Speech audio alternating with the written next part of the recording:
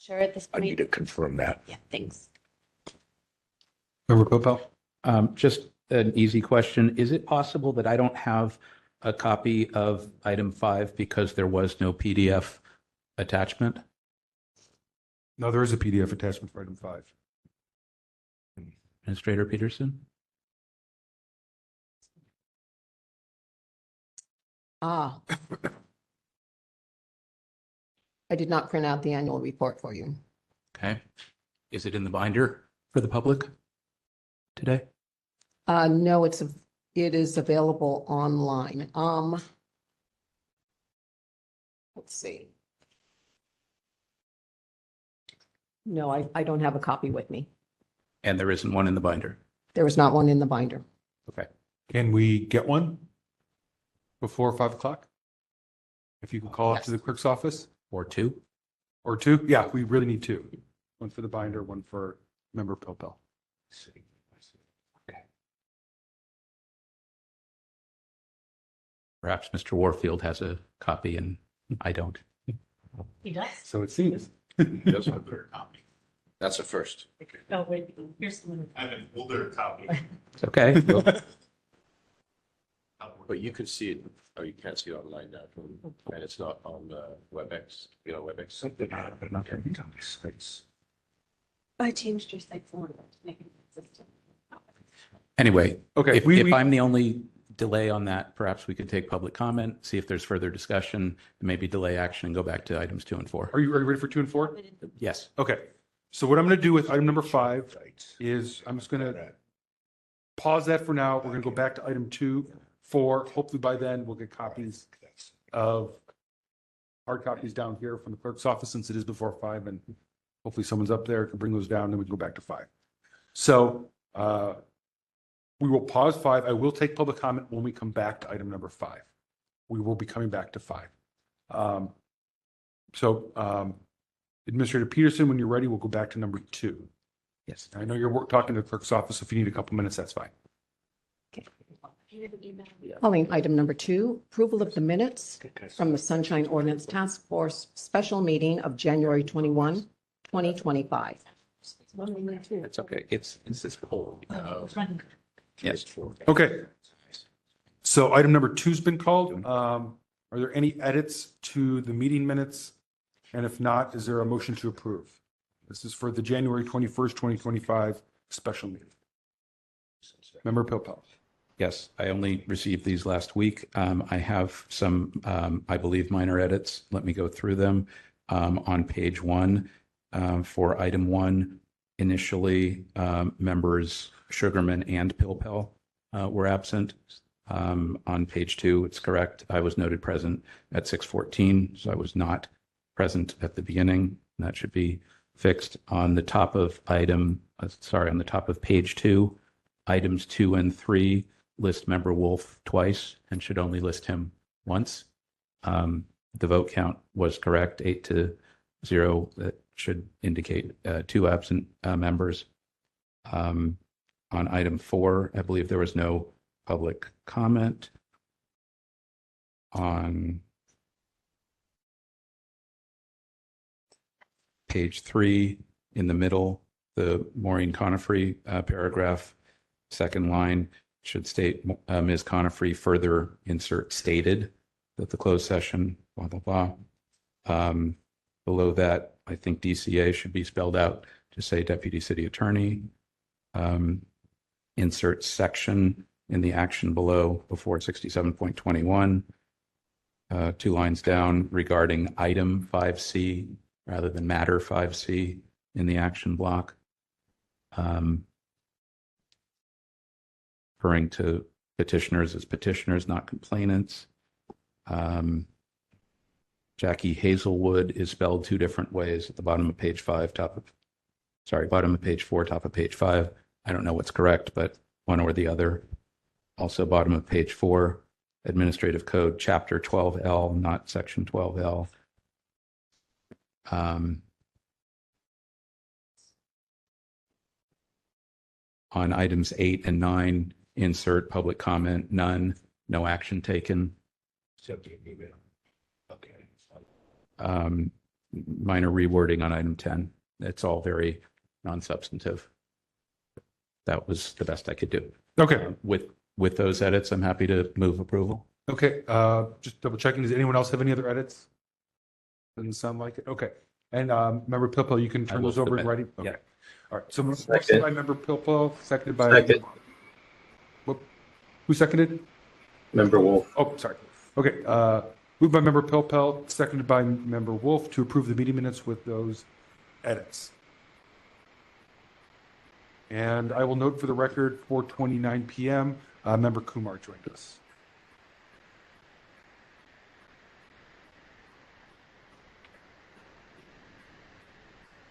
And we will wait for our administrator to finish your phone call.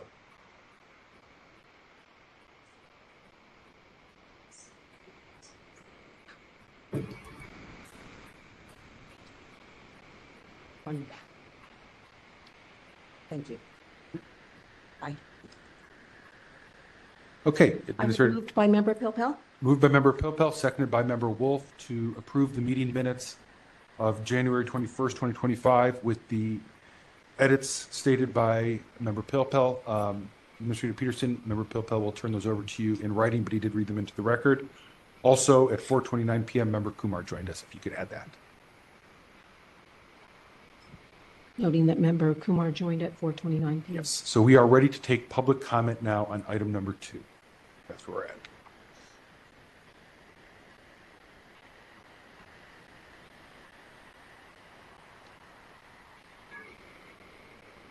Individuals wishing to make public comment on this item, please approach the podium. If you're in the online community, please raise your hand in the app or press star 3. We have one individual at the podium. Okay, here we go. 3 minutes. Your time begins now. Peter Warfield, executive. I'm not hearing my own voice here. I don't know if it's a volume question or what. We can hear you. Your voice is coming out of our speakers. I can hear you. That was an individual who's online. Somebody in the room? No, that was an individual who's online. Member Wolf, I can hear you. Okay, great. I'm having trouble hearing myself. I can hear the others. Peter Warfield, Executive Director, Library Users Association, Library Users 2004 at yahoo.com, and PO Box 170544, San Francisco, California, 94117-0544. I have yet to see the final minutes being approved after the changes have been made, and I think I'm getting very concerned about the whole question of how you manage documents and whether there's appropriate care and respect for accuracy, completeness, whatever, including for what your own members want. I think that rather than saying, are we going to approve all the minutes changes that were spoken by somebody and off the cuff, not documented specifically and repeated, you should make efforts so that the public can also understand what is being voted on exactly, and preferably put out a final version of the minutes as you understand it and have them up for approval in the future. I hate to talk about this sort of stuff when you're going through the necessary motions, but not in a way that's clear enough and definite enough and sure enough to be assuredly in the final version. My last time here, there was a clear question of even whether the author knew what version we were talking about or what version I had in my hand with respect to the annual report and today's agenda. Even after our discussion at item 1, I don't have documents that are specifically mentioned in the agenda. And to answer that the latest version of the PDF report is the one that one should go by, how does somebody know what the last version is? Maybe there's a version 6 or 7 or 8. How do I know? It should be listed clearly. It should be clear for everyone. 20 seconds. I think you should not approve the minutes until the changes have been made and shown to everybody what they are, and that's what was asked for, and that's what was approved. Or approve it at the next meeting. Thank you. Okay, thank you. Do we have any other public commenters? We have no one else in the room, no hands raised. Okay, we'll go ahead and close public comment and take a vote on that motion. Before we take a vote, Member Highland here, in response to that public comment, I believe we're all unanimous here that we proceeding forward, minutes, draft minutes have a certain amount of days by administrator to go online. We then have a certain, I think we said 5 working days? Trying to remember. It should be at least 5 working days, and then they have to get in so that all those changes are in the draft that goes into the agenda, that goes into the packet. We've made a commitment here not to do this at each meeting. So I'm hoping that Member Pilpel, this is the last time. And you mentioned you just got them this week, but these are January minutes. I don't understand how that happened, but that's another discussion. So going forward, let's not do this. Let's do it the way we've set out. And I think that's more transparent and a better process. Thank you. okay. Thank you, Member Highland. All right, I think we're ready for a vote on this then. Member Popa? Just a clarification, and I appreciate the comments made. On the 2 action items from January 21st, item 6 and item 7, file numbers 23099 and 24056. Have we yet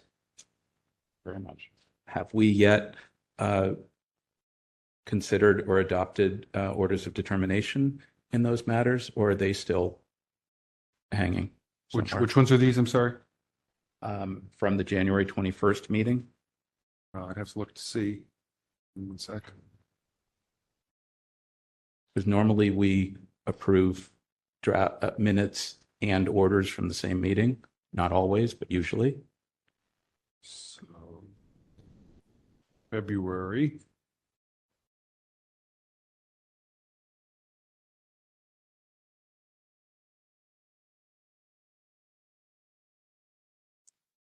I believe there were 2 orders of ODs we approved in February, but let me try to get this PDF pulled up. Okay.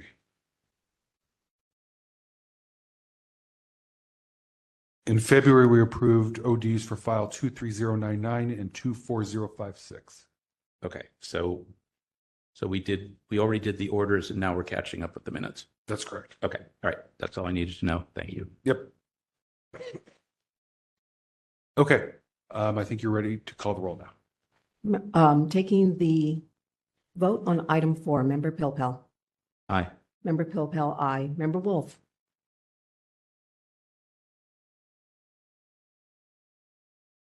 Fumbling for the mute button. Aye. Member Wolf, aye. Member Schmidt. Aye. Member Schmidt, aye. Member LaHood. Aye. Member LaHood, aye. Member Sugarman. Aye. Member Sugarman, aye. Member Kumar. Aye. Member Kumar, aye. Member Anderson. Aye. Member Anderson, aye. Member Highland. All right. Member Anderson, aye. Aye. Highland. Highland. Aye. Should Member Anderson.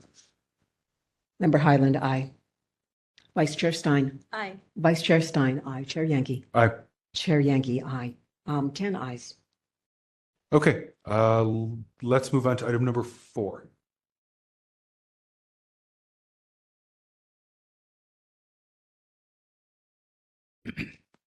Item number 4, approval of orders of determination. File number 24065, anonymous, TMR, against San Francisco City Attorney's Office. File 25001, Aaron Wilson against Department of Homelessness and Supportive Housing. File 24066, Justin Barker against San Francisco Joint Zoo Committee. File 25003, Justin Barker against San Francisco Zoo. Okay.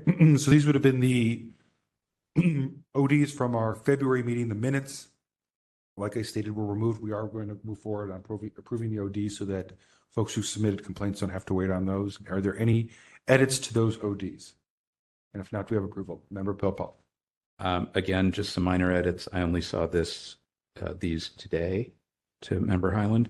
On all of them at the top, we'll insert the date I think our current format is to say file number on the second line, not just the case number. On the pages aren't numbered. On 24065, the third line, I think refer is the correct word, but I don't think it needs a hyphen there. The order of the votes generally follows the member who moved, followed by the member who seconded. So this should be Stein, Schmidt. That's on the first one. On the second one, the same stylistic changes. That's all. On the third one, 25001, it's Aaron Wilson against the Department of Homelessness and Supportive Housing. It's not homeless. So throughout, there are 3 instances of homelessness. In the action from the complaint committee, I think it's at the end that the requested records are public and refer the matter to the full task force. I'm not going to, go nuts over that. And on the fourth one, the 25003, on the action at the committee, I think the last line where it says and an additional consideration, I would probably strike an, but again, it's not that critical. I think the rest of the draft orders accurately reflect the actions taken, and I would so move as amended. Okay, moved by member Pelpel to approve the ODs with the minor amendments that he made. Is there a second for that? Member Highland, seconds. Seconded by member Highland. Let's go ahead and move to public comment on that. Persons wishing to make public comment on item 4, please approach the podium if you're in the room. If you're online, please raise your hand in the app or press star 3. We have no one in the room and no hands raised online. Okay, let's go ahead and close public comment and move to a vote on that.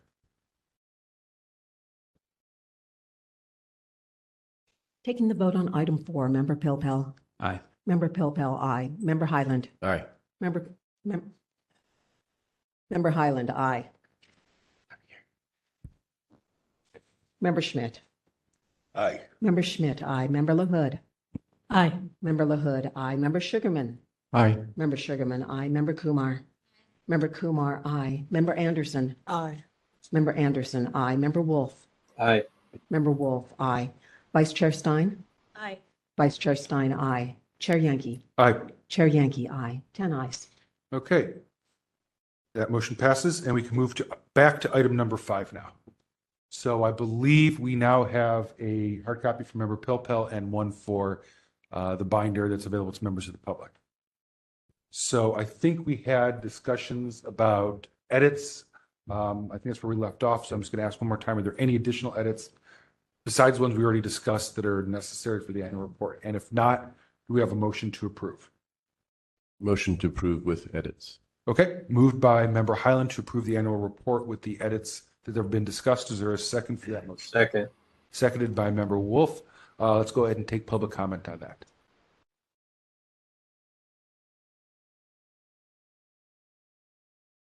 Taking public comment on item 5. Please approach the podium if you'd like to make public comment and you're in the room. If you're online, press star 3 or raise your hand in the app. We have one individual at the podium.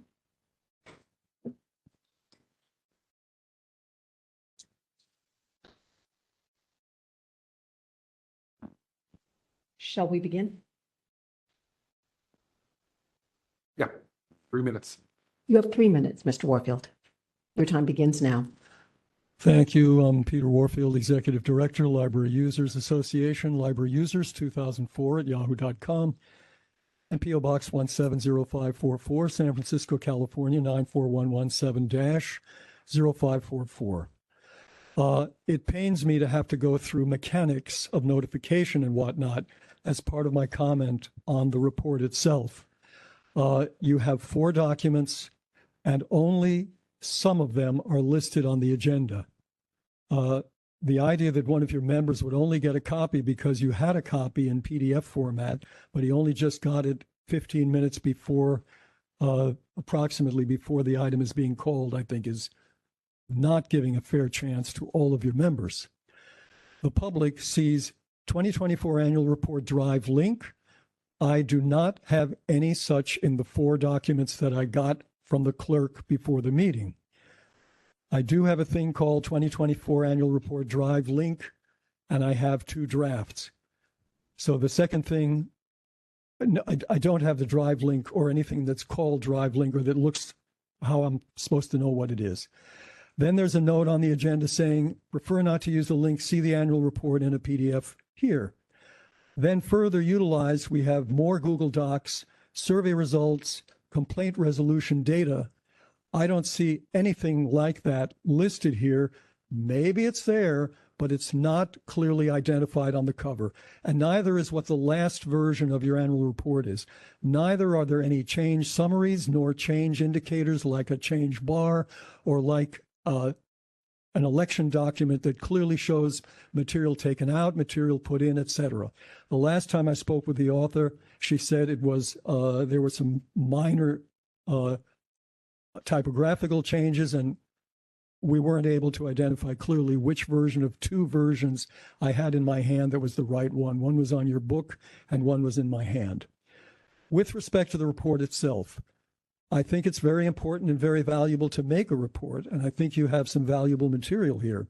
You say at the beginning on page 4, the report reviews complaint resolution and outcomes, and on page 5 talks about the law is to ensure the public's right of access to public meetings. 30 seconds. Yet you have not surveyed any members of the public, and there's no indication that any member of the public was surveyed.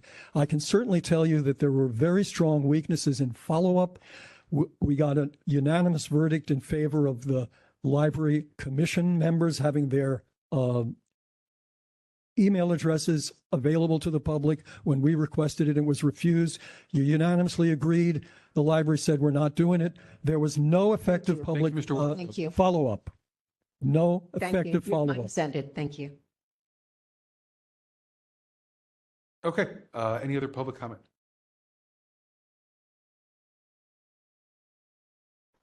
We have no callers in the queue, no other individuals in the room.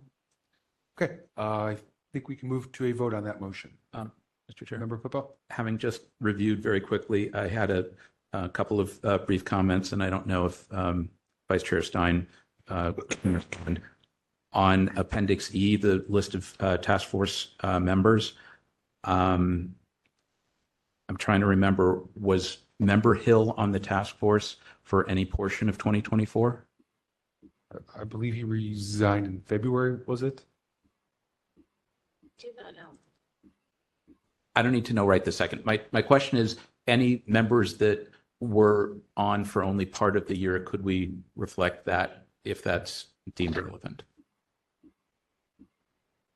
Sure. Okay. Similarly, and I don't know if this is important for future reference, the task force staff and the deputy city attorneys that advised, is it worth including them? The answer may be not so much. I don't think they're official members of the task. No, I understand, but they aided. I'm just asking if it's worth including. If the answer is it's not that important, then I'm fine with that answer. I don't know what everyone thinks, but my opinion is not necessarily. It's not being submitted under their names. Yeah, right. True. So Okay. I don't think that's. All right, that's fine. I have no quarrel with any of the text, and I sincerely appreciate Vice Chair Stein, Member Schmidt, others who contributed. And thank you. Happy to support. Resignation was April 2nd, 2024. So Member Hill was. See, I'm adding his name. Okay. I think we're ready for a vote.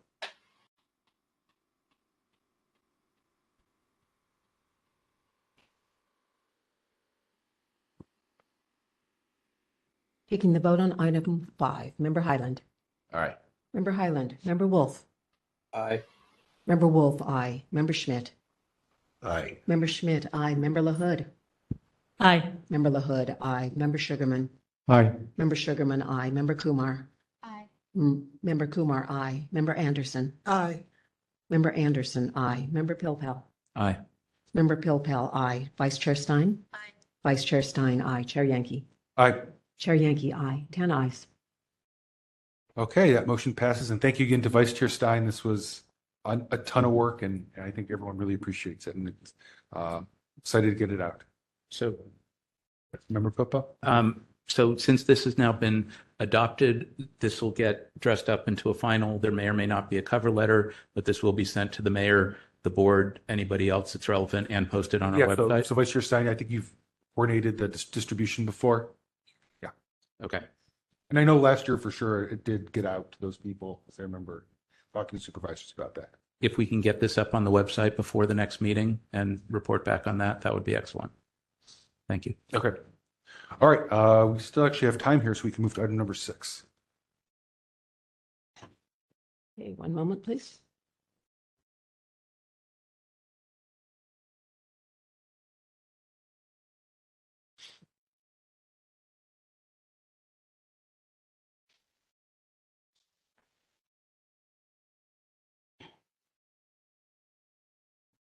Item number 6, Administrator's Report. Task Force and Committee tentative hearing schedule with potential adjustments, complaint and hearing requests, Sunshine Ordinance Task Force member attendance, Sunshine Ordinance Task Force member training requirements, communications from the public, and a discussion regarding the construction of packets before the committee and the hearing, committees and the task force. Okay, so let's take it piece by piece. The first part is the upcoming tentative hearing schedule. Members, any changes on that? We good with those next several days? Sounds like it? Okay. Let's see. We can look at the second part. So There are 2 administrators' reports here this month and last month. So, Okay. Yeah, okay. All right, so I'll turn it back to you, Administrator Peterson, if you want to talk about the complaints and hearing requests. So the complaints received since the last task force meeting held February 5 are listed. Are there any questions about the cases received in the last month and their status? Okay, no questions. Item 3. Before you go on, I just want to mention that the tentative schedule has May 17th instead of the 27th. Oh, Ooh, thank you, Victor. Thank you. Yes, I was just looking at that. Thank you. good catch. That should be May 27th. thank you. We're checking that really is the Tuesday. Yeah, that would be May 27th. That'd be for EOT in May. Okay. Thank you, Victor. Mr. Young. Item 3 is a list of the pending petitions and complaints before the task force and committees. There has been discussion about wanting to know the status of the older cases. These have been added as footnotes. Is this a satisfactory means for communicating the status of these cases to the task force members? I think it was Member Pilpel's request, so. This helps me a lot. I'm hoping that, eventually the older things will get heard, disposed of, and go away. But in the meantime, having the footnotes helps clarify the current status. I think this was also in part what Member Highland was asking about earlier for status. We're all about status here. Thank you very much. And with that noted also, most of these, as you can see, are Carnesi's matters, and I've instructed our administrator to begin scheduling them. We've worked out his schedule, and he said he'll be available, so we're going to schedule those one by one starting this month. So those begin to go to committees, and we'll work our way through those.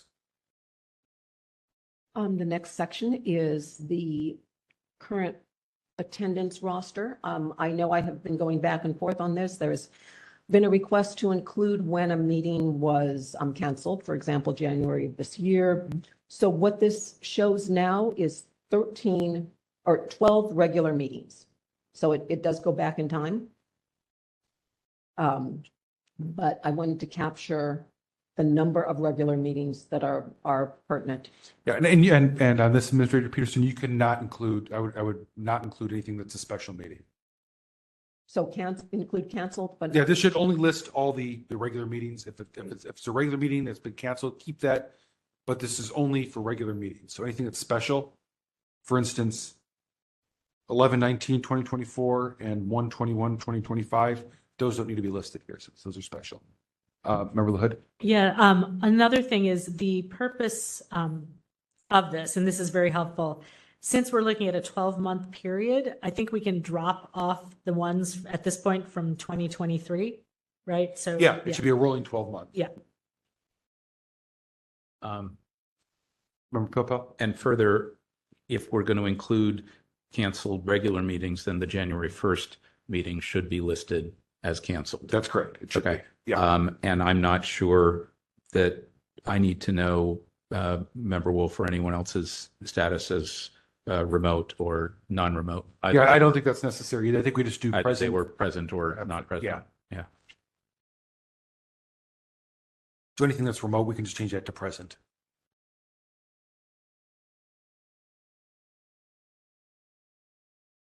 So I think so Pat, it should be the rolling 12 months. Show only regular meetings. If they're canceled, just put canceled. So anything special you can remove, but make sure you include anything that's been canceled. It's a regular meeting. okay. This way, I think everyone can take a quick look and then come to see how they fit versus our bylaws on that information, not have to filter through other lines. Okay. The next section is an addition. I wanted to include the reference that is used for the DHR training requirements that have been asked of the task force members most recently in December because of the year-end deadlines. But I wanted to include information about what trainings are required of you and why. And that is included in this link. And I believe there is one coming up, a deadline for the ethics and sunshine training, correct? That is correct, and that is not a DHR training requirement. That is a training requirement because you are a member of the Sunshine Ordinance Task Force. You do have a requirement due April, is it 1st this year because it's a workday? Due April 1st, and that is your Form 700 Statement of Economic Interest. That's a state filing. Disclosing your reportable assets held in 2024. You also have a Sunshine Ordinance training and an ethics training. It's a combined training taken on the Ethics Commission platform. Allow about 2 hours for it. You must complete it by April 1st. If you do not, you will be disqualified from participating in a meeting that's agendized before this task force. Okay, I think I saw your hand, Member Kumar. Do you have a question? Yeah, I wanted to point out an error. The May 2017. Use the mic. Yeah. Mic. Yes, sorry. Wanted to point out an error. The May 17th OTC meeting, it's a Saturday. We already covered that. I already covered that. So it should be the 27th. It's 27th? Okay. Sorry, yeah, that's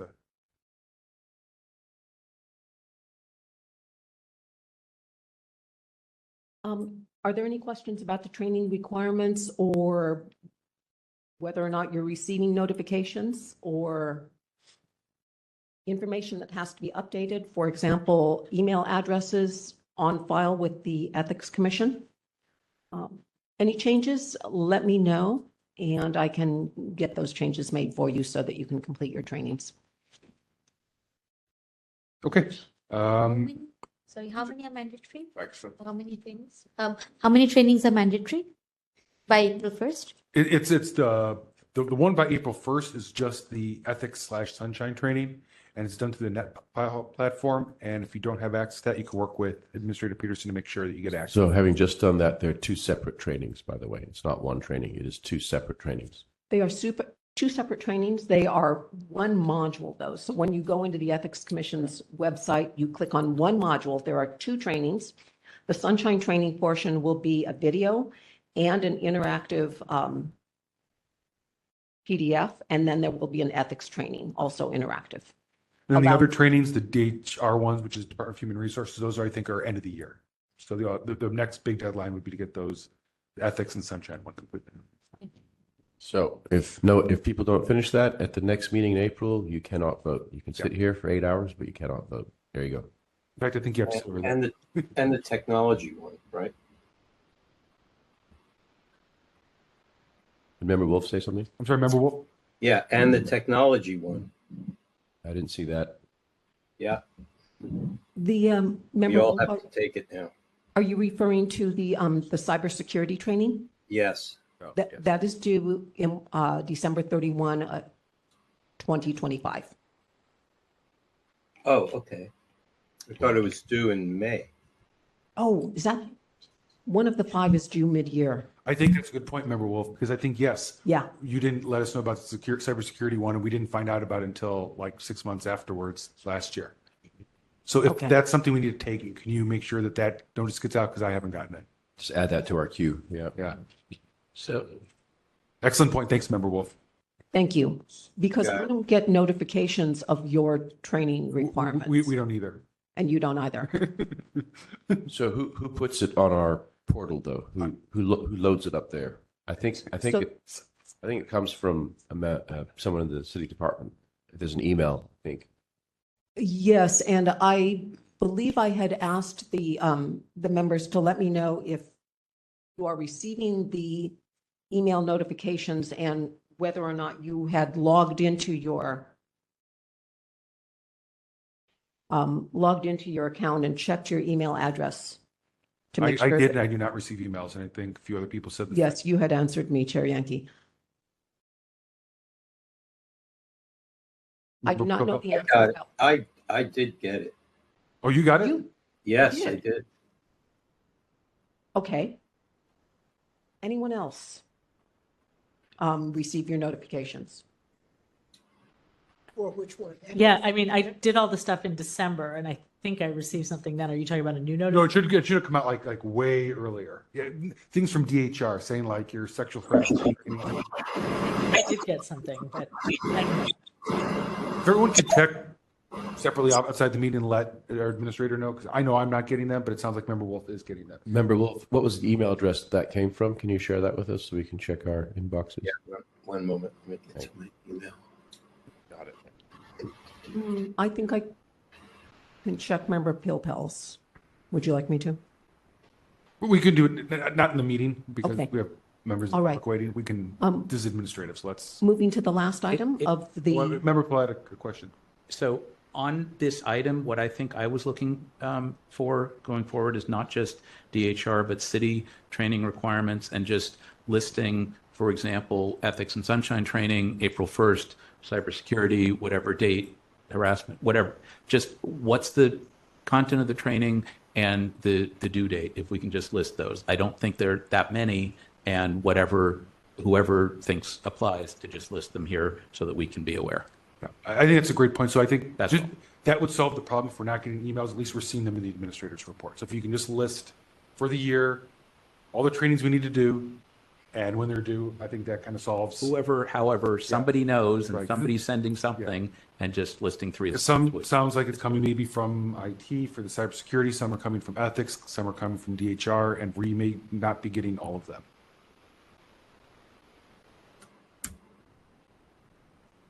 Thank you. and then the last item is a list of the recent communications received at the Sunshine Ordinance Task Force, and PDFs of those communications are attached to the report. I had one clarifying question there. I have no idea who Mr. Holton is or what any of this is regarding. I don't want to get into this in any detail. Can someone just tell me what RIPA stands for here, if they've been able to figure it out? Because there's reference made to the RIPA annual report. I couldn't figure out what that was. Does anyone happen to know? If the answer is no one knows, that's okay. All right, thank you. Okay, last bullet point is about packet construction. So I think Administrator Peterson had some questions about how we'd like to see things in our packet, and I asked her to put this here so we have a very brief discussion on it. So turn over to you, Administrator Peterson. So I wanted to get some feedback from each of you on the construction of the packet. Most recently, I have been including the entire file so that any individual who is opening the item in an agenda packet can see the history of the file chronologically and have an understanding of the case. There have been some other ideas for packet construction discussed, including a packet that includes only the most recent items since the last meeting. That is one item that I'd like your feedback on. Another one is whether or not the way that the packet is constructed with the links, hyperlinks to the actual document and the date of it being attached to the PDF is working for you as a way to navigate these sometimes thick documents, and whether or not you have other suggestions about what you would like to see. Okay, so if anyone has thoughts, Member LaHood. So I have a thought because now this is I think in order to have everything in order to have everything we need, I think it needs to be additive, and I think we just need to keep adding things. It makes me nervous to say that we would take things out of a particular item, because then we're in the middle of a meeting, we're going to be going back and trying to find previous agendas. Do we have the thing? Do we not have the thing? I know that makes it burdensome, but I don't know what other way to do it to make sure that we would have easy access and that members of the public would have easy access to things they need. I have a related question, and this is something that just came to my attention because as anyone who has sent me an email knows, I'm not checking the email account associated with the task force all the time. And it turns out something came through where a member of the public sent a comment or sent a note, and actually it was a really helpful, productive commentary on the ordinance, which we are reviewing at Compliance and Amendments Committee. And in that email said, please attach this to the agenda for the next meeting. And we missed that, I think, in part because it wasn't a complaint, but it is an item on the agenda. And for things like that, I think, and I know, there have been questions about, how adding communications from members of the public, but for things like that, I think it absolutely does need to be attached. And like with that particular item, it's also gotten confusing because there were attachments that I provided for previous meetings. And because it hasn't been compiled as a file, I don't know. I think it's gotten confusing about what is being or not being included in that particular file item. And perhaps this is a very specific case that we need to discuss separately. But I think specifically because we have members of the public who are trying to provide commentary that they want attached to the file, I think it's got to be a continuous thing that we just keep adding to. Any other thoughts? I agree with you. I don't see a way that we could do this, particularly knowing that the work you and the CAC does, that if you're only seeing parts of the packet once it gets to you, it's going to be very difficult to try to piece everything together. If parts of the file have been added at different points, if you're trying to figure out, hey, they asked for 20 documents, and first meeting there's 5, and another part has another group. It's right. Big, almost impossible. And I will make one amendment to what I said before. So our work reviewing the ordinance and sort of annotating the I think the annotation document we can swap in and out because I'm just adding to that. And until we do something and create like a new version, then maybe we could add that. But I think other like things that have been submitted by members of the public, I think we should just keep adding to the file. And Ms. Peterson, I think maybe what I should do is we could go back to previous ones and see what items from that need to be included and then what needs to be added that from more recent communication. Okay. Any other thoughts from members? Member Hopel? I have a number of thoughts, keeping it brief. I think there's a difference between packet construction for complaint files and for non-complaint files. I think Chair LaHood just explained in a good way how a hearing matter might be handled with latest and greatest and what's deemed relevant by the committee chair as relates to complaint files. For example, our next item 8 has boxes checked off, but not page numbers. I don't know if they got linked. On item 9, some of the page numbers are listed, but not all. What I recall seeing at committee last week was a new note below the completion line that indicated which documents were new. My general preference is to see when we're hearing an item on the merits, like tonight, these complaint files, to see everything that's come in to date because it's the first appearance. And then when we're considering follow-up for a compliance review, to not see that same documentation again, or to have it linked somewhere so we're not getting, or there isn't a link. We're not duplicating the same 100, 200, 500 pages multiple times. And frankly, within some of those huge submissions, there are often items duplicated. So I'm looking to see what's relevant, hopefully see it once, and see it when it's timely and useful. That's where I am with it. There are a variety of different ways to get there. I don't know if that responds. And I think there were 2 cover sheets this month where I didn't flesh them out, but the PDFs themselves were labeled and bookmarked. Oh, I'm sorry. And some of these documents aren't page numbered. It's incredibly important to page number each packet. Noted. Thank you. Okay. Member Highland here. Go ahead. So, Administrator Peterson, thank you for the index. I know we've been asking for that for a long time. It looks great. The only, stylistic thing I would add, and you can look at item number 11 as an example, file 25004. If you click on that as attachments, and you see the cover sheet there, the index. Complaint summary, I don't know if sometimes there is one or there isn't one. In this case, it's just a blank page that says complaint summary, so that doesn't really, probably wasn't necessary. Complaint on page 4 is actually, I would list that as SOTF intake form, because that's when it hits us, our radar. The actual complaint would be the next request, which doesn't appear until actually page 12. That's something I've asked in the past. I like to go straight to the original,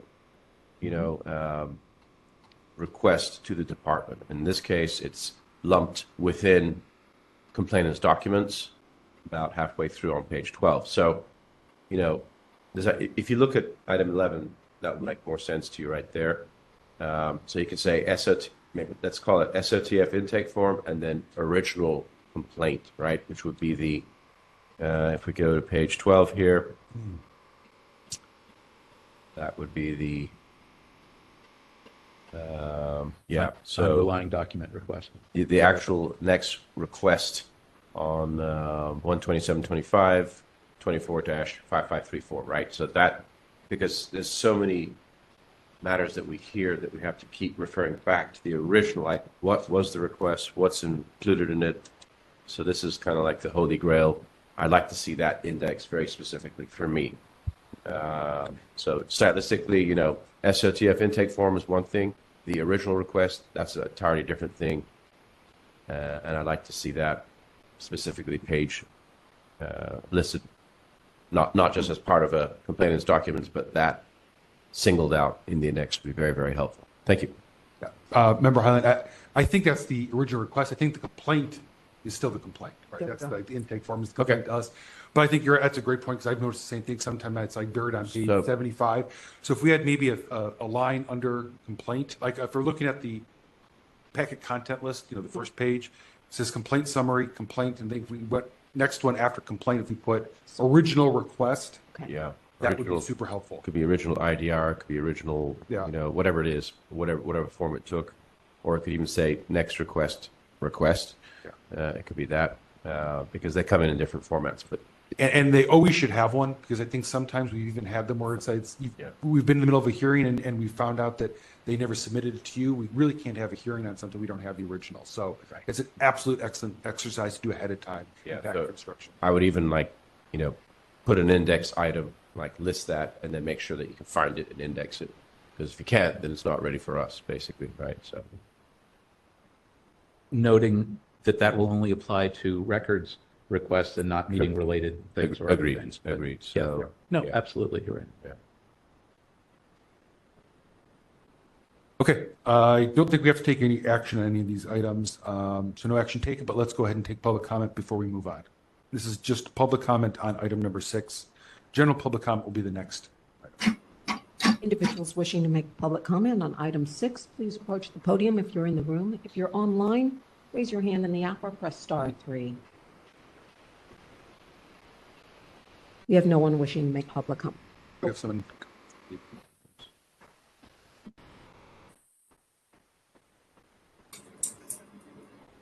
Your 3 minutes begins now, Mr. Warfield.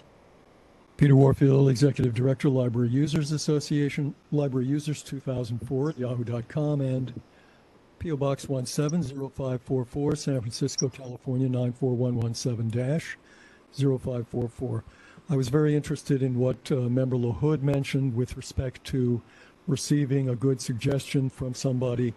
It seems to me that there ought to be, and I haven't ever seen it discussed or mentioned, there is provision in Sunshine for a file of material that reaches or is intended for all of the commissioners or the members of the body, or all of them or a majority of them.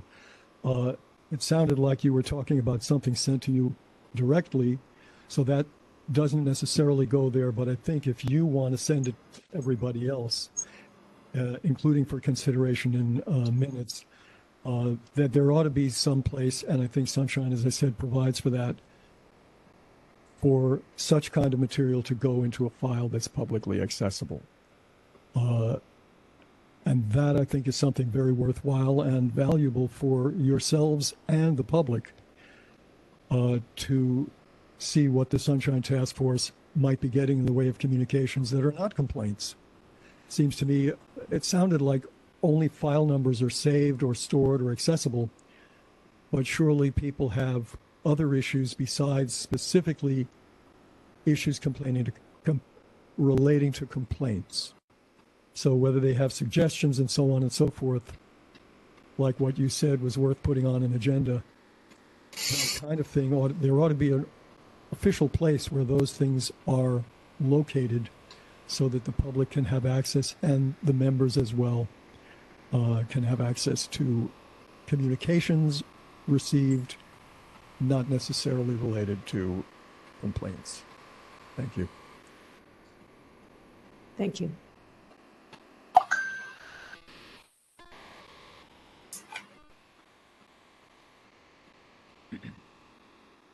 Hey, any other public comment? We have no hands raised.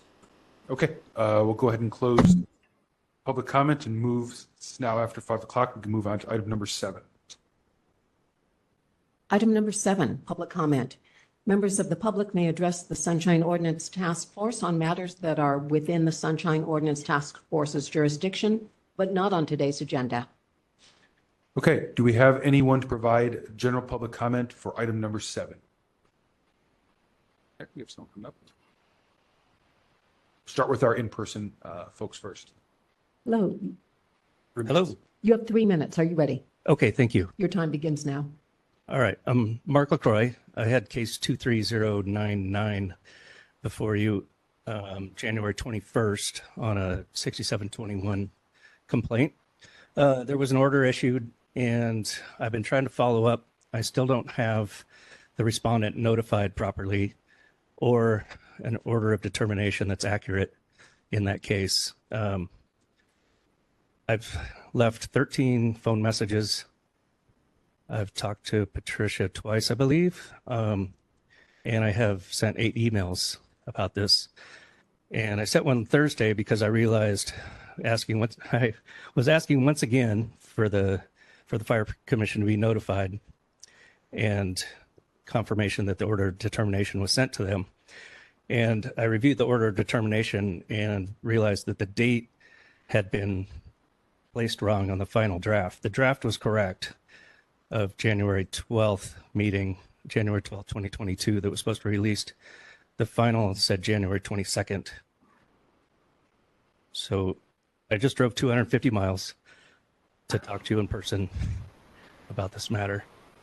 Thank you.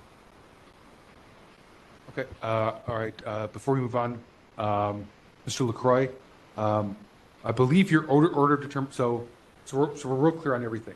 The way our procedures work is that our administrator is supposed to send out via email the next business day, essentially like a draft to the best of her ability, summary of the action that we took to both the petitioner and the respondent. My understanding is that did not occur in this case. I do not have any record of that, and that's what all my phone calls and emails have been about. Administrator Peterson, did that occur? That's per our complaint procedures. We discussed this a few months ago, in fact. It did not occur. It's occurring now. Okay, that needs to occur. Number 2, our official order of determination, where that becomes, for all of us, we get to do a final approval, make sure it's no longer in draft form. That occurred, I believe, for 23099 on February 5th. Correct. Did that go out? Did you get a copy of that, sir? I got a final copy. The draft had the 12th. The final copy has the 22nd, which is incorrect. Okay. What part of that was incorrect? It's the date of the fire commission meeting that was ordered to be released. Should be January 12th, 2022. Okay. So, Administrator Peterson, if there are errors in that, that needs to be fixed, and please work with Mr. LaCroix, if at all, tomorrow. Okay. Can we get that done tomorrow? Yes. So, Chair Yankee, can we give her a minute to see the actual email? We don't get a copy of that, do we? No, I don't want to get involved. We don't get involved in the Yeah, administrative. tomorrow's fine. Okay. Tomorrow would be great, in Yeah. fact. I haven't copied on some of these, so I do know there have been several emails. Oh, you have copies of. I don't know. I mean, I'd love to get this to him by the end of the meeting, if worst case, just so he doesn't have to go back in the queue. I mean, I don't know. I have a case before you near the end of the meeting. Right. So I'll be around for a while. Hopefully we can. I'm not sure she has the ability to print and resend during our meeting, unfortunately. So, Okay. Thank you. we'll get that done. Thank you, Mr. LaCroix. Thank you for calling that to our attention. Mr. LaCroix? Yes. I just have a question.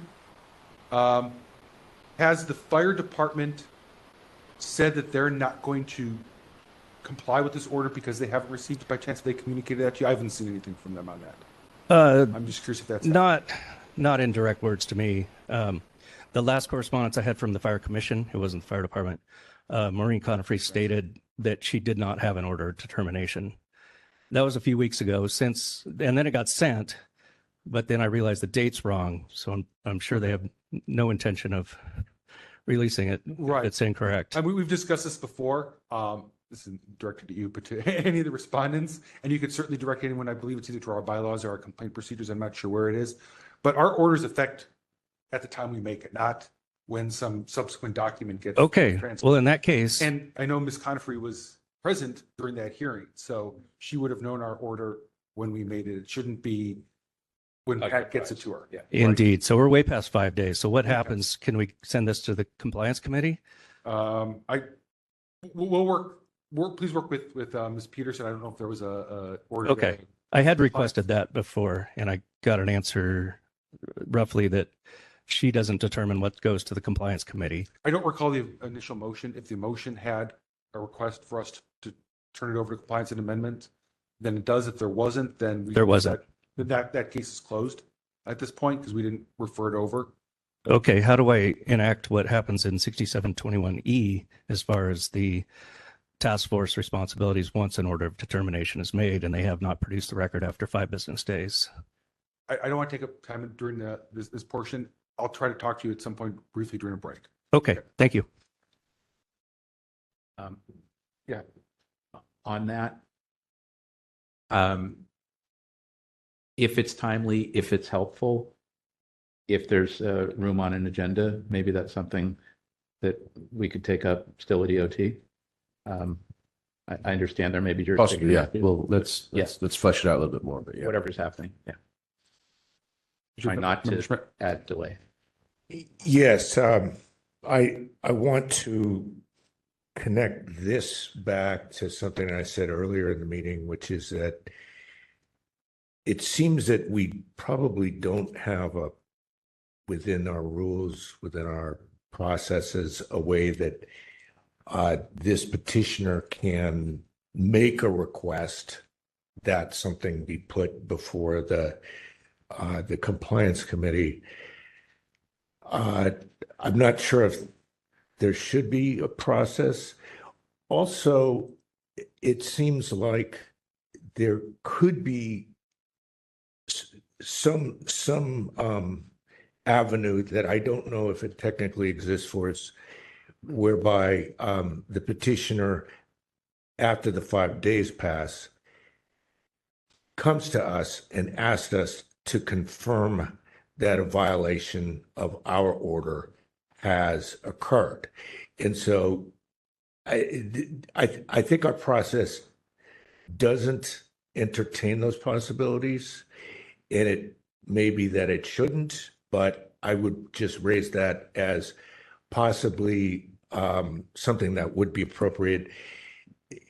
It's not, I'm not trying to compare us to a court of law, but there's a rough analogy here to when a court issues an order and someone requests a finding of contempt, etc. I'm not saying that we have any kind of contempt power, but it does seem like we could issue a determination that we make as a board that our order went out, it was duly processed, and it's been shown to us that there was a violation by non-compliance with our order. So I'm sorry, I am repeating myself to some extent here, but it's just something that I've been sort of taking notice of that may be a power that we should be utilizing in a few cases. Member Schmidt, and anyone else, if anyone has maybe ideas on this, I could put this as an agenda topic next time so we can have a broader discussion. I don't want to get too far off during public comment on this, but I think that's a great discussion point. So if you have some thoughts, if you can get them to me, I think we maybe could explore this a little bit more in our next meeting. Excellent. And it has, I think the discussion has started in the complaint committee. Oh, okay, great. And we're sort of roughing things out. But since we did sort of have this case come today here before us, I thought it would be worth mentioning. So thank you for your attention to that. I was just going to support those efforts at the complaint committee. I think the next time you go through the procedures, if you come back to the full task force and say either leave it as it is, change it in this way, or change it in this other way, then we can talk about it. That's fine. Okay. I don't want to get too far off, so let's go to our next public commenter.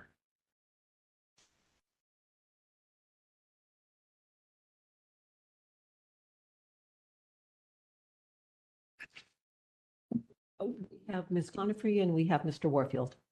We'll do everyone in person first. Let's move to Mr. Warfield and move to online. Mr. Warfield, are you ready for your 3 minutes? Yes. They begin now. Before I forget, I did ask another member of the public who said she's not hearing my voice or the previous speaker amplified in the way that yours are when you speak. And I think that needs to be addressed. The previous speaker was speaking very softly and hard to hear. I can hear everything perfectly. That's fine. Are you in the room? In the room? No, remote. Okay. So I'm talking about what's happening in the room. With respect to public comment, I wanted to talk about follow-up and what happened specifically to Library Users Association when we got a unanimous verdict or decision from you with respect to a complaint that we made because the library would not provide the email addresses or other contact information for the library commissioners because they said they were all of them using personal email to do library business.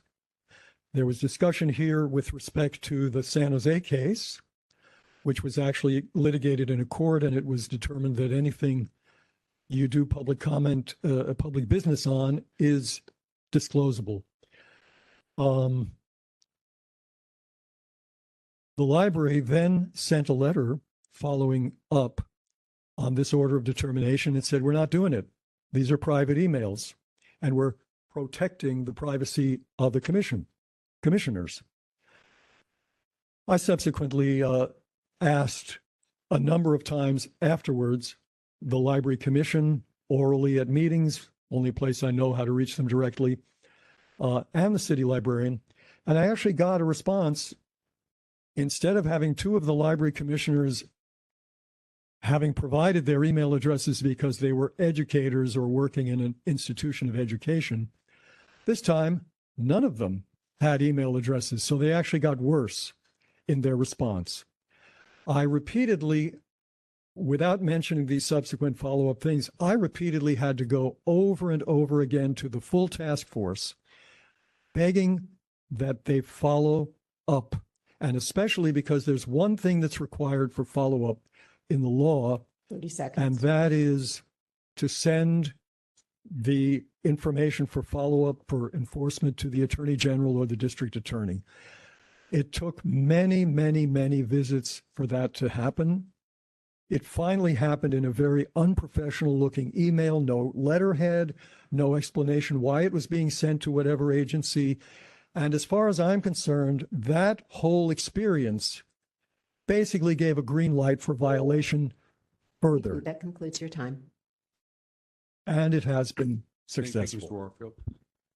And Mr. Warfield, I'll note that aside from specific action on your case, the task force had a few issues with city email addresses, and I know your case was part of what we discussed.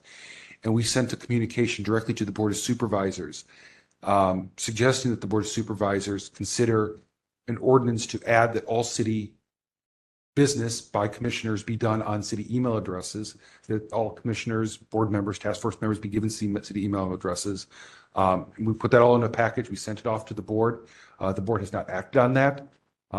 As far as I know, I have not received a response as far as I know. We did communicate that directly to the board, which is essentially the most we can do.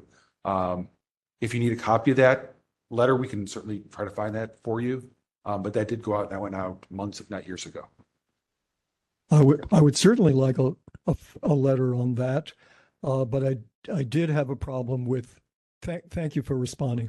I did have a problem with what the action was that the task force did take, which I think weakened I understood the strength of the order of determination, as though the library hadn't understood or hadn't Mr. been Warfield, given an please, opportunity. you had your 3 minutes. Thank you. Thank you for the response. So, and I would like to see it. Thank you. Pat, if you could please get with me on that, I will work with you to find that email so we can get that, or it was actually a letter that went out to the board. No, I believe it's part of their board packet, in fact. Okay. Any other public commenters for item number 7? Yes, we have Ms. Confrey. Okay, let's go ahead and move to online. Member Schmidt? Yeah, just a technical issue. It does look like in the room, the audience speakers are not working. And so Mr. Warfield suggested that it didn't seem correct. I don't think that they can hear us back in the room necessarily, except me, because I'm a loudmouth. But I don't know where the speakers are, but it doesn't seem like they're working. Can anyone hear what I'm saying over any kind of speaker? I think it sounds like that microphone isn't activating the back speakers. Okay.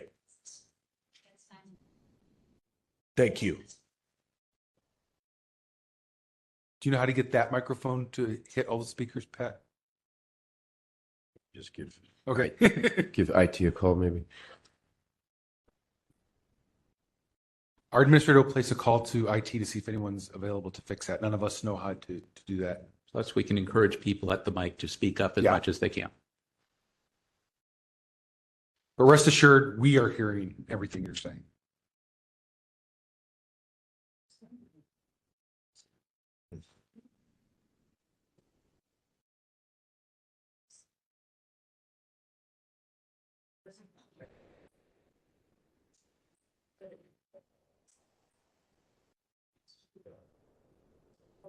Hear from Ms. Conifrey sometime. Conifrey is on.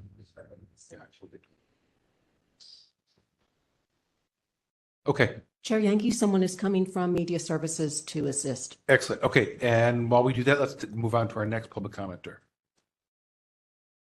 Ms. Conifrey, are you still with us? I am. Would you still like to make public comment? No, I was just going to say I thought it was unfair. Just a moment. Your 3 minutes begins now. Okay, no, I had lowered my hand. I was just going to comment that I thought it was unfair of the conversation that was taking place after Mr. LaCroix's public comment. It seemed to have taken on a life of its own without being on the agenda. That's it. Thank you. Thank you. Okay, any other public commenters?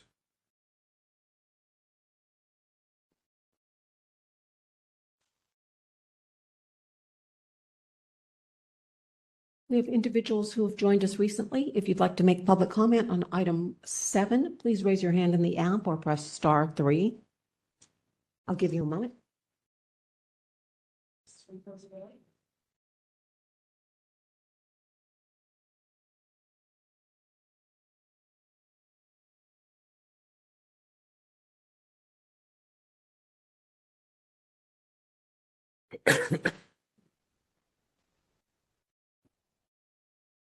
Hold on one moment, please.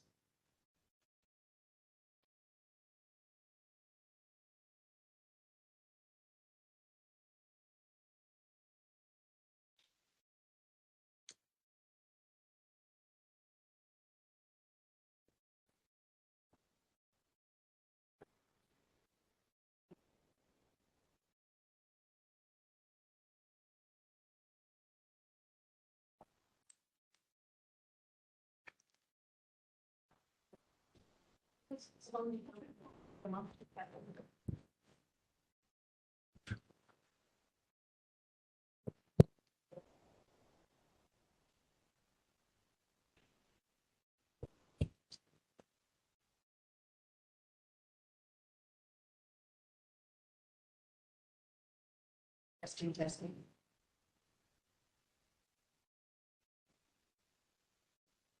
Testing. Testing. Should we do a break while they're trying? That means looks like 2 or 3 bars. Should we maybe break while they solve that? Sorry? Oh, yeah, try stopping. Is that what? If they will. Should we do a short break while they're? Yeah, why don't, are we done with public comment? Let's just finish the public comment and we'll take a break. Let's do that. They're hard. Could you try speaking into the other one? So are we done with public comment? We have no hands raised, no one approaching the podium. Okay, I'm going to close public comment for item number 7. We're going to take a 10 to 15-minute recess while we try to fix the technical issues. Microphones are off. 10 to 15, probably close.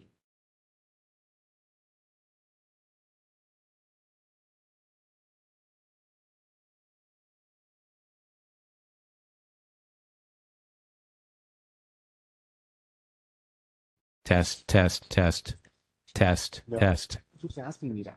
No, yes, no, yes, yes. It's like, wait, Okay. they had 2 photographs. We had 40 minutes for this one. Test, test. I'm good.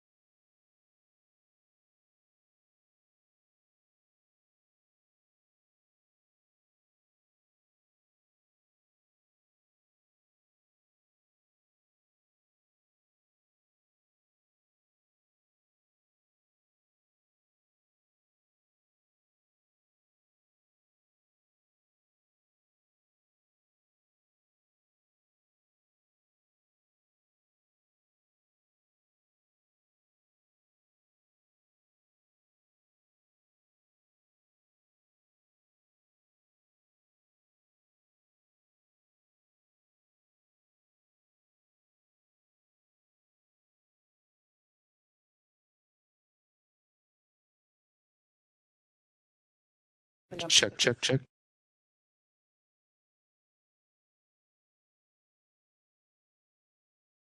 Test, test.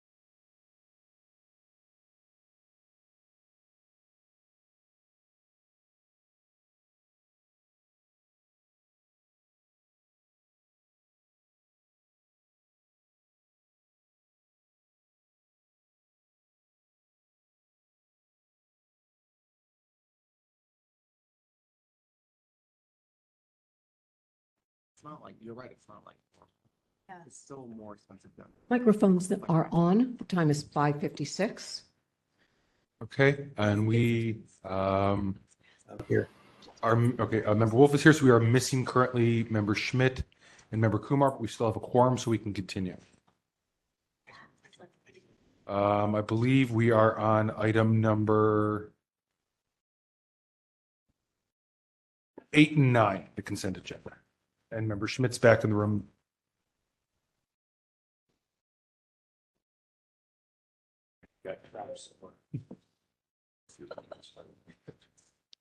Item 8.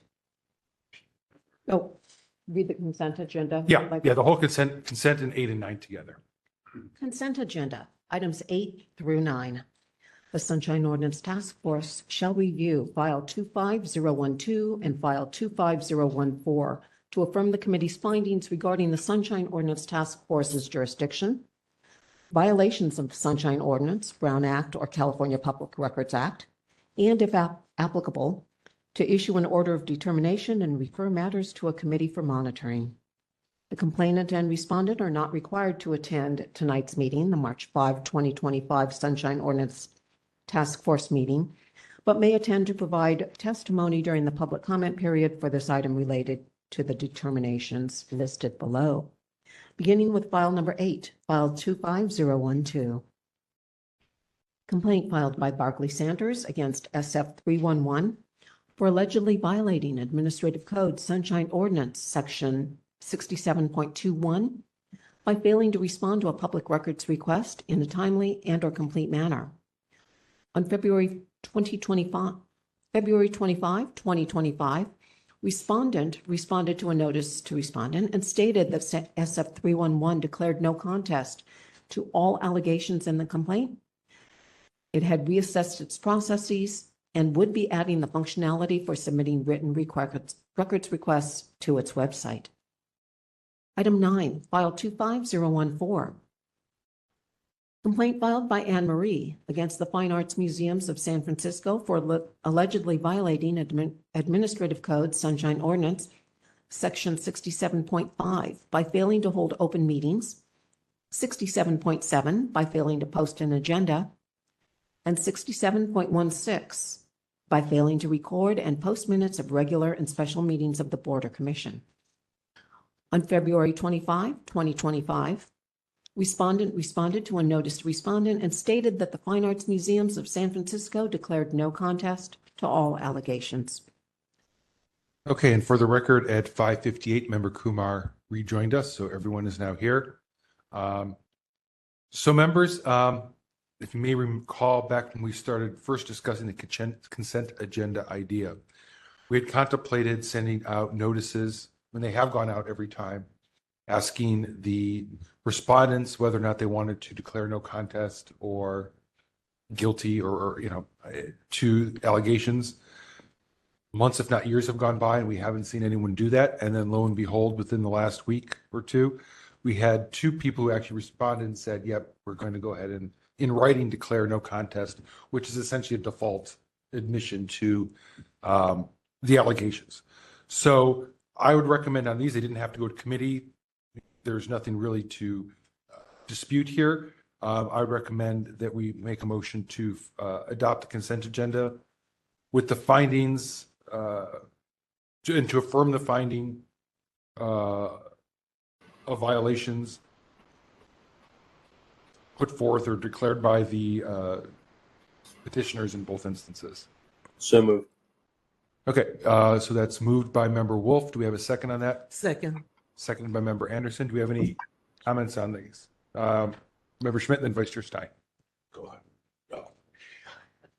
Yeah, I don't generally have any problem with that, but in this one case, where we did receive a response, an objection, et cetera, I believe that we need to consider the fact that the petitioner submitted a request that we find two different violations. I think it was 67.7A and 67.7D. And then she gave us two alternative violations. And she said that there's a certain contention that if respondent made the contention that we should find the alternatives as being the violations. My concern here is that I think we need to either decide on which of those violations we're finding, because I don't think that her request was we find all four. And if not, if it's confusing to people, if you actually read the request that she made, then maybe we can't necessarily validly approve this on consent. I think I would be fine if we were approving on consent that there was a 67A and 67D violation, but it's it looks like the way it's written here in our agenda, there's four violations that are being found. And I think if that's what it is, I think it's incorrect. And if that is what it is, I probably would want to take it off the consent calendar. Mr. Chair. I'll go ahead, Member Wolf. I just want to confirm that the response from the respondent was they were declaring no contest on all the allegations, or did they make specificity on a specific allegation? All allegations. Specifically, I'm reading what's in the record. It says the Fine Arts Museum declares no contest to all allegations below for file number 25014. And I think it's all inclusive at this point. Vice Chair Stein. There's no parsing it out. Yeah. I mean, I think I have something kind of similar to what Member Schmidt was saying, and kind of an issue with both cases. In the first one, I don't see any request was made, and so I'm not sure that 6721 really applies here, because it seems like they noticed that there's no easy way, or you can't get in touch, they don't know how to get in touch with 311, but there's no request that was included in this packet. So my inclination was to say, like, I'm glad that 311 is going to hopefully rectify that they don't make it, have it on their website how to get in touch with them. But there's no requirement in the Sunshine Ordinance that they have that, and I think the respondent points that out. So I was almost more inclined to say there's not a violation, but I'd love to see confirmation that their website includes like more ways to make a request of them. And then I read item 9 in the same way.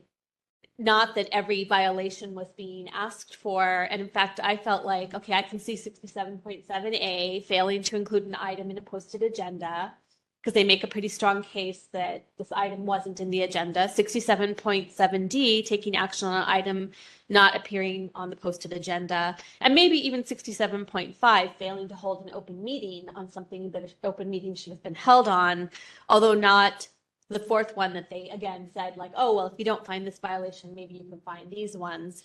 So I'm no contest to me, it doesn't necessarily then mean that all of these violations occurred. So I still read the files and felt like I'm not sure there was any technical violation in item 8, although it's definitely a kind of sin of omission, not to make it easy for people to find you. But I don't know how else you can find 311. Right? Like, I don't know if I go search online, if I'm going to find other ways to contact them or something. But so I had a kind of similar issue about just blanket finding all of these violations. Member Coppell.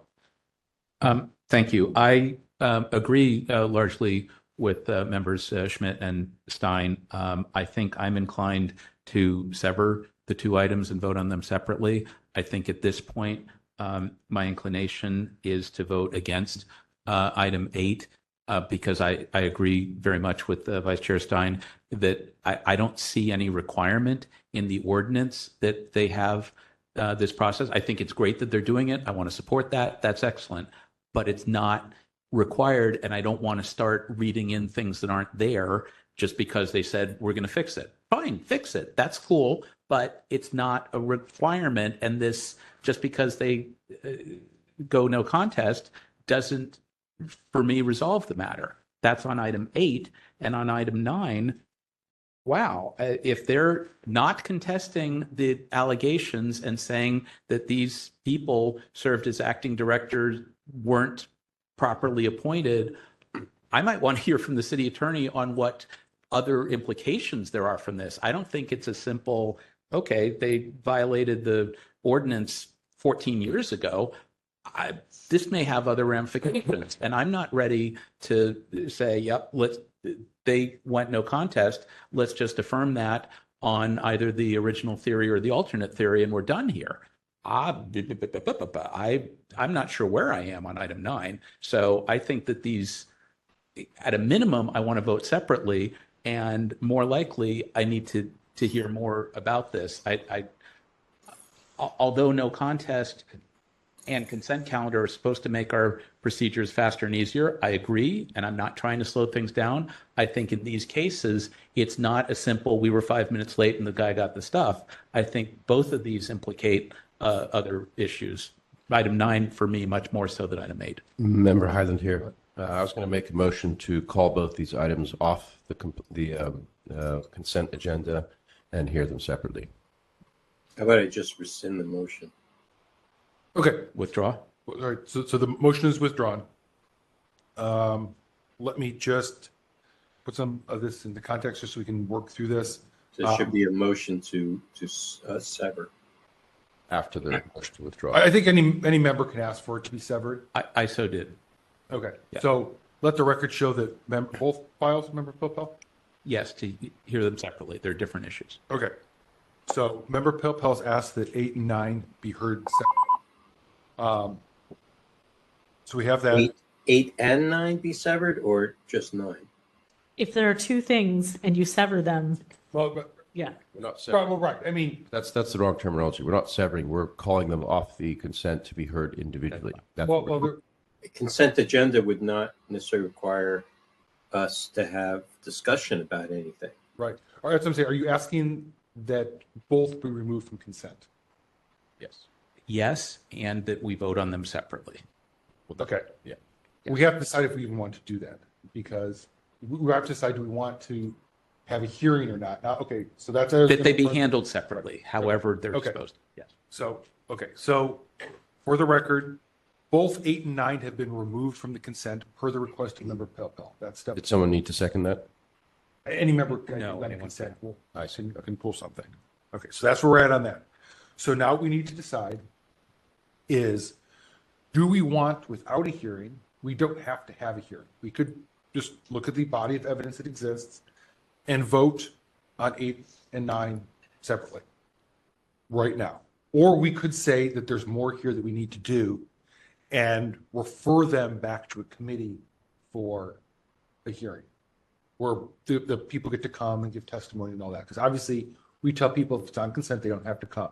We think that there's enough in our packet of evidence to make the determination. So if we think it needs to have a full hearing, we need to refer it back to committee. If we think that there's enough here for us to put some finality to it, we can do that. So those are the options that we have before us now. Correct.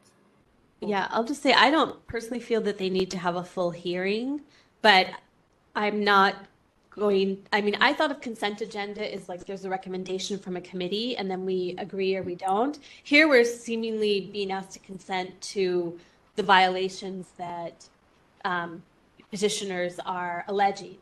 And I think some of those occurred based on looking at the files, and maybe others I don't really have any evidence of. So I feel like I could vote, given that we know that the respondent is not contesting this, but I just wouldn't necessarily vote for everything that's been suggested by the petitioner. Yeah, the history of this was actually what ended up happening going back years when we first developed this idea was actually less the committee and more of the way that this appeared. And kind of over the course of months transformed into where committees are putting things on consent. But initially what was happening is we were having a lot of people show up at committee level, and the also, the petitioner would give their side, and the respondent would say, yep, we agree we messed up, right? And so the thought was, why are we wasting everyone's time to bring them down to a hearing when all parties agree that there was a mistake and they're going to fix it, right? So how can we just get this, and that's what this was. Now, obviously, some of these may be a little more complex, like these might be. And that's kind of where we're at. So that's why these went here, because we initially designed this in the letter that goes out. We put a lot of work into it with our administrator at the time, and said that, if someone were to plead guilty or no contest, that it will go bypass any hearings and go straight, over here, so that people would have to come back. So that was just the history of it. Doesn't mean we have to necessarily do that in this case. So Member Hadland here, I was gonna take a stab at a motion on that. Oh, I think we had membership. Okay, all right. Do you have a? I was just going to say that it seems like if it's no contest, but then you're not sure if it's all like a violation, that in terms of planning going forward, that what I would read it as saying is that they want us to consider a determination without making an appearance, and that's like, that as in terms of like bringing it to a full hearing or reconsidering it with them having to appear. Yeah, that's right. Essentially, no side gets.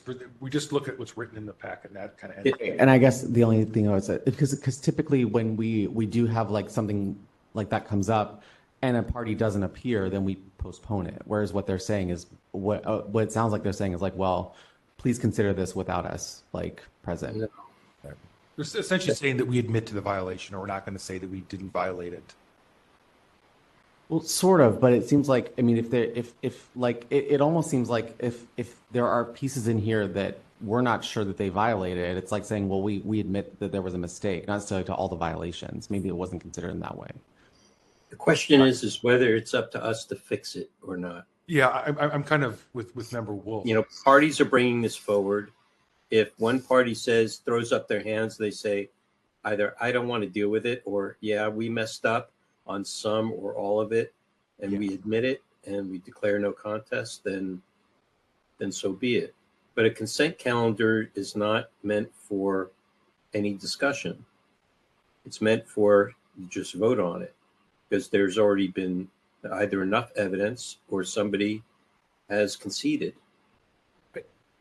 So that part I agree with, but my question is, if you push this into another matter of consideration and then the party doesn't show up, like, are they in a further violation for that, or like how do you do that if they've said no contest? Yeah, so I'm a bit confused. So we've taken these two items off consent. Are we now hearing them? No. Well, now we have to decide. Now that they're off consent, Okay. we have to decide how to dispose of them. Okay. Okay. We don't have to have A hearing. Okay. because remember, hearings are optional all the time, right? We kind of default to a hearing, but we don't have to do that. We could make a finding in either or both. We're going to vote on them separately. Okay. Or we could, instead of making a finding right now, we could refer to a committee for a full hearing if we think that there needs to be a full hearing on either of these. So how about this? Like, I'm going to take a stab at I can make the motion or tell you what I was thinking, but to make a motion on item 8, 25012, to close the file without prejudice, to acknowledge that OCD is working towards having a written form on their website, and refer it to compliance or EOTC for further monitoring, just to see that it happened. That way we can check to see, did they ever get there? Not that they're required to. We're not finding, it's not an OD. We're not finding a violation, but we're staying on top of it to see it to its full conclusion, to see whether that functionality ever takes place.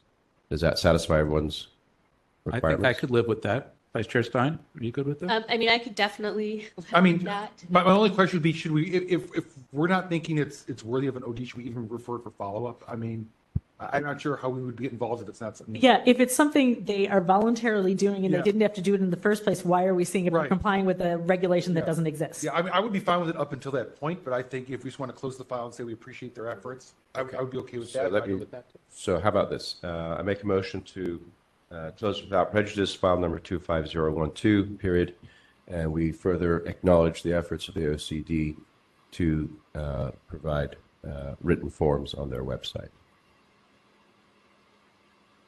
What was the word, acknowledge or appreciate? I don't care if it would we. Member, That's fine. Member Phil, I did not hear what you said. Let me see if we have a second. I was, So I'm happy to second. Okay, so moved by member Pilpel, seconded. No, by- no, I'm sorry. by member- Moved by member Highland, seconded by member Pilpel.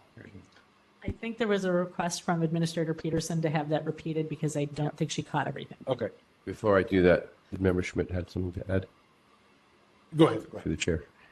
Yes. There's one problem here for me, which is that this is a person who made a complaint to the task force. And we've told that person that the respondent didn't contest their claims. And therefore, we don't even need to have a hearing on your claims because we're going to have a consent calendar matter which says that you win. And at this point, they're not here. We had, I mean, maybe they are here, but we've told them you don't need to be here. We told the respondent you don't need to be here. But we're not finding for the petitioner. We're actually finding against the petitioner who we told you don't need to appear because you're going to win. And so I don't know if this is quite working for me on that one preliminary point. It is what we've essentially, the structure we've set up. Yeah, and I agree with that too. Is we've said if you no one needs to come up because the petitioner will win if they plead no contest or guilty. And that's the understanding going into this. So perhaps we add an explanatory note in there for the record saying that we've determined that there is indeed no violation here because they're not required to. However, we acknowledge the fact that they're making the effort and we're closing the case with. Vice Chair Starr. It's hard because they've admitted some. But what I think they've admitted is that they haven't made it easy for people to. They haven't put information on their website that would allow people to do more than make a phone request. But I just want to remind people there was no public records request here. It was not in the packet. It doesn't seem like one was ever submitted. It was just a complaint that, hey, they've only given us one way to get in touch with them on their website. Right. So I think I'm still like most comfortable with just saying we close it because we don't actually have what we need to hear a complaint anyway. Not having an actual request. So maybe, and actually in their letter, they state, we declare no contest to all allegations because that's how we've given them the chance to respond, right, for consent. Maybe we need to change the wording of that down the road. Anyway, but they do state, while the Sunshine Ordinance does not explicitly require that departments provide the public the ability to submit sunshine requests electronically. So they are acknowledging that too. It's right there in the letter. So we could say that we agree with the respondent that et cetera, is not required to. For that reason, we find no violation. Lastly, we applaud their attempts to work on this and provide it in the future. I mean and close without prejudice. I mean that kind of captures everything. It gives the petitioner the win, if you like. I mean we can't give them the win because there's no violation, but we're explicitly stating that in this case. I don't know. And that goes out on the record, I think, the cleanest.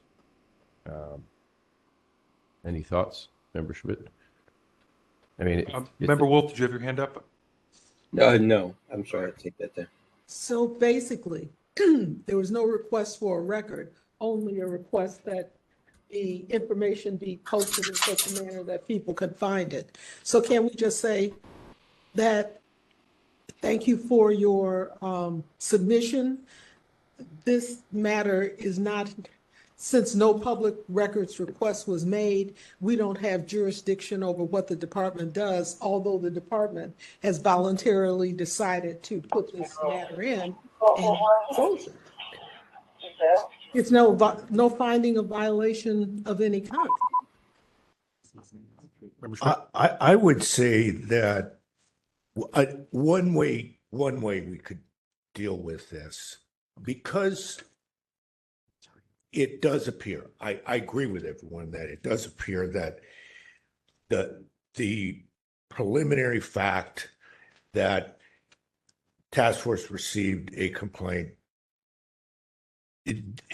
there's no proof of it. And so maybe the point where we think this went wrong is that it actually should, we're not sure if the file should ever have been created because we never got it. Well, I'm sorry, we should have created a file, but the point where we ask the petitioner, okay, where is your request? And that's kind of what we do in the administration process. So maybe we could send it back into our administration and say, can you tell them, doesn't look like you have a request, and therefore we can't advance this file. That's just a way we could deal with this, is to put it back into administration.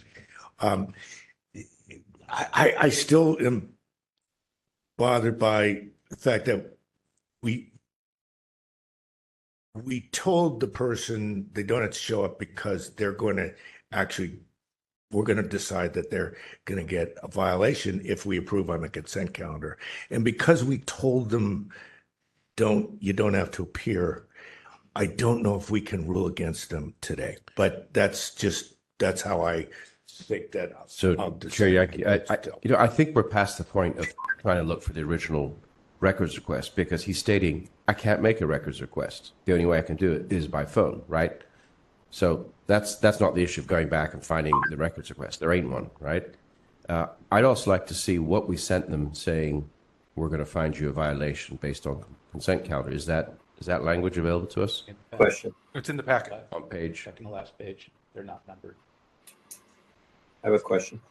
Because maybe going forward, we need to temper that a little bit too, I think. Member Wolf, then Member Kumar. Go ahead, Member Wolf. So if the complainant, the petitioner, is stating that this particular department or entity is not providing them with any means by which they can make a request, wouldn't that be a violation? Wouldn't that be like barring the access?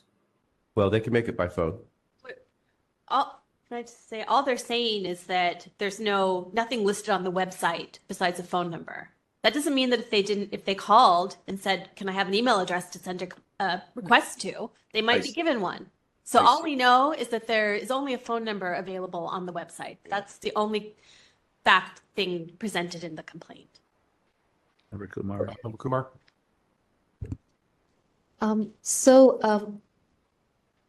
First of all, I want to say when I first moved to the city a couple of years ago, I actually had a situation where I did have to contact 311.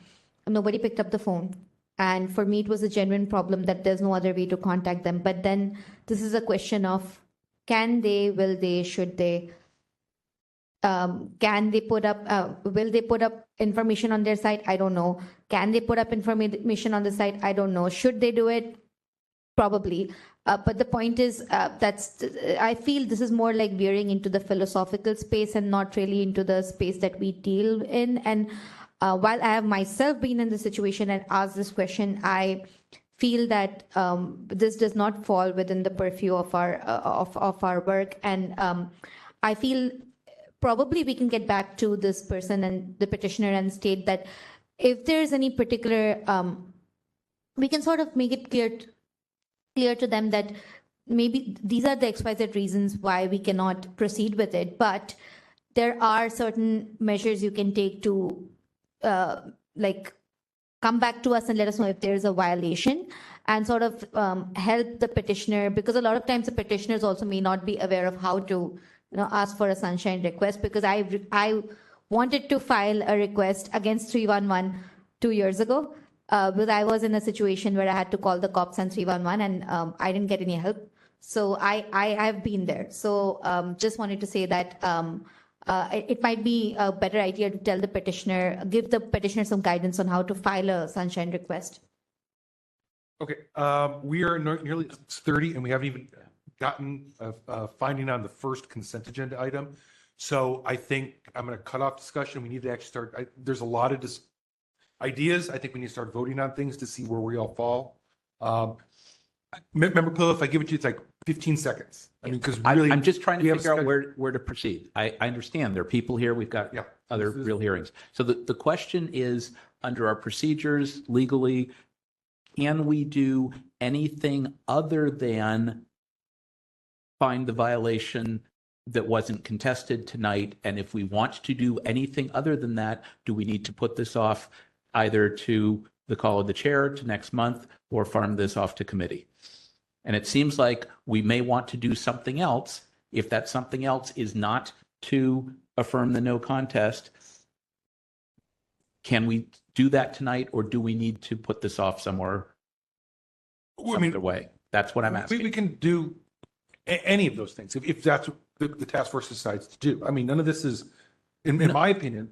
Well, I'm not sure. Based on the notice, I think Chair Schmidt may have a good point that the only thing that we can do tonight is either affirm the no contest or do something else. But we can't do something else in substance tonight because we told them you don't have to be here unless Barclay Sanders is somehow present. My suggestion would be to move this to a committee, let the petitioner get a fair opportunity to come present their case. And if the committee feels at this point this should be moved to the task force, we can hear it at a later time. But I don't think we should dismiss it completely. We should send it back to a committee. I'm fine with that. Then we would need to withdraw the motion and do that. Laura. Vice Stein, go ahead. I don't want to send this to a committee either when there's no public records request attached to this packet. So I don't see it as voting against the petitioner to close a file without prejudice. That petitioner can say, wait, I've got more information. I've got this request here. I want it to be heard more fully and take the process forward that way. I'd still like to vote on the action that's on the floor if possible, because I still think that's the correct one. Chair Yankee, let me just read the language that we sent to them for the consent agenda. Maybe this will appease Member Schmidt. Sunshine Task Force shall review file number 20512 to affirm the committee's findings regarding the Sunshine Ordinance Task Force jurisdiction, semicolon, violations of the Sunshine Ordinance, Brown Act, or California Public Record Act, semicolon, and if applicable, to issue an order of determination and refer matters to a committee for monitoring. Nowhere in there did we say we're providing them a violation or a guarantee of that or anything else. It just says we will review it and you don't have to be there. That's how I'm reading that. And if that's the case, that's good because it doesn't pre-commit us to anything for situations just like this where we pull it off and actually do dissect it and look at the merits. So I think the language is okay. That was the language that went to the respondent, went to the petitioner. I'm not sure that's in the packet. I'm looking at page 24. Went to the petitioner. Looking at page 24, I believe that went to page 24. It went to both. Went to both. Yeah. Second to last page of the packet. But there were no committee findings or recommendation here. There was just a no contest. Right, which doesn't. It's awkward. Sure. I just want to say I'm with Member Schmidt that it does say, I'm looking at the same page, the complainant and respondent are not required to attend. And to me, I don't know about sending it to committee or what to do with reviewing it, but it seems like they were notified that they didn't have to be here. And like, it seems like it would make more sense just to even push it another meeting where they could be here for whatever decision was made. I'm going to just jump in real fast and I'll give it to Member Schmidt. Or go ahead. Member Schmidt. Okay. At page 9 of the file, there is a response from our administrator that it's dated February 18, and there's a note, and the note says the complaint will be item number 1, alleged denial of written submission methods, section 67.21A. So if that's the claim, this is not this complainant. What they asked us to decide on and what was admitted was a violation of 67.21A. Now, I believe that the way that A reads is that any custodian must permit their public records to be inspected. And I think that there's an argument here that in itself is a requirement that this complainant is saying was violated. And so if we send it to a committee, which maybe we should, I think that they would maybe have something to consider here. And I'm in complete agreement that I don't see that there was a 67.21D records request, which is most of what we see. But they're complaining that there was no way to even make a request or to complain about a request since they had no way to even figure out how do I do this because there was no access. So I think that would be what should be considered in that committee is 67.21A as requested by this petition. No, I'm gonna go. Okay, so this is where we're at. I agree with Member Schmidt. I think that the allegation here as transmitted by our administrator was a violation of 6721A.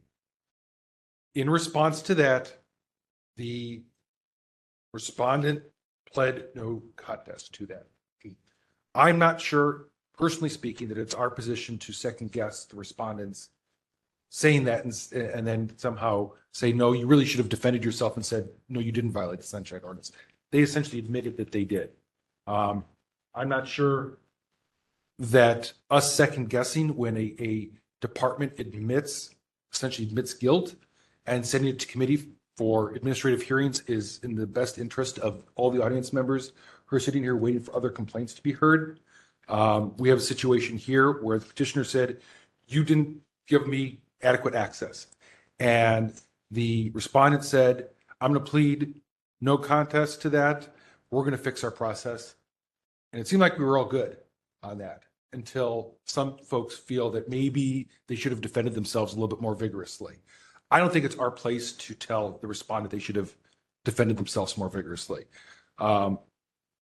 That's where I'm at. I think regardless of where each of you are at, we need to take a vote on this because we have a lot of other things to get through and a lot of full complaints and an audience full of people patiently waiting, and none of these people are here right now. So we need to vote on this one way or the other. So we do have a motion on the floor. I think we need to move on that without further discussion. So I'm going to cut discussion off at this point. Okay, so should I restate the motion? Please restate the motion. And Can I borrow some electricity from you? try to remember where I ended up. I think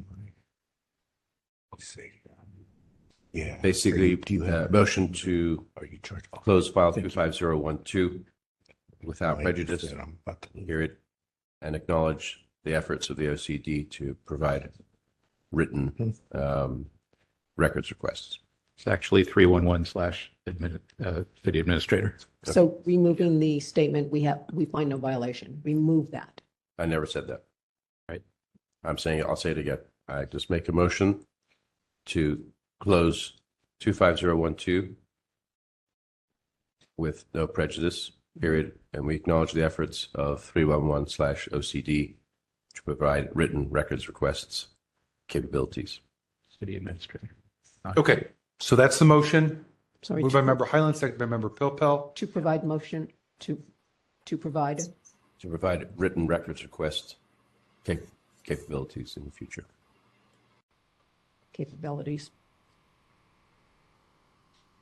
So we acknowledge the efforts of on their website. 311/Office of City Administrator to provide written records requests functionality on their website in the near future. Okay, functionality, not capabilities. That's Okay. fine, functionality that, because Okay. that's what they talked, that was from their letter, so. Thanks. So that's the motion. Okay, I'm going to call for public comment on that motion. Is there a second?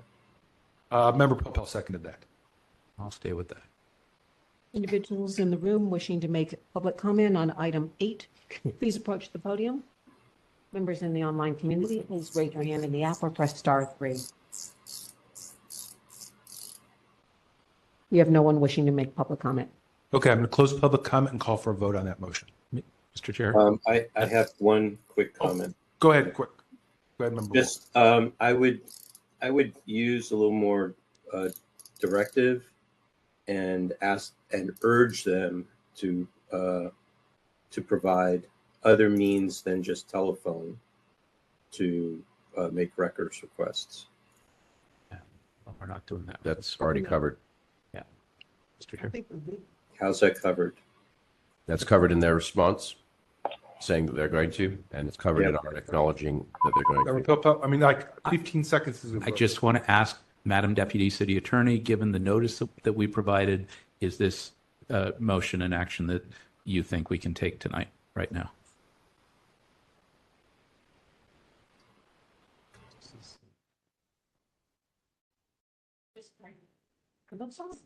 Worked on.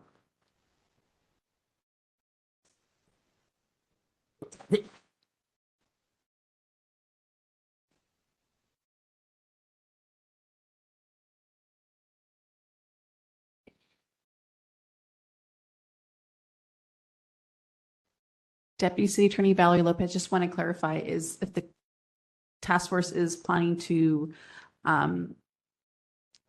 refer this back to committee. If not, if Pat, if you could please reread the motion for my convenience. Thank you. Motion is to close without prejudice and acknowledge the efforts of 311.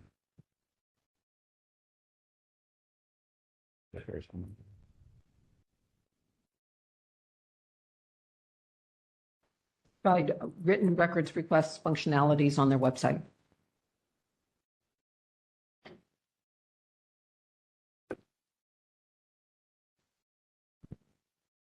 Yes, that seems consistent with the notice.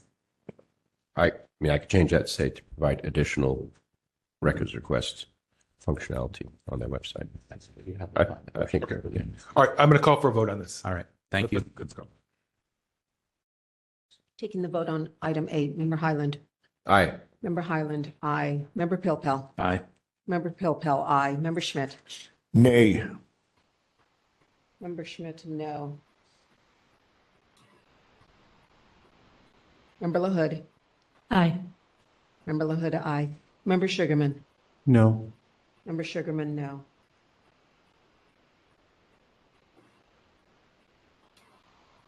Member Kumar. No. Member Kumar, no. Member Anderson. No. Member Anderson, no.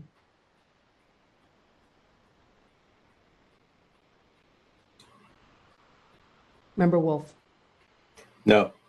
Member Wolf, no. Vice Chair Stein. Aye. Vice Chair Stein, aye. Chair Yankee. No.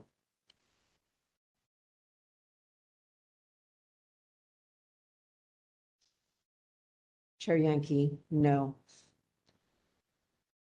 Chair Yankee. Oh, yeah, read it. Go ahead and read the results. Member LaHood.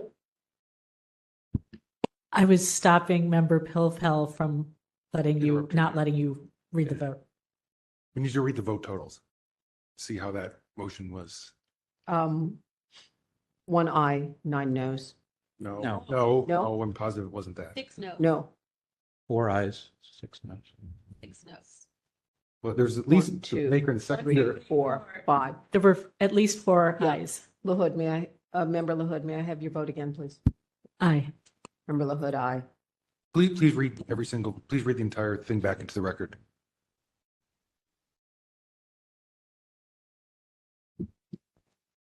I have noes. Sugarman, Kumar, Anderson, Wolf, Schmidt. Ayes, LaHood, and Stein. Yankee was also a no. You missed 3 of us. And Pat. An easy add up to 10. Member Highland, All right. Member Highland, Member Pilpel. Pilpel, Member LaHood, Vice Chair Stein voted aye. Member Sugarman, Member Kumar, Member Schmidt, Chair Yankee, Member Anderson voted no. And member Wolf. Member Wolf. And Member Wolf, who's, yeah. So I believe it's 4 ayes, 6 noes, but please confirm. Okay. Where do we go next? we have ayes, Highland, Pilpel, LaHood, Stein. Noes are Sugarman, Kumar, Anderson, Wolf, Schmidt. I'm sorry, what do you have in the record? For the noes, Sugarman, Kumar, Anderson, Wolf, Schmidt. And Same one. me, Wolf and Yankee as well.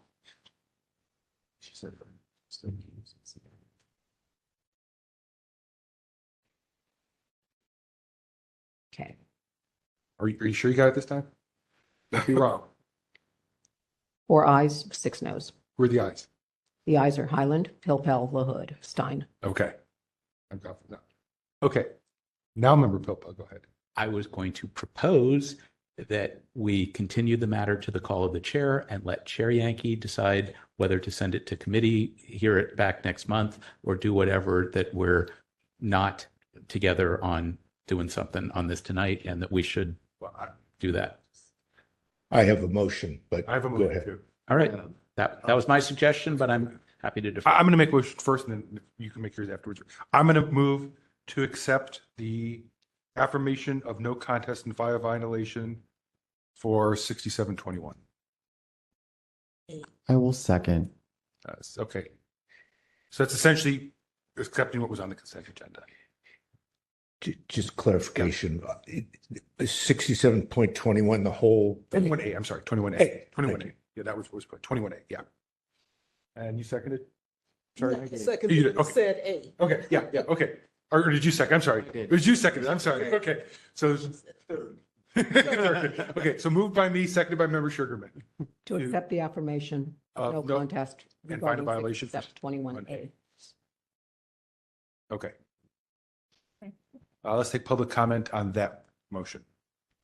Public comment on this motion, please approach the podium if you're in the room. Raise your hand using the app or press *3 if you're online.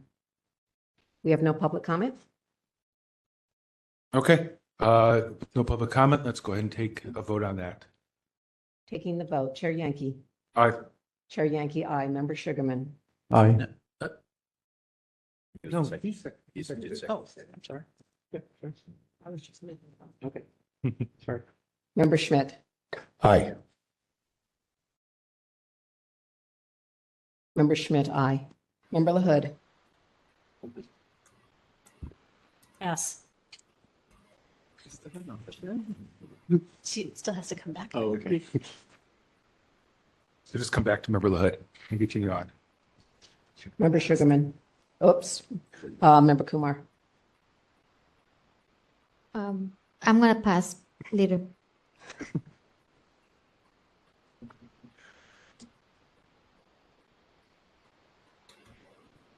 Member Anderson.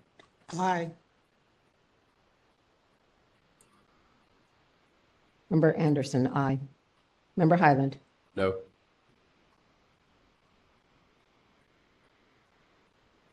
Member Highland, no.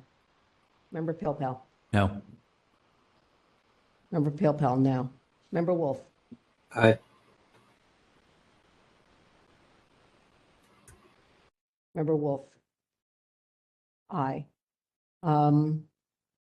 Vice Chair Stein. No. Vice Chair Stein, no. Returning to Member LaHood. No. Member LaHood, no. Returning to Member Kumar.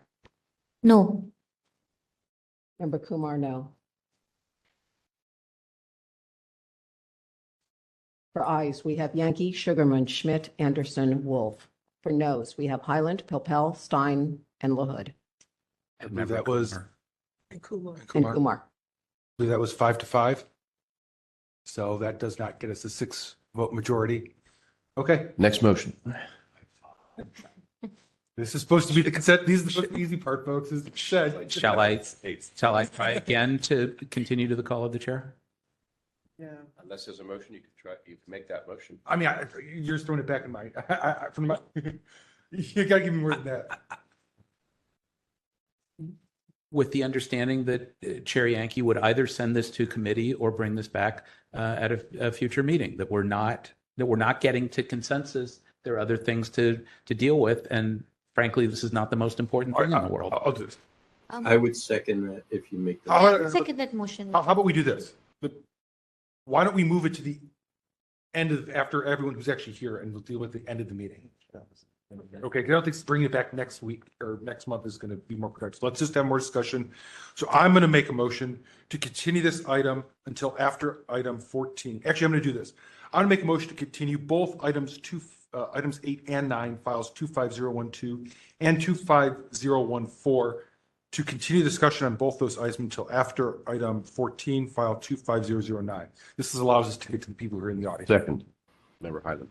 Could we maybe do that without objection, and you can just do that by reordering the agenda? Oh, just take the vote. All right. And the second was by? Member Highland. Correct verbiage would be to table the item. The table, yeah. I will recall it after item number 14. Public comment? Yeah. Anyone wishing to make public comment on this motion, please approach the podium if you're in the room. If you're online, raise your hand in the app or press *3. We have no one wishing to make public comment. Taking the vote? Take the vote. Chair Yankee. Aye. Chair Yankee, aye. Member Highland. Aye. Member Highland, aye. Member Schmidt. Aye. Oops. One moment.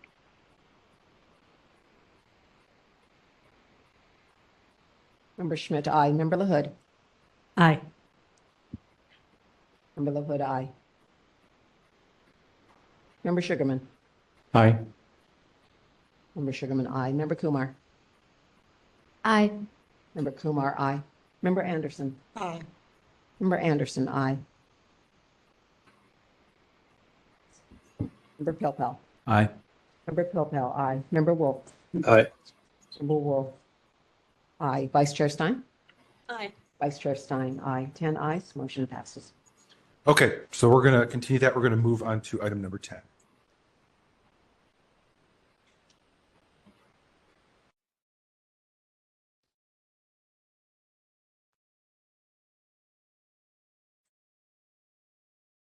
Item number 10. These are the complaint hearing agenda, items 10 through 14. Item 10, file number 22010. Complaint filed by Ron Cicero against the Police Department for allegedly violating Administrative Code, Sunshine Ordinance, Section 67.21 by failing to respond to a public records request in a timely and/or complete manner. On February 4, 2025, the Ethics Commission's Director of Enforcement issued a letter dismissing the task force's ethics complaint number 24-818 after conducting a preliminary review and an investigation was not opened. The Sunshine Ordinance Task Force's legal counsel determined that the February 4, 2025 letter is not an investigatory record and may be shared publicly. Okay, so members, this is not really more of a continuation of the substance of this file, but I wanted everyone to see that we did indeed receive a response back from the Ethics Commission, and we can decide if there's any additional action we want to take, our thoughts on it, particularly as it relates to potential future Ethics Commission violations or this file in particular. So we'll start there. I think everyone's been able to have a chance to read the response. I don't understand it. And I did ask our DCAs to look into a little bit more. So maybe DCA Lopez, I think you and DCA Shapiro were doing some research on this. I don't know if you can share any more background into what this response might mean that they did or did not decide. It was somewhat difficult, Member Wolf, to get any level of clarity from them. I did go back and forth with the Director of Enforcement and didn't get anything really further than what this letter is. But I'll turn it over to our DCA.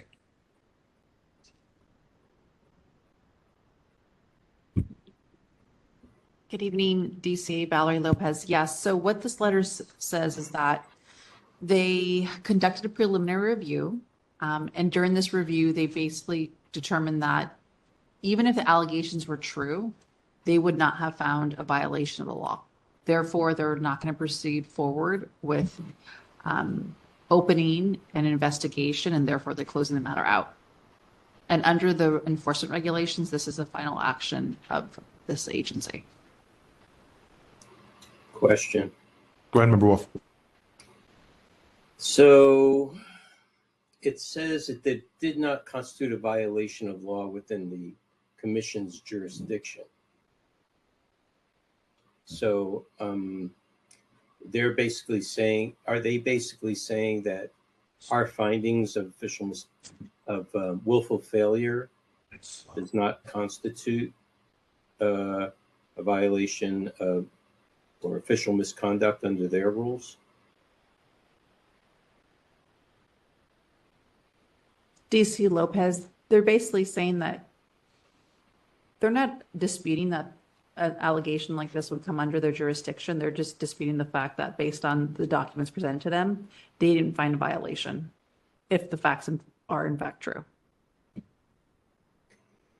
Can we have our determination and the facts and evidence so that we came to that conclusion be reviewed? I think that it should be challenged. They do this all the time, and I think it's just a matter of them sweeping it under the rug. And we spent time, and people spent time, going through these hearings. And I think our determination is valid. And for them to say that it doesn't rise to an occasion seems dismissive.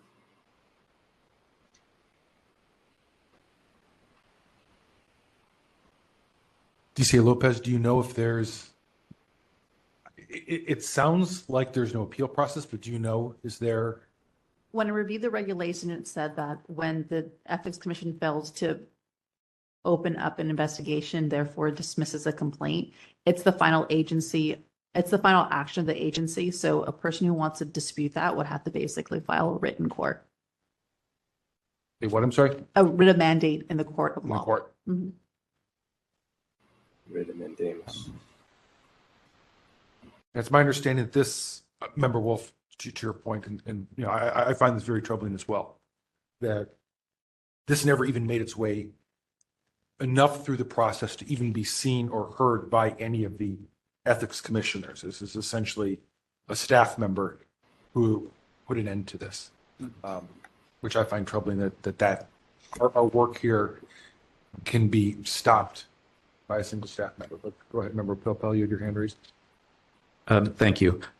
Although I did not support the original motion to make the finding, I support the fact that it was sent over there and was treated, however it was treated, not very well. I'm reading carefully the letter back from ethics. In the first paragraph, it refers to jurisdiction over complaints alleging violation of city law related to 1, 2, 3, 4, 5 specific areas. And then refers in the next graph, the allegations, if true, did not constitute a violation of law within the commission's jurisdiction. What I'm not understanding, and perhaps Chair Yankee, this is some of the frustration that you were referring to, this doesn't refer to the Sunshine Ordinance and 34, where allegations of willful misconduct shall be handled by the Ethics Commission, and arguably confers jurisdiction on the Ethics Commission when they receive a referral from this task force with written findings, as was done. And I'm not sure if they're ignoring, bypassing, skirting that or something, because my understanding is whether it's a Chapter 2 or Chapter 3 handling a referral there, that they have in the past handled such referrals from this task force and not dismissed them administratively as this appears to have been done, and not even by their executive director, but by their director of enforcement. So I too am confused. So I'm going to read a series of back and forths that I had with the director of enforcement into the record here. And I didn't find it helpful, but maybe someone will. So the first question I asked to Director Matthews was, can you confirm that this complaint was indeed dismissed due to the Ethics Commission's finding that they did not have jurisdiction in this matter, rather than a determination on the merits of the complaint? Okay, I think that's what we're asking. This is what the response was. As the dismissal notice states, that complaint was dismissed pursuant to Section 4B3 because the allegations, if true, did not constitute a violation of law within the Commission's jurisdiction. So it was essentially just a repeat of what they originally wrote. And so that wasn't helpful. So then I said, if the Ethics Commission determined that it does not have jurisdiction, can you provide justification on why that determination was made and by whom it was made? The response was, jurisdiction was proper in this case. Okay. Then I said, Administrative Code Section 6434 states, the willful failure of any elected official, department head, or other managerial city employee to discharge any duties imposed by the Sunshine Ordinance, the Brown Act, or the Public Records Act shall be deemed official misconduct.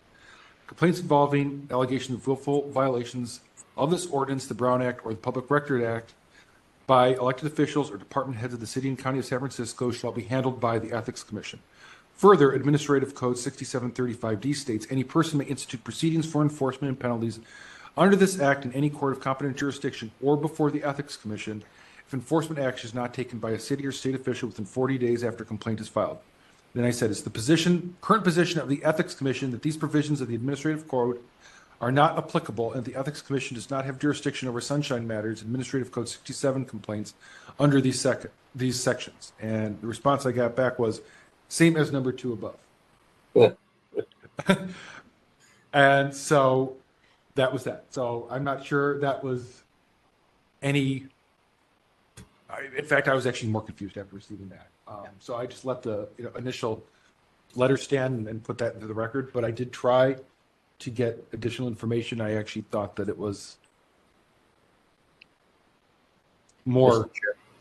Yeah, go ahead, Member Wolf. I was, the thing that gets me on this is they're claiming a very specific set of a code that regards to probably specifically to official misconduct, but they have jurisdiction to hear sunshine complaints, and we spent time with them to work on a process for being able to bring them determinations to be adjudicated, and enforced. And it just, the reading of this to me just sounds like they want to shirk their responsibility of having anything to do with the Sunshine Ordinance. Frankly, that's how I interpreted it as well. Let me ask Member Schmidt, have you received any response to the complaint that you submitted by chance? No, about the mayor's office. No, I haven't received. And that's now been about 2 months.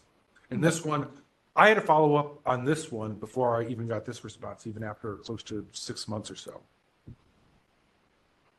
So I had to nudge them, like, we haven't heard back from you. What are you doing? And then within a week or two, I got this, to me, seems to be a hastily written response. After I said you never got back to us. I have another question. Go ahead, Member Wolf. This is for DCA Lopez, through chair. Could the Sunshine Task Force file a writ of mandamus citing that the Ethics Commission is not following the law as written? DCA Lopez here. That's something I'll need to take back to my office and research, because basically what that would be proposing is that this one task force of the city is basically seeking to sue another agency of the city. Member Wolf, this doesn't particularly speak to that, but just in general about the question of whether or not that scenario where one department sues another department. In my experience with Alameda County, we actually had that where we filed for a writ against the Civil Service Commission, our agency, and that went to Superior Court. So it's certainly not unheard of. In fact, we won. So that scenario, I think, certainly exists. Whether or not the Sunshine Ordinance Task Force can do that, I think remains to be seen. But I think the general question, can one city department or agency file for a writ of mandate against another? I think the question is absolutely. I've seen it happen and been involved in it personally. Doesn't that happen in DC all the time? What's that? Doesn't that happen in Washington all the time? I probably. Hopefully. Go ahead, Member Football.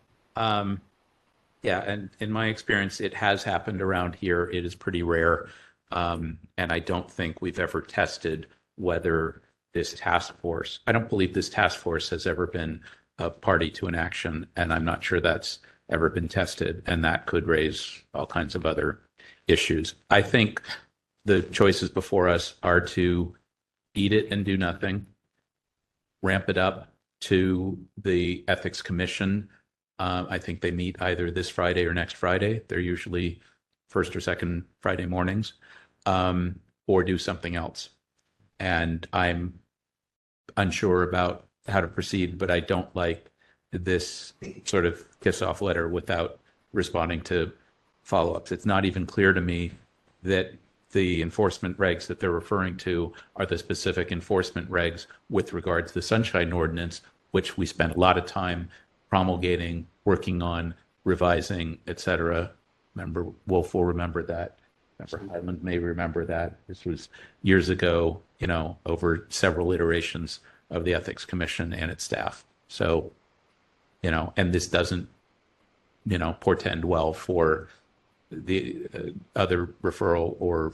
Yeah, and there's another referral that I have waited to send because as this played out, I didn't want to send something over and waste hours of my time like I did on this one. If they're basically saying we're not dealing with sunshine matters, and that honestly, that was kind of what I felt that they were conveying, is they have no interest in dealing with anything that we do. And I think if that's truly where they're going to be at, I think we need to have a much broader discussion about what type of enforcement mechanisms we truly have. Right. Since we've tried to communicate with the DA's office and they've been silent, we've now tried the Ethics Commission, waited months and months and months, made the petitioners wait months, gone through the CAC committee, brought it back here, and then only to have them, after all those months, saying basically we're not going to deal with this. And after all that, not even make it to any of the actual ethics commissioners, or even for that matter, decision that the ethics commission director will even put his name on. But not to be disrespectful to Ms. Matthews, but a lower level employee of the ethics commission, and to potentially shut down enforcement of sunshine at that level, I find extremely troublesome. I don't know what good answer is, but that's, I think, where we're at, maybe. Member Schmidt? Yes, I'm in complete agreement that I think this is insufficient. It's improper. I know that this is how things have happened before. I know that I don't expect to get much at all from my letter in the case involving the mayor. However, I'm not saying that I think that what the Ethics Commission does with what we send them is right. In fact, I think it's wrong. There is the way I see the Sunshine Ordinance, and it may be that it's a unique view. It may be that other people here also see it this way, is that it even though it does also give the Ethics Commission certain jurisdiction over cases like this, we're the overseer of the Sunshine Ordinance. We are looking for violations.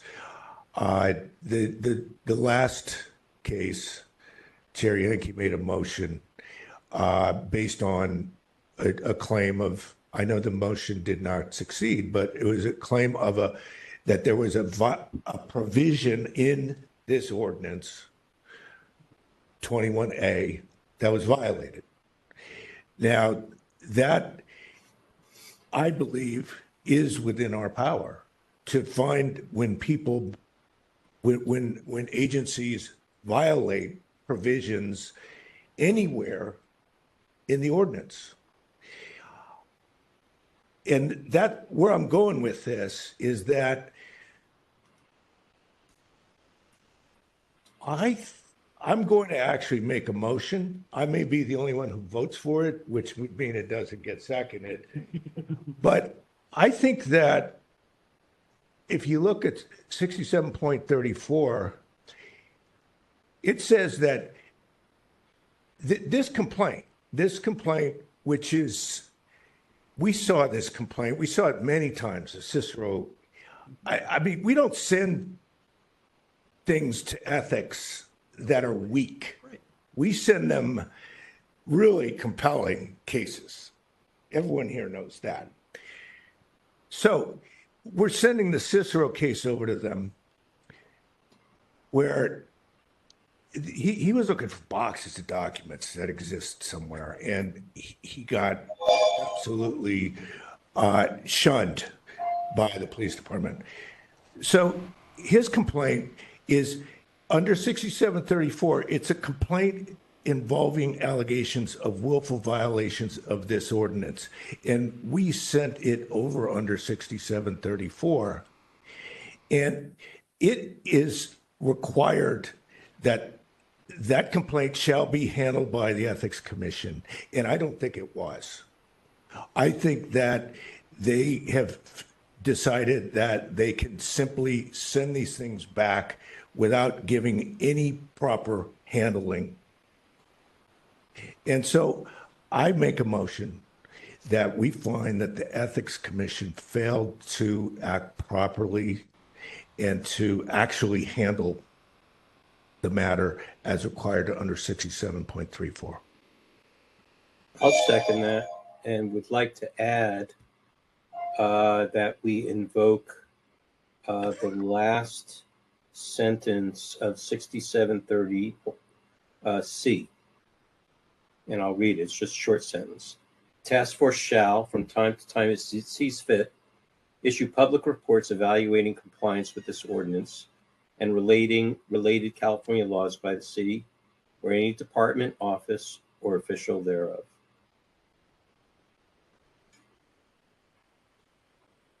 I'll accept the addition as part of my motion.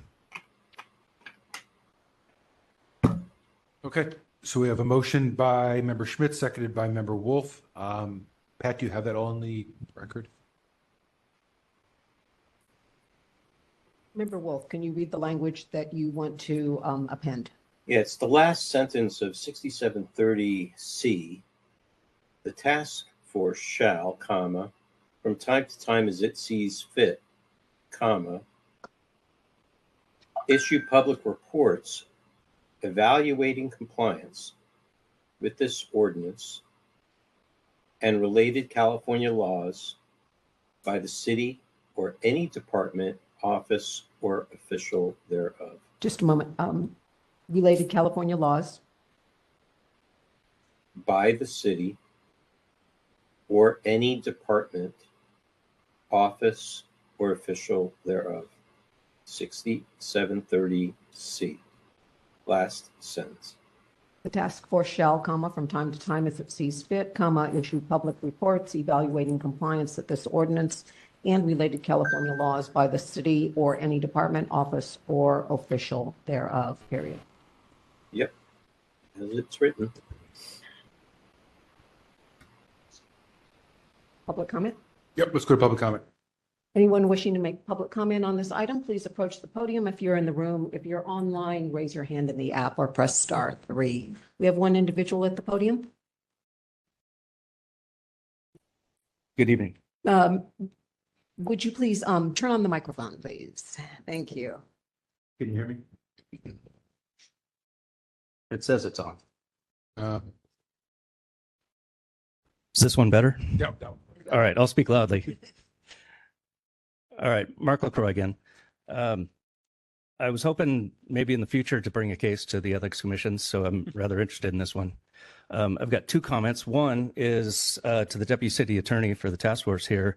I commend you on declaring that letter from the enforcement officer, I believe is her title, as public, that it was an investigatory document.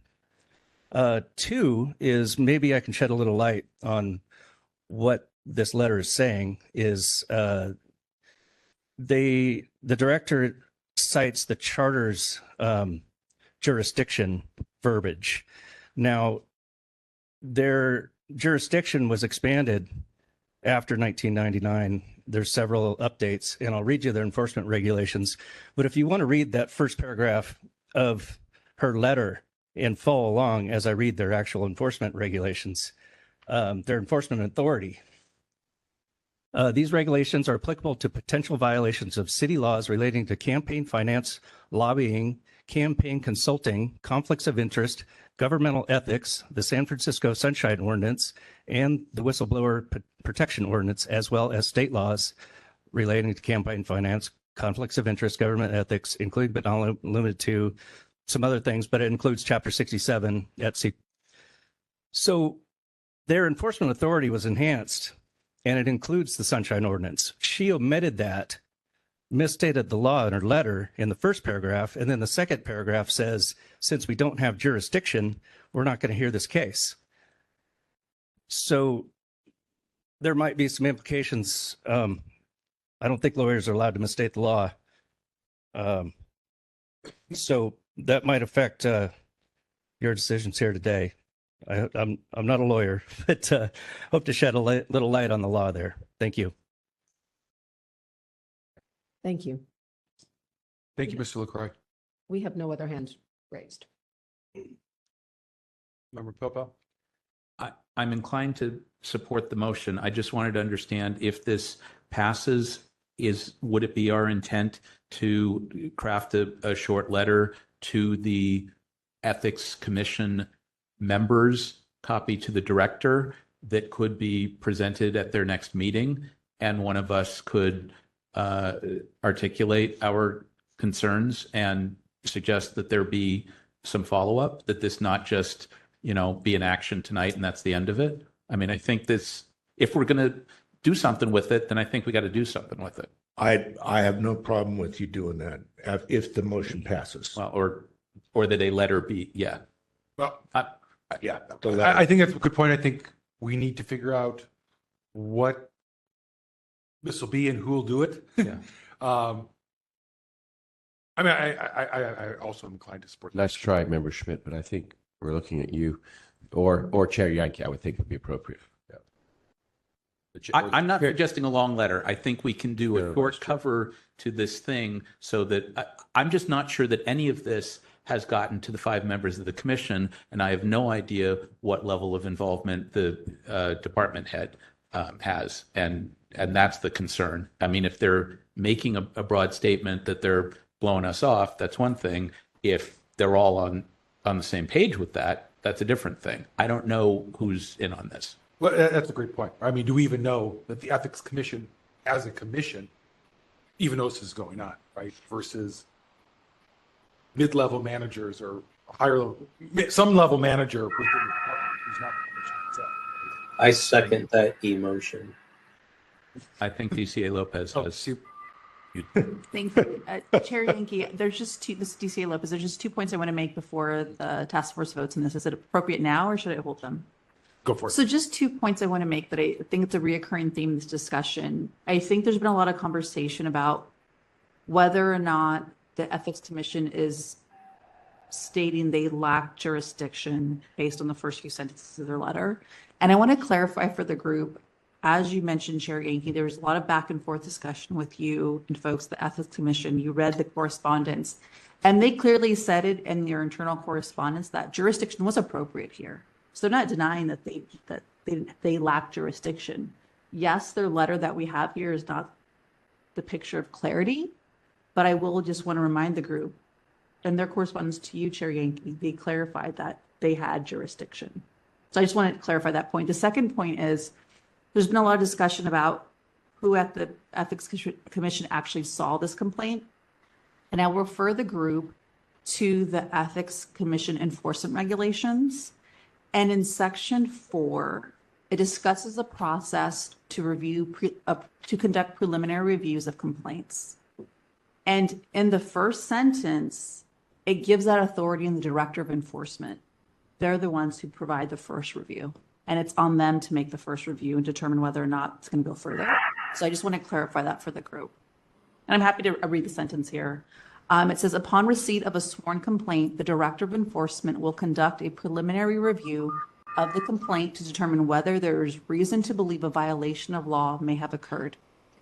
And it continues, but I'll save the group for that. So those are just the 2 points I want to make. Thank you. Can I follow up on that specifically? Okay, I follow up, then you follow up. Yeah. Guys want to get to their first point. DCA Lopez, I get that you said that they responded in the second question. Their response was, quote, jurisdiction was proper in this case. But in their response to number 1, the first question, they said, quote, this, omitting the first part, says, the allegations, if true, did not constitute a violation of law within the commission's jurisdiction. So they seem to be saying they do and don't have jurisdictions. Like we do on some things, but this is not. So I'm still, even though they say the jurisdiction was proper, they still seem to say, but even if they did, they're not, I didn't even read it as them saying that they made any ruling on the merits, that they found that the police chief did or did not. But they said that he very well, to me, it's saying that he very well may have violated the law, but that's not something we can decide. It's not in our jurisdiction. So I'm not even convinced entirely that they did fully admit they had jurisdiction. And that's part of the problem I had, is they didn't give a consistent theme throughout their response. I don't know if you have any thoughts on that.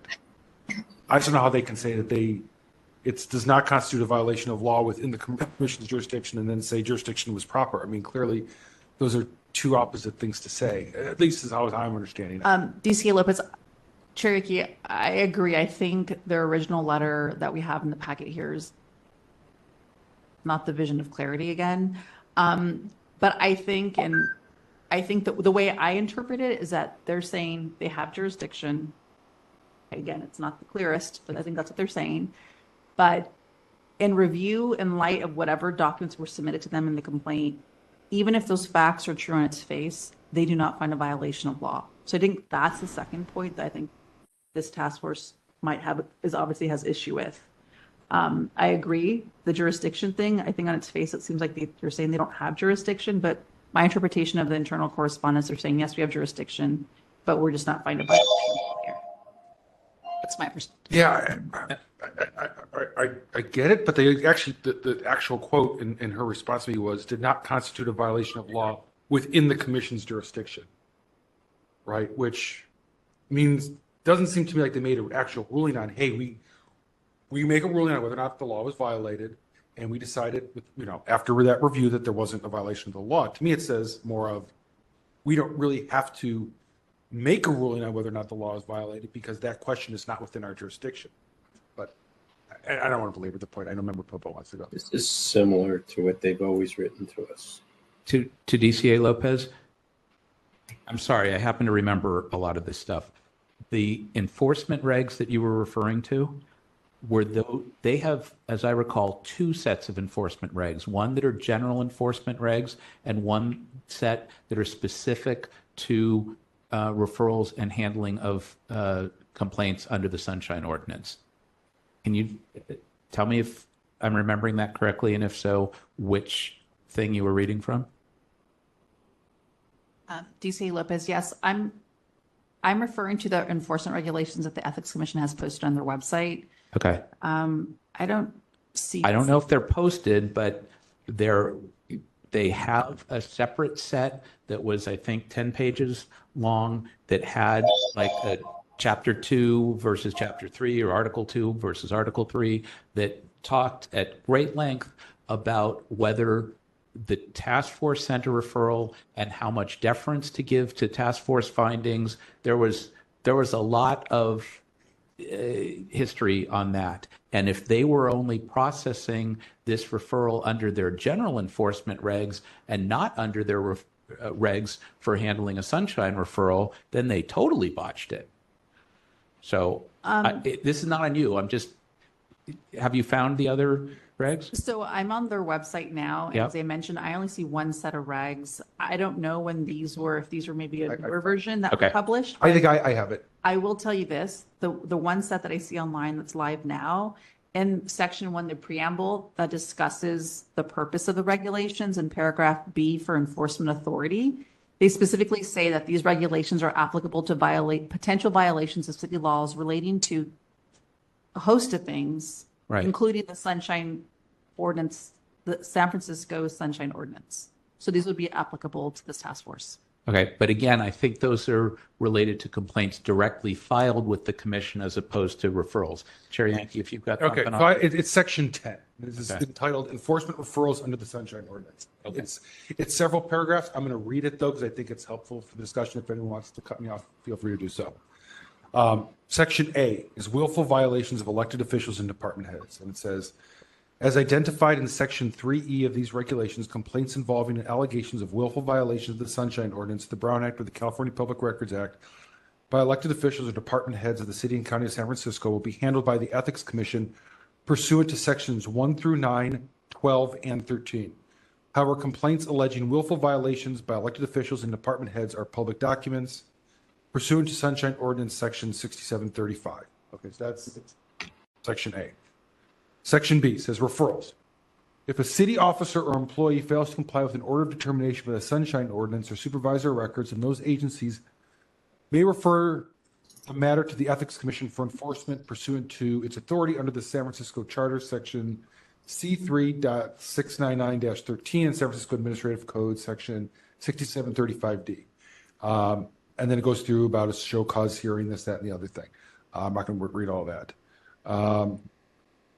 So I think we have to go back to the section A, which is the willful violation, which is the one we did, and then cross-reference it to sections 1 through 9, 12, and 13, which I haven't gotten to yet. So this is not the easiest document to get through, and that may end up being the parts that our DCA was reading. Among other things, I hope someone can dig up those regs related to sunshine referrals, because there really was a lot in there. There was a difference between willful and non-willful and findings of this task force and deference. Oh, actually, as you were talking, I cross-referenced back to the sections that the willful violations talked to, and then it picks up where DCA Lopez discussed regarding a director of enforcement conducting a preliminary review of the complaint. So apparently, no willful one, they get to do that. They get to go through this extensive thing, and the director of enforcement essentially can conduct a preliminary review and kill it, is how it sounds to me. Any right of appeal? No, I think there was something I think the DCA read about being the final decision and so forth. That is not what I recall was negotiated. Member Schmidt, go ahead. Member Highland, do you remember any of this from way back? There's somewhat of a hierarchy issue here that I want to point out, which is that, I know that the Ethics Commission is a charter commission, and the task force is at commission level, but it's not charter.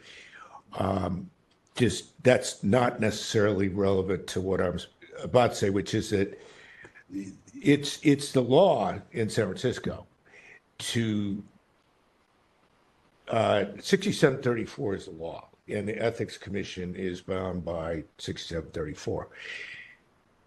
If the Ethics Commission makes internal rules and regulations, that's fine with me if they want to handle their business in a certain way. But it's not a law. And so we don't have to comply with what they're doing internally. And certainly, if we believe that the law is not being complied with by the Ethics Commission, it doesn't matter who within Ethics Commission is doing what. They've set themselves up possibly to fail. That's their problem. So let's just remember that their regulations really are subservient to the law that we're talking. That's a good point. We probably shouldn't get too involved in that. So I think there's a motion. I think there's a second. I think we've had considerable discussion on it. I think we've had public comment. So I think we actually could take a vote unless there's anyone who has a last minute comment to make. Could we read the motion? Yeah, we will read the motion. It's been Moved by Member Schmidt, seconded by Member Wolf, to find that the Ethics Commission failed to act properly and handle the matter as required by 67.24 and 67.30 sub C. That the task force, from time to time as it sees fit, issue public reports evaluating compliance with this ordinance and related California laws by the city or any department, office, or official thereof. Something's off here. Yeah, there's something off there. I had made a motion which did not refer to 6730. Member Wolf asked that we make a reference in a certain way to that provision in 6730, because that is an authority by which we have certain powers, and that would be the authority that we would claim to make such a motion, to make such a finding of a violation. But I think that needs to be sort of made a little more clear. Yeah, can I have a restatement of just your portion of the? Read about half of it, and I'll tell you to stop after a certain word.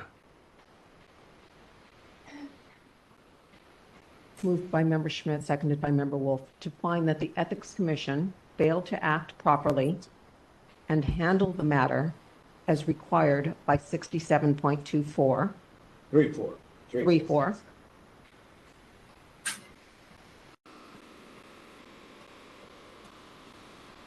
Comma, and then that's where I picked up with Member Wolf. Okay, it looks good up until 3.4, and there's a certain segue we need before we get to Member Wolf's language. Member Wolf, do you remember how we did this to should we say with specific reference to Section 6730? My interest in including it was just that we should publicize it. Okay. And we have the power to do that under 6730. If we say we refer to or referring to that section which states blah, blah, blah, does that do it? That's fine. How about with reference to Using the word specific. Section 6730, where it states. Right. 30C. C? No, 67.30C. 67.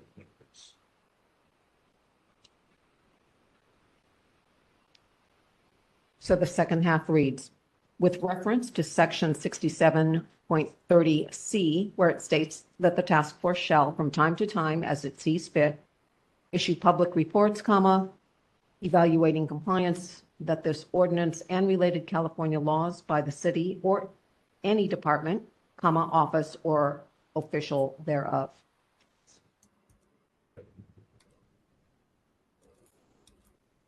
Member Wolf, good? Yep. Okay. Taking the vote. Oh, take the vote. Public comment? Well, we did public comment. Mr. LaCroix commented and everything. Yeah, we did public comment already. okay. So we're at a point for a vote. Taking the vote. Member Schmidt. Aye. Member Schmidt, aye. Member Wolf. Aye. Member Wolf, aye. Member LaHood. Aye. Member LaHood, aye. Member Sugarman. Aye. Member Sugarman, aye. Member Kumar. Aye. Member Kumar, aye. Member Anderson. Aye. Member Anderson, aye. Member Highland. Aye. Member Highland, aye. Member Pilpel. Aye. Member Pilpel, aye. Vice Chair Stein. Aye.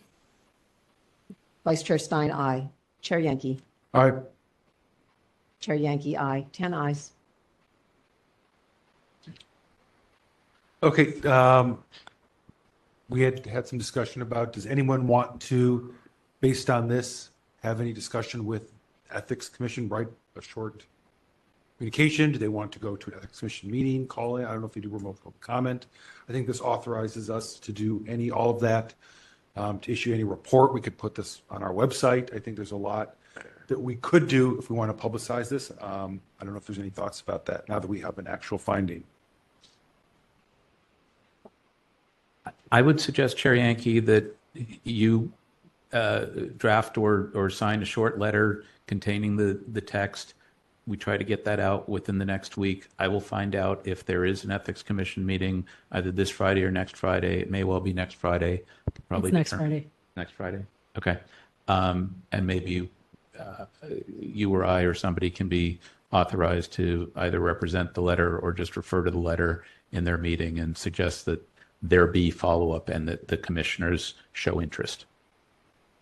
Yeah, in a letter that, or communication that one of us may provide to them, my thought would be that we talk about that we had sent over this complaint, that we feel that the response we got, we considered it a task force meeting, we voted on this finding, and then I think we need to have some type of ask, right? Are we asking the commissioners themselves, or we just, I mean, that's where I'm trying to figure out how we get to a place of some sort of better resolution to these matters.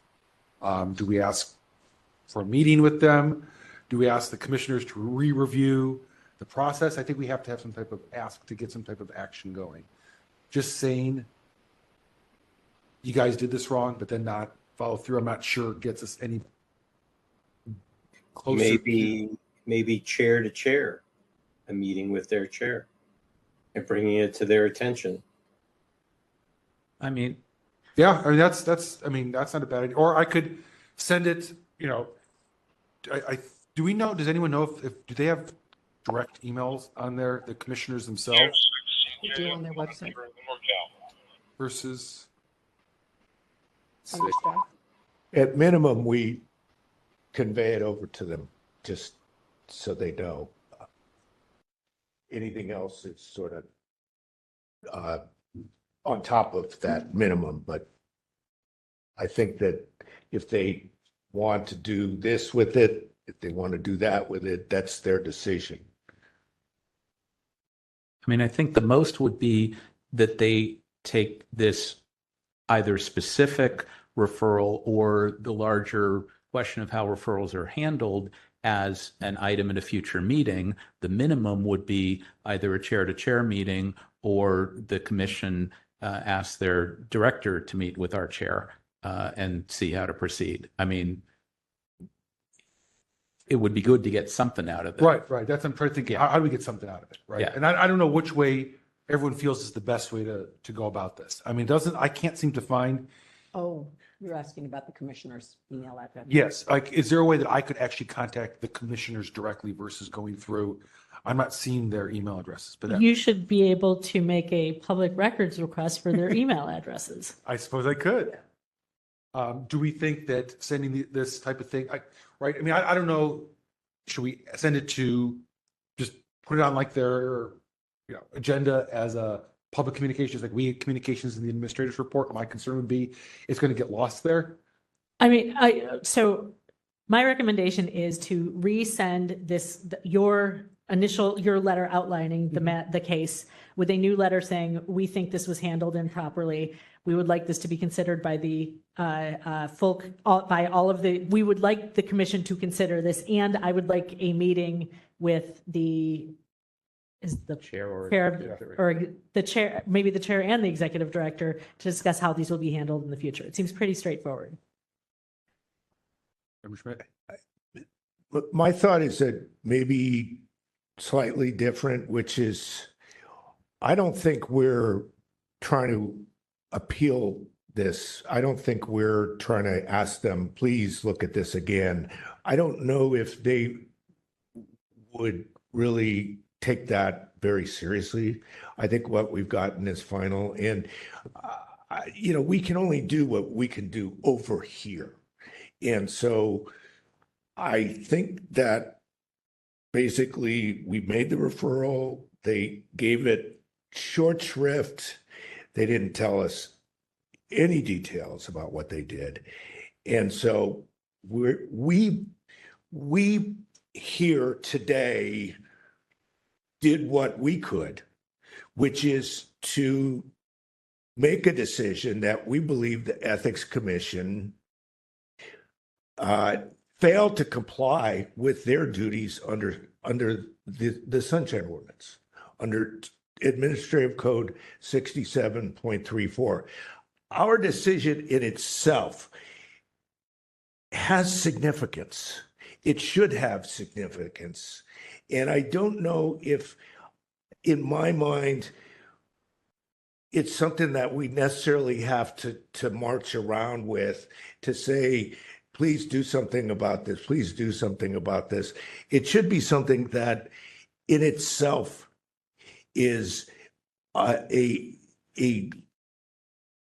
sort of a marker that we believe that we should make a statement this time around in the Cicero case.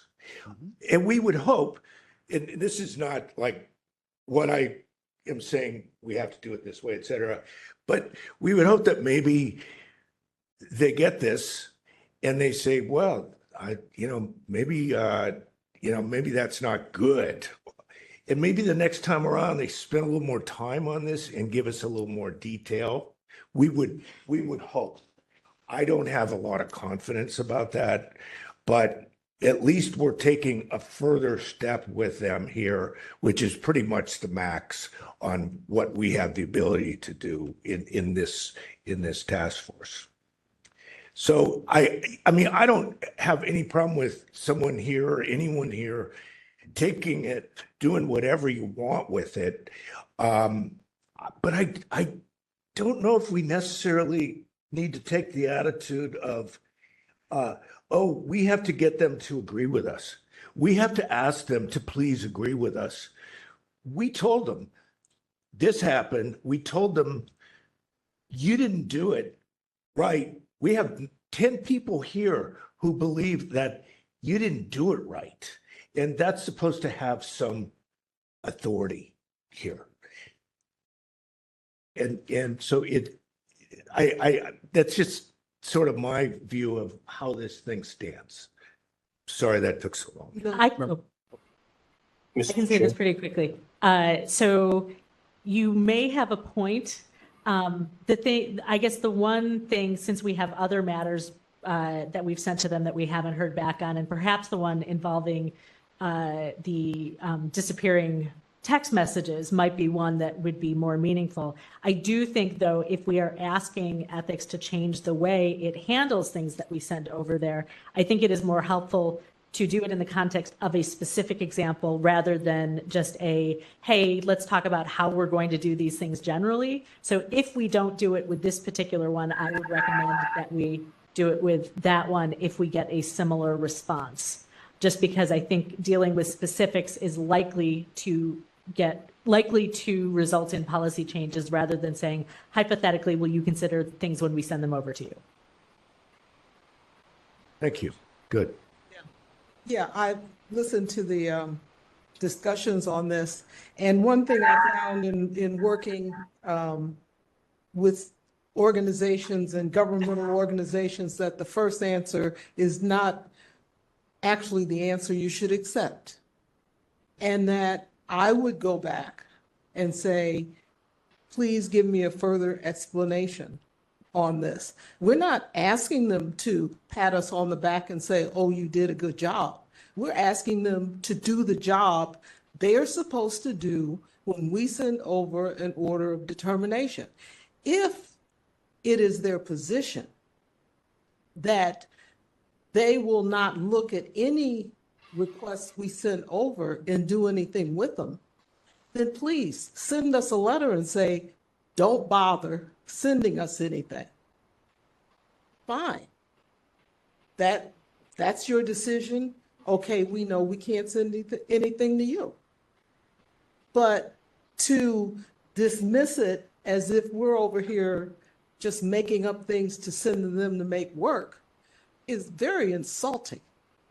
We spent, as you all have said, hours trying to get them to get the police department to do what we had requested that they do.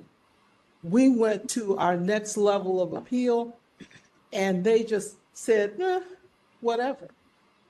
But again, we need to know, is this your position on how you plan to handle our requests? And then we can tell people who come, there's nothing that's going to happen beyond this. And if you feel that you have a case that has merit that should go beyond what we're able to do, then file. But why give them the false hope that anything's going to happen if we send it to the Ethics Commission? And again, just clarification. That's all we want, clarification. And that's my feeling on this particular thing. Member Peppa? I don't disagree at all. I think leaving it to Chair Yankee to say as much or as little as you want in a letter is fine, and we can figure out, who to send it to and how to achieve as much as we can. I guess I'm, among other things, troubled by the confidentiality. I think confidentiality is thrown around a lot in the context of records, whether it's Evidence Code 1040 or other confidentiality provisions. And I think here, the blanket confidentiality under the charter is being misused when the Ethics Commission, however they waive it, however they structure it, could have been quite helpful here in saying, in response to your referral, we have done the following things, and our conclusion as to facts and law is blah, blah, blah. We respect that you have a disagreement with the police chief, blah, blah, blah. Here's how we see it. There you go. That we may not agree with that response, but at least it would give some clarity as to what they did and how they came to their conclusions. All of this is confidential, and all we can say is that we've dismissed the matter is disrespectful. On top of that, it seems that they tried to make the initial memorandum itself confidential. If you look at the top line, it says, which I really appreciate our DCA's help and did a thorough analysis, because I was afraid to even put this on the agenda last time or even distribute it to any of you, because the penalties for apparently breaking this confidentiality is a charge of misdemeanor. It's not even like a slap on the wrist. That you can, if you give away something that apparently the Ethics Commission is deemed confidential, like you can get in big trouble. So I find that very troubling also that they tried to do what they did and then also tried to, I don't want to say hide it, but it's hard to dispute. Hide might be the best way to say it here. So, okay, let's do this then. I think we have a motion. I'll try to figure out unless anyone disagrees, I'll try to figure out how best to get this over someone there and get the ball rolling on some communication. We have a separate referral to do to ethics. It's actually, interestingly enough, not a willful one. It's a one we decided to vote on to not do it in a willful way. So supposedly that one's supposed to get a hearing. So I will work on that to get that over to them to see how they handle that. I don't think that Member Schmitz is going to get a different one for the text messages, but we have a third ethics one that we have already voted on to refer under the non-willful term. And so we'll see if that one somehow gets a different response as well. As an aside, I think it was Member Wolf who brought it up. I think it would be interesting. I don't think it's not an emergency, but I would kind of be interested to see if we do have any ability at some point to ask a court for a writ of mandate. I think that's still an interesting question that hasn't been explored enough. And I think that might open us up the different pathways in the future. I think that's a question that needs to get more clarity on. Yeah. So DC Lopez, if you could kind of look at that, and we can make that a future point. So I think we're probably good on this one for now. Can we move on? We voted, okay. Yeah. Did you have something, Member Schmidt? Just as a practicing attorney, I would think that if it would be a tougher reach if we didn't have our own division at the city attorney's office. But there's a wrinkle here that could be significant to that question, which is that the ordinance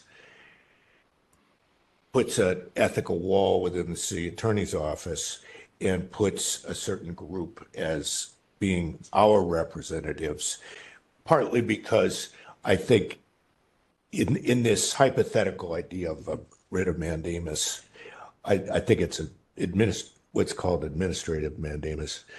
That would be our first telephone call, say, is to call our lawyers. And they'd have to be involved in one way or another in either telling us we can't do it or in representing us, possibly representing us, just as a matter of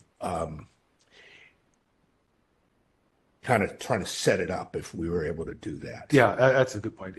Because as best you can, DC Lopez, if you can, and whomever on your team can answer as our representatives, not what the city attorney's office might like the response to be.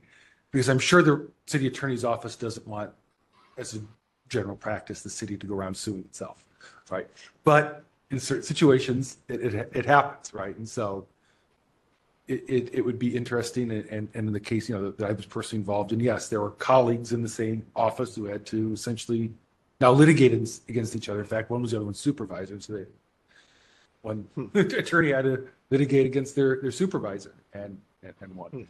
But it happens. So I would be interested in that, and we could agendize that another time. Okay, let's get on to our actual complaints. Item 11. Yes, before you get to item 11, I just want to give everyone on the task force a quick heads up because this appears a little differently on the agenda. Items 11, 12, and 14 did not go to a committee for a hearing because there was some administrative issues and the complaint committee could not meet that, have the meeting canceled. To meet the 45-day deadline, which we've really been pushing for, and since these were 6721 cases, I asked that we put them here instead so that we can hear them within the 45 days. So that's why they're here. There isn't a committee. Hopefully we can try to keep our discussion, narrow and focused on what the issues are here since we don't have that initial layer review. So with that being said, item number 11. Item number 11, file number 25004, complaint filed by Gabriel Greschler against the Human Rights Commission, request number 24-5534 for allegedly violating Administrative Code Sunshine Ordinance Section 67.21 by failing to respond to a public records request in a timely and/or complete manner.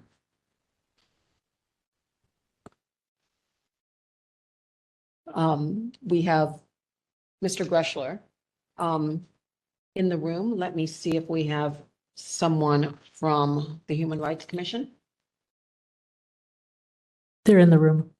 Oh, great. Okay. Thank you. Chair, before we begin, I just have a clarifying question. Sure. Will this be a full hearing on the matter, or is it to just do jurisdiction? We're going to do just like a hearing as we normally would if it hit us, but part of what we're doing, since it hasn't been done already, is to find jurisdiction. So I think our motion should include that component, whereas normally we don't include that portion in our motion. But I don't want to. We're not going to have like two hearings back to back on the same issue. Okay. Okay. So everyone's still good. That's what I was going to say. Everyone's still going to get their 5 minutes to present. We'll ask questions. You'll get 3 minutes for a rebuttal, and then we'll deliberate and do that. We should just make sure that we include that subsection A, the determination of jurisdiction, when we make the motion. So we normally don't do that. That'll be in the motion. It'll be in the motion. Exactly. Then we can wrap it all up. Okay. And do either of you have witnesses, or will you be just doing it for yourself? Just for yourself and for the respondent? Just for yourself? Okay. So each of you will have 5 minutes. We'll start with the petitioner, 5 minutes, and our administrator will let you know when you can begin. Are All right. you ready, Mr. Greshler? All right. Can you hear me okay? Yep. And just a reminder, just on 25004, try not to intermingle the two because I think you have two back-to-back ones. Is this the microphone I wanted to use, or is it this one? Be as loud as you can. This one. Okay. Are you ready? All set. Good evening, members of the Sunshine Ordinance Task Force. Thank you for taking the time to listen to my complaint. My name is Gabriel Greshler, and I am a local government reporter for the San Francisco Standard. My complaint is simple. The San Francisco Human Rights Commission has failed to comply with the Sunshine Ordinance by withholding public records well beyond the legally required deadline. In September 2024, I submitted a public records request. This is 24-5534, seeking straightforward information about organizations that have received city tax dollars, some of which have been involved in questionable financial practices per our own reporting. The public has a right to know how taxpayer money is being spent, particularly when concerns about potential misuse or lack of oversight arise. The law is clear. The city must respond within 10 days, and in certain cases may extend that deadline by 14 days. Yet, nearly half a year later, these records still have not been produced. The Human Rights Commission initially invoked an extension, but that extension has long expired. Since then, I have repeatedly followed up with the department, but have not seen these records produced. The failure to release these records prevents the public from understanding how public money is being used and potentially misused. When a government agency fails to meet even the most basic transparency requirements, it does not just violate this ordinance, it erodes public trust. The people of San Francisco deserve accountability. I ask this task force to uphold the fundamental right to access to public records and to ensure that our government remains open and accountable to the people it serves. Thank you for your time and consideration. Thank you. Okay, thank you. And we'll move on to the respondent for 5 minutes.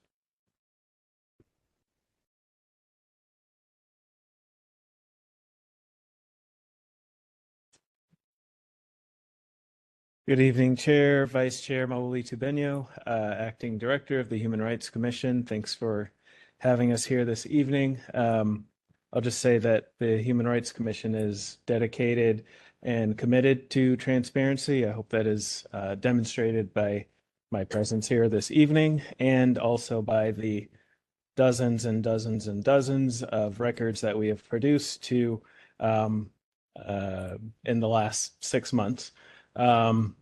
In fact, it is my goal, one of my many goals in my role as the acting director to implement additional transparency measures into the department to ensure that moving forward, the public has clear view into the operations of the department.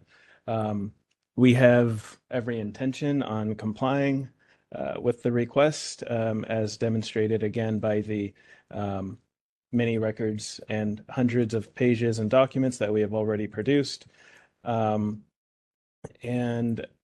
We do strive to respond to every public records request timely and completely. It is unfortunate that this particular request was not able to be completed as timely as we would have hoped, but the context is important here. As I've mentioned already, in the last 6 months, there's been significant staff turnover, and we have been fielding dozens of requests with a lack of sufficient staffing.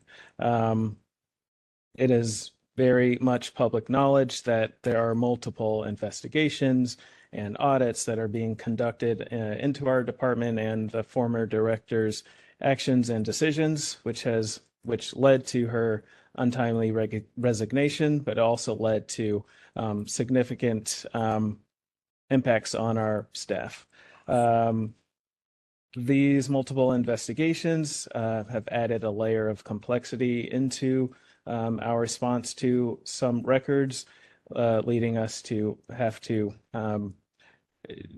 do additional coordination with our city attorney's office and other departments before responses are completed.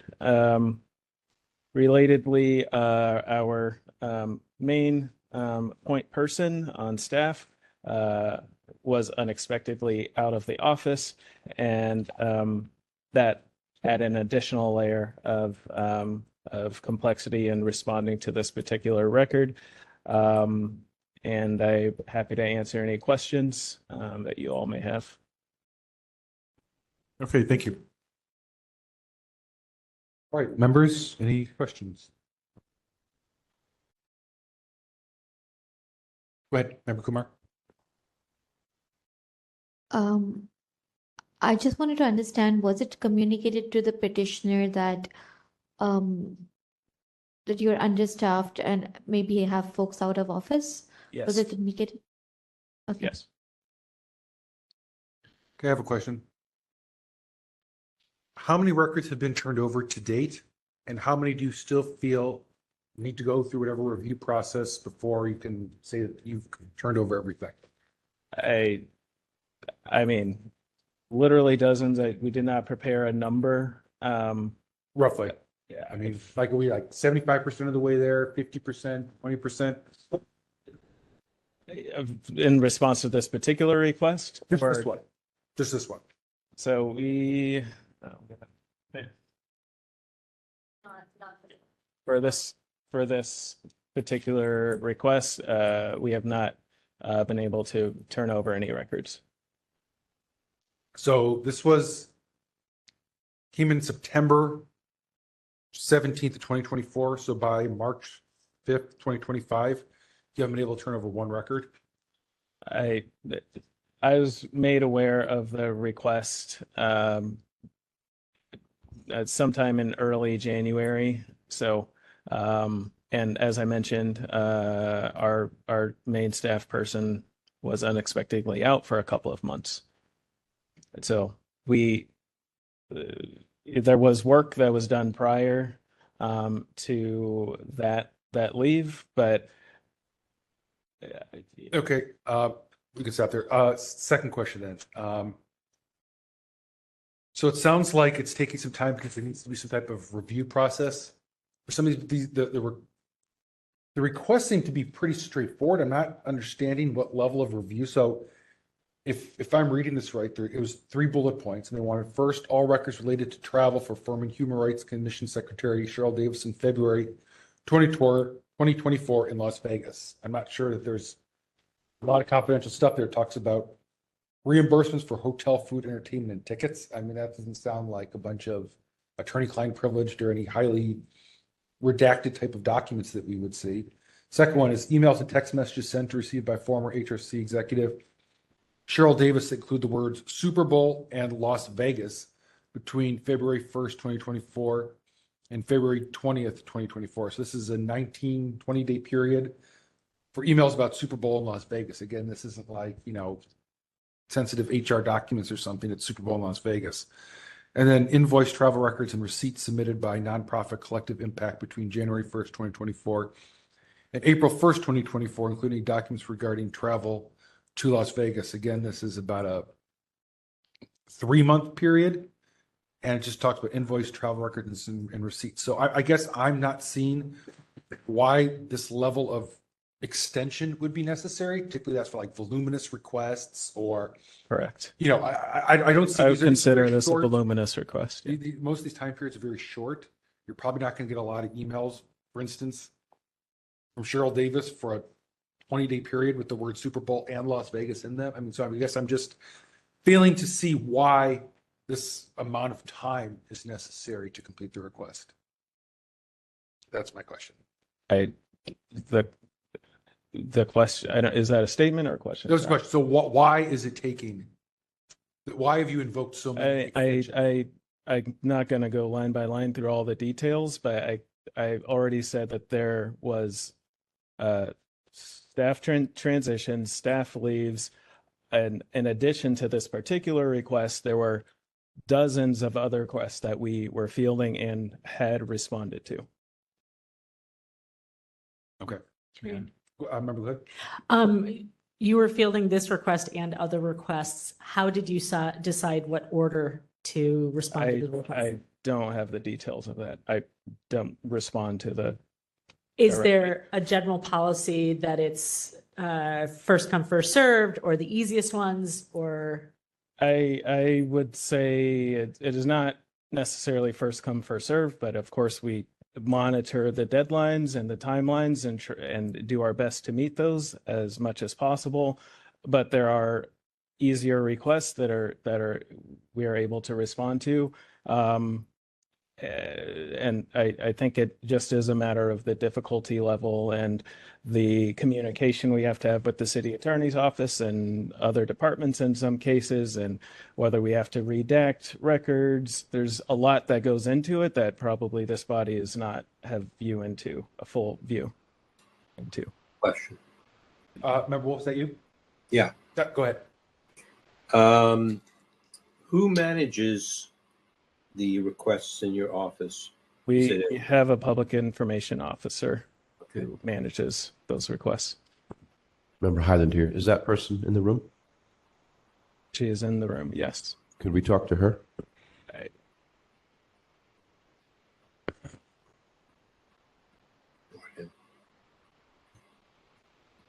Good evening, task force members. My name is Davy Zinzavadia. I serve as the Public Information Officer for the Human Rights Commission.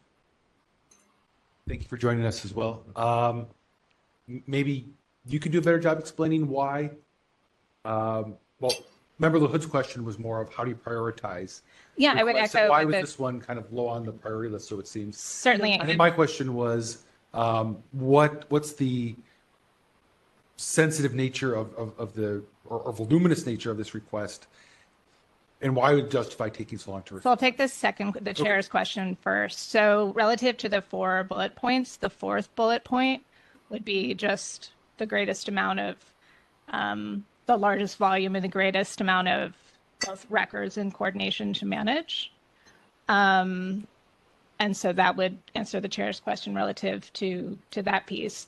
And then relative to members LaHood's question. Oh, I'm sorry, Chair. You said the 4th bullet, but there's only 3 bullet points in the records request as far the as last bullet point for me for Mr. About the invoices, travel records, receipts submitted by the nonprofit. The nonprofit collective That's impact. the hard part. Is there a chance that you could turn over, if you have responsive records to bullet points 1 and 2, could those be turned over right away? On a rolling basis, yes, absolutely. And so just to reiterate what the director was saying, I was out of the office for several months unexpectedly on family leave. So upon my return to the office on Monday, I've been, of course, redoubling my efforts to work through this request among many sort of current and timely public records requests that have been inbound to the department.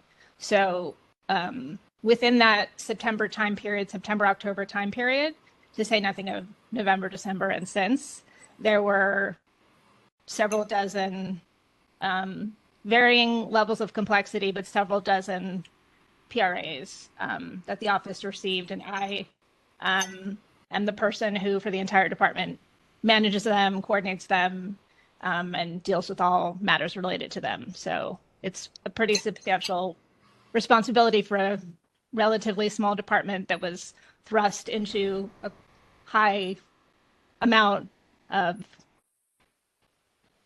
public scrutiny, shall we say.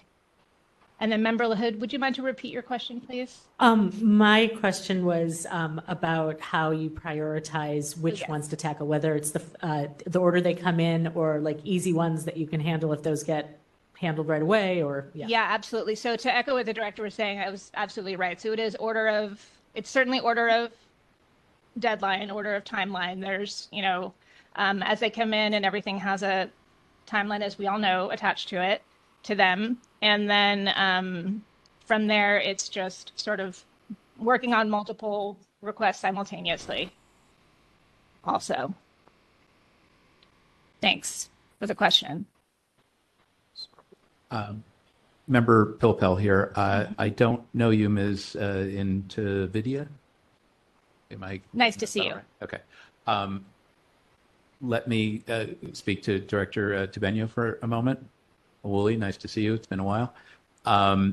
So working through some of these issues, in next request, which it appears your department is using, at a minimum, when there's a response to a requester, rather than just saying thank you, San Francisco Human Rights Commission, can you add the name of the person, whether it's Ms. Intavidia or whoever else is responding, with contact information, phone number, email, both, title, so that it's not just a vague, it's coming from the HRC, but that there's an actual individual that's associated with the response?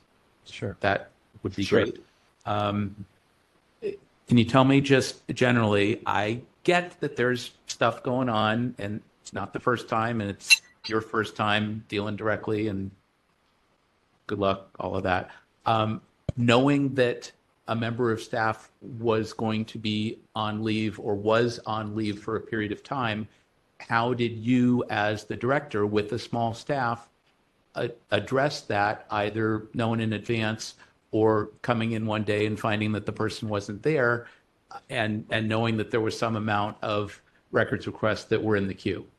Yes, so I would say that we had little notice, but we had our operations officer, who has some familiarity with fulfilling public records requests, was able to step in. And then I was able to ask my former department for some support on fulfilling public records requests, which they were able to help on a limited basis, but not full-time. Okay. In general, if Ms. Intavidia is not available, is there a backup person? Is there somebody between the two of you that, you know, supervises that function, or is it a direct report, and if she's not there, it's not happening? Well, I would not say that if she's not there, it's not happening. As I mentioned, our operations officer is able to step in, and we are also generally working to do some reorganization of the department. But Davey and I have also spoke about providing additional support to her, especially as we continue to field so many public records requests. And so that is something that is in the works. Can you tell us who that operations officer is? Yes, Amelia Martinez. Okay. Should I, not knowing, should I assume that people from long ago, far away are no longer there? David Myrie, Kathy Mulkey-Meyer, they're all gone? Well, David Myrie is no longer employed by the Human Rights Commission. Kathy is. But is not in this area? No. Okay, just checking. Yeah. Knowing that there was going to be some level of scrutiny on HRC, whether in connection with your acting appointment or in general, have you been able to request additional resources, whether from DHR, through the mayor's office, or elsewhere? You know, I mean, it's not inconceivable that you would get some number of requests, not just Mr. Greshler's, but others, or that you may have other support needs, understanding the level of audits and investigations that you referred to. Have you been able to make that request, and have you gotten any resources? So as I mentioned, we were able to temporarily get some support on a part-time basis from DHR. As far as prospective support, there is a request process through the mayor's office for new positions.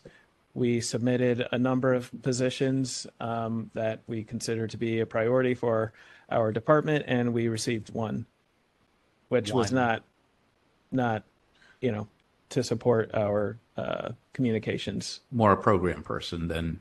Yeah. Okay. And that was some months back, but that was not about a month and a half ago. Okay. And temporary, and that's exclusive of next year's budget process. Right.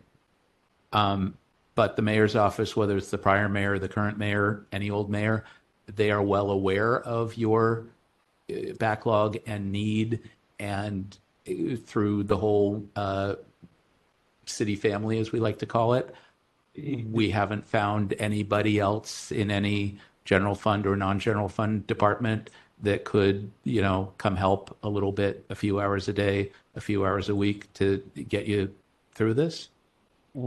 So I think it is my position requests is very well documented and submitted to the mayor's office, the new mayor. And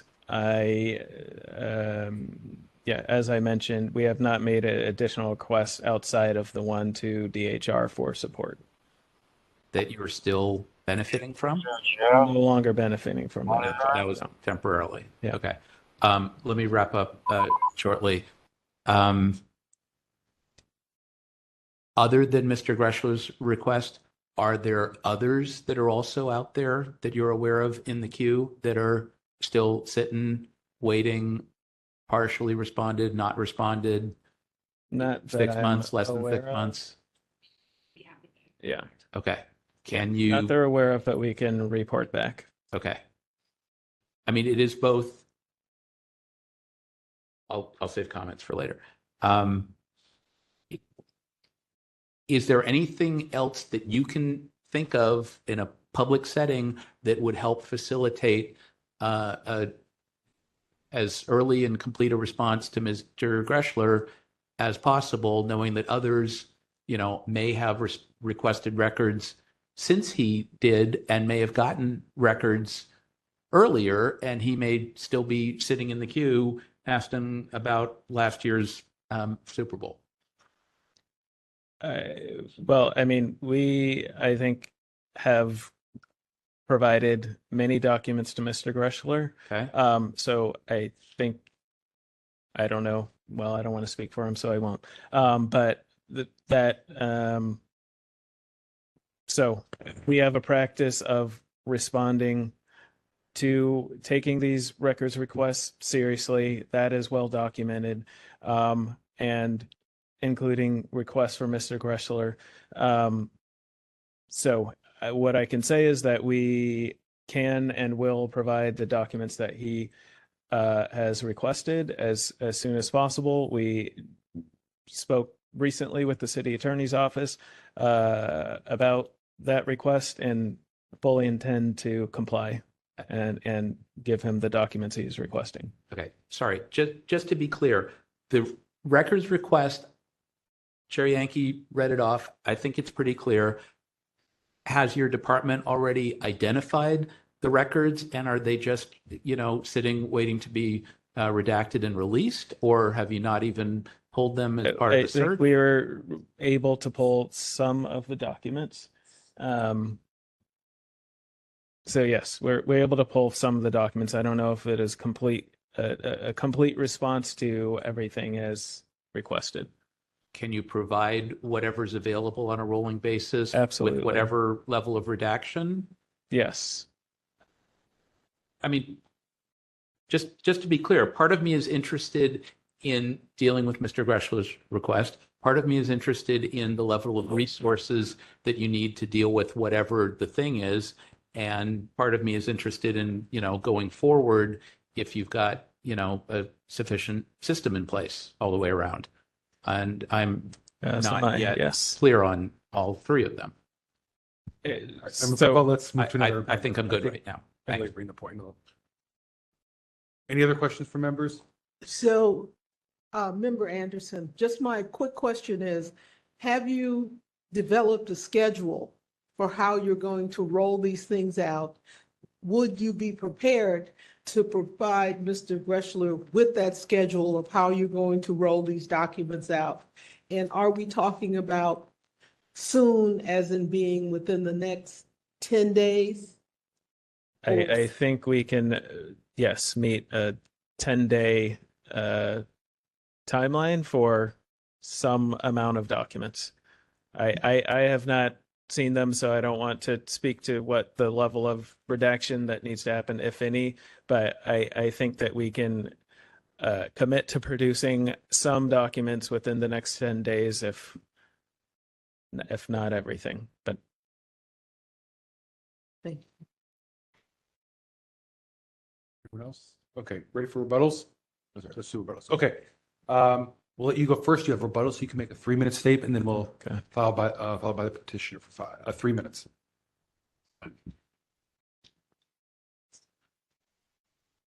So the respondent goes first in this one. So you don't have anything? No. Okay. Just want to make sure. Mr. Chrysler, you could have 3 minutes if you'd like. I guess I'll just keep my comments short. I appreciate the comments made by the respondents here.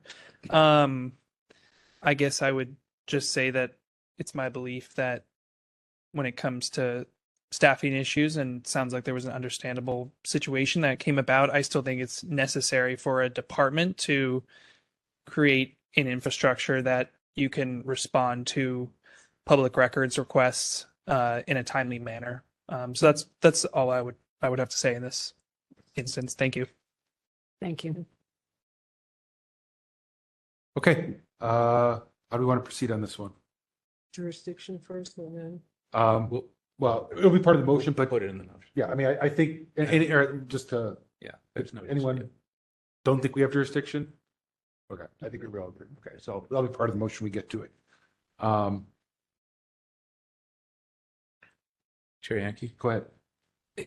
It seems clear to me that there is a violation. I'm concerned about whether there's a continuing violation. I heard 10 days. I think, if we're about to make an order, that's going to require 5 business days to respond, and that this would get prioritized over whatever else is sitting in the queue, because this has been sitting since September. So that's where I'm headed to. But I think the larger issue is still, resourcing this function. I don't care who does it. I don't care how, but I understand that there's concern about the department and what's going on, but someone's got to provide assistance. It's just not acceptable. Just remind the body that, again, we have provided hundreds and hundreds and hundreds of pages of documents. So it is not that the work is not getting done. There is one request that has unfortunately gone past the timeline, but I just want to remind the body that there are hundreds, thousands of pages. Understood. But I this think isn't right. a type of back and forth. Understood, but I think we also heard that in the period that Ms. into video was out, that there may be some requests that took longer and other resources were brought to bear. If that's not correct, then I may be incorrect. But if this is the only thing that fell through the cracks, then fine. Then maybe this is an outlier and an exception. But it may or may not be. And I just want to ensure that there are sufficient resources to deal with the function, and particularly when an agency is under scrutiny, that may be the time then that resources need to be lent from elsewhere in the city to help support that function. Member Sugarman? Hi there. I just want to say that I agree there's a violation. But with respect to what the respondent was saying, and even though you don't want to conflate the matter with the next one on the agenda, those 2 requests were made within a week of each other. And one of them, the second one, even though it came chronologically, as Member LaHood had mentioned, or had asked about chronological order, it was still quite a bit more voluminous. So that's all I wanted to say about that. And also that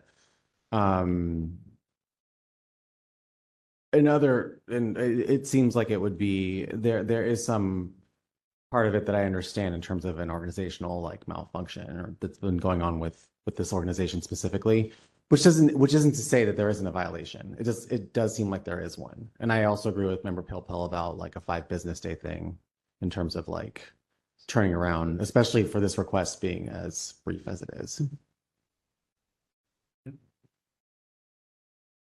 Yeah, I think this one's kind of a pretty clear 6721B1, and that we give them 5 days under 6721E to turn it over and send to compliance and amendments to make sure it's done. I think Member Pilpel brought up a great point about, if there is this level of scrutiny, on a certain department, and I think we hear this a lot. It seems like oftentimes when a department has something newsworthy is when they struggle the most to turn around public records requests because of a variety of issues. But it's oftentimes the time when people need that information the fastest, right? I mean, they're asking for a reason. Presumably these bullet points seem to be pretty, reasonable requests. They're not asking for years and years of data. I think it could be done in 5 days, honestly. So, I mean, I guess to keep things moving, I'll make a motion here unless someone else wants to do it, but I'll move to find jurisdiction in this matter to find a violation of 6721B for failing to respond to a public records request in a timely and/or complete manner, to order the department to fulfill the public records request within 5 business days and refer the matter to the Compliance and Amendments Committee for monitoring. Second. Okay. I'm sorry, the second was by Member Philpott. All right, let's see if there's any public comment on that. Refer the matter to the CAC, Compliance and Amendment. Yep.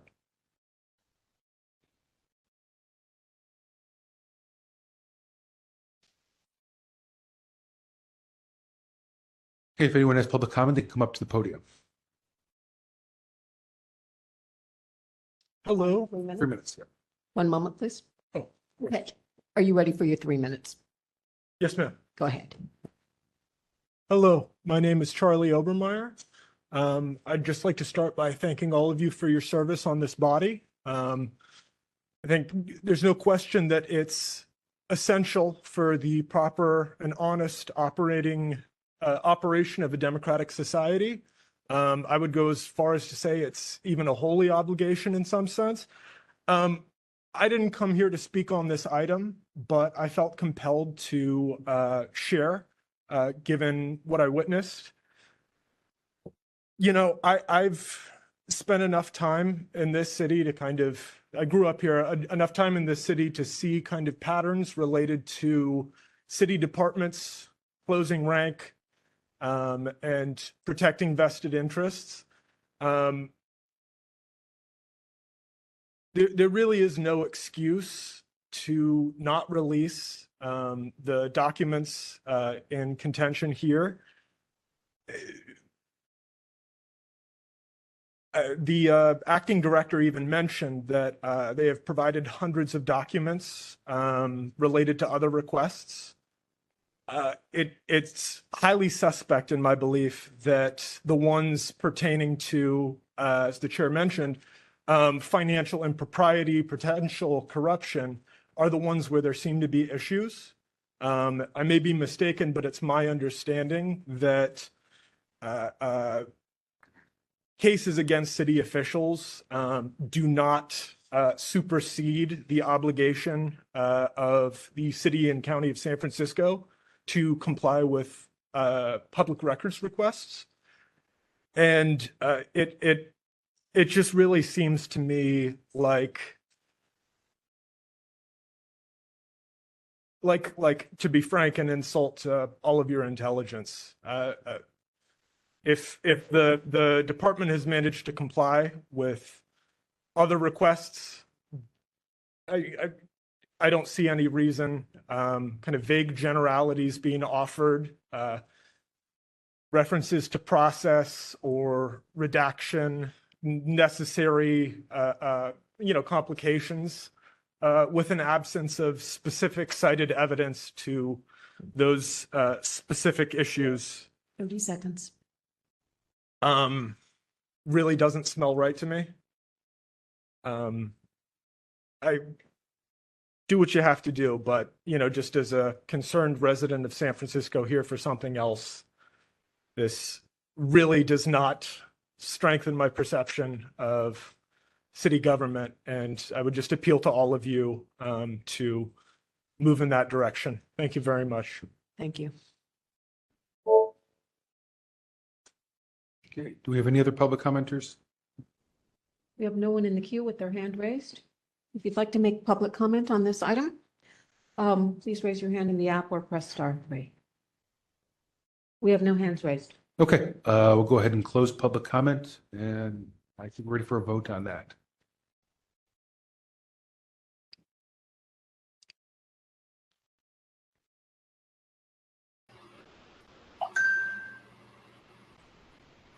Taking the vote on item 11.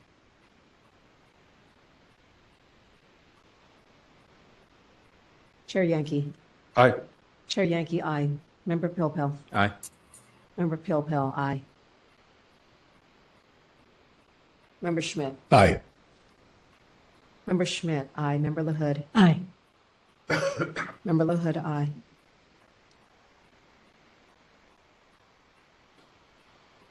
Member Sugarman. Aye. Member Sugarman, aye. Member Kumar. Aye. Member Kumar, aye. Member Anderson. Aye. Member Anderson, aye. Member Highland. Aye. Member Highland, aye. Member Wolf. Aye. Member Wolf, aye. Vice Chair Stein. Aye. Vice Chair Stein, aye. 10 ayes. Okay, that motion passes. Let's go ahead and move on to item number 12. It looks like these are the same parties. Calling item 12, file number 25007. Complaint filed by Gabriel Greschler versus the Human Rights Commission. Request number 24-5723 for allegedly violating Administrative Code Sunshine Ordinance Section 67.21 by failing to respond to a public records request in a timely and/or complete manner. Okay, same procedure as last time. So Mr. Greschler, if you wanted to go for up to 5 minutes for your presentation. Just a moment. Thank you again very much for hearing my thoughts on this matter. Similar comments to the last item, but I will just dive in a little bit more as to why we are pursuing these records. You'll see that the records request is asking for invoices related to a nonprofit called Both Sides of the Conversation. This is a nonprofit that has received funding from the Human Rights Commission, and that we reported in late 2024 had spent HRC funds on first-class flights worth $3,000, a $1,420 meal that includes tequila, bourbon, and wine, a $500 meal that included alcohol, and with a receipt that mentioned it was someone's birthday, but then was later written out as a event consultant dinner. And then also about $250 for tickets to a musical in San Francisco, which we found that the head of this nonprofit had attended through social media photos he posted. And so all these finances we discovered were actually found through a slice of public documents from this nonprofit that were that came from a couple of months, and we are now asking the Human Rights Commission to fulfill a request that would be able to show us a broader view of how this nonprofit has spent its money, and actually taxpayer money for that matter. And so I would hope that it is in the interests of this task force and its members to allow us to see those records, which we have been previously given in a small slice, but now we hope to see more of those. So thank you very much. Thank you. So I don't have much else to offer, just... Was that first to reset the clock? Okay, go ahead. Yeah, so as Mr. Greschler just mentioned, we've already provided those documents that allowed him to cite those dollar figures. So we have no problem providing those documents and fully intend to fulfill his request. That's it. Okay. Thank you. Okay. Any questions, members? So Acting Director Dubeno. So of the original request dating back to September, and in accordance with the extension to October 21st, in response to this particular request, 5723, to your knowledge, have any records been provided yet? I don't know. No. No. Okay.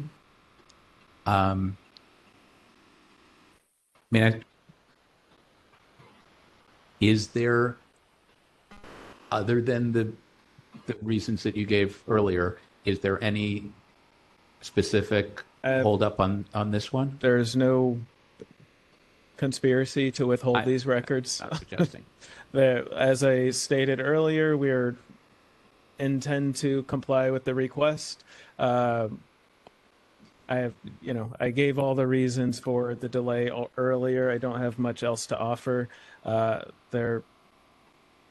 stop there. Okay.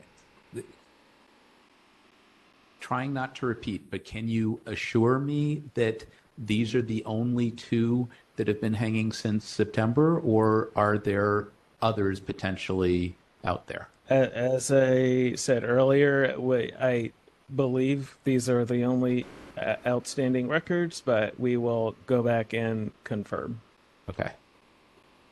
And if there are any, you'll figure out a way to bridge that gap.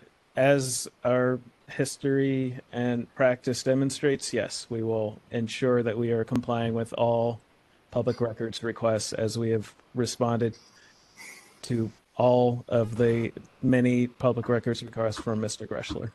Okay. And if I remember correctly, anyone who wants to come visit, you're still open 7th floor, 8th floor? 8th floor. 8th floor, 252, 2500?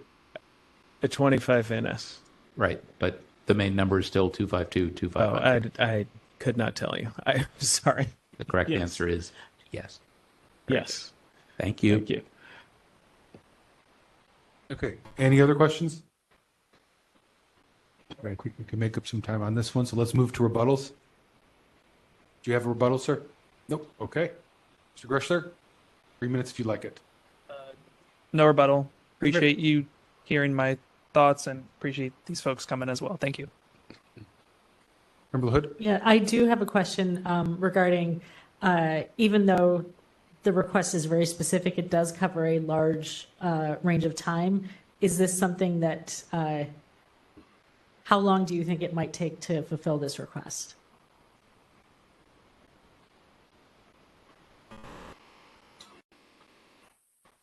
I think we need to review that and get back to you. Sorry. Thank you. Think about 5 days. I don't know what everyone else thinks. I'm inclined to have the same motion in the prior case be the motion here, and then they can go to CAC, and if it took them longer than 5 days, they can give you the good reasons there. That sound reasonable to everyone?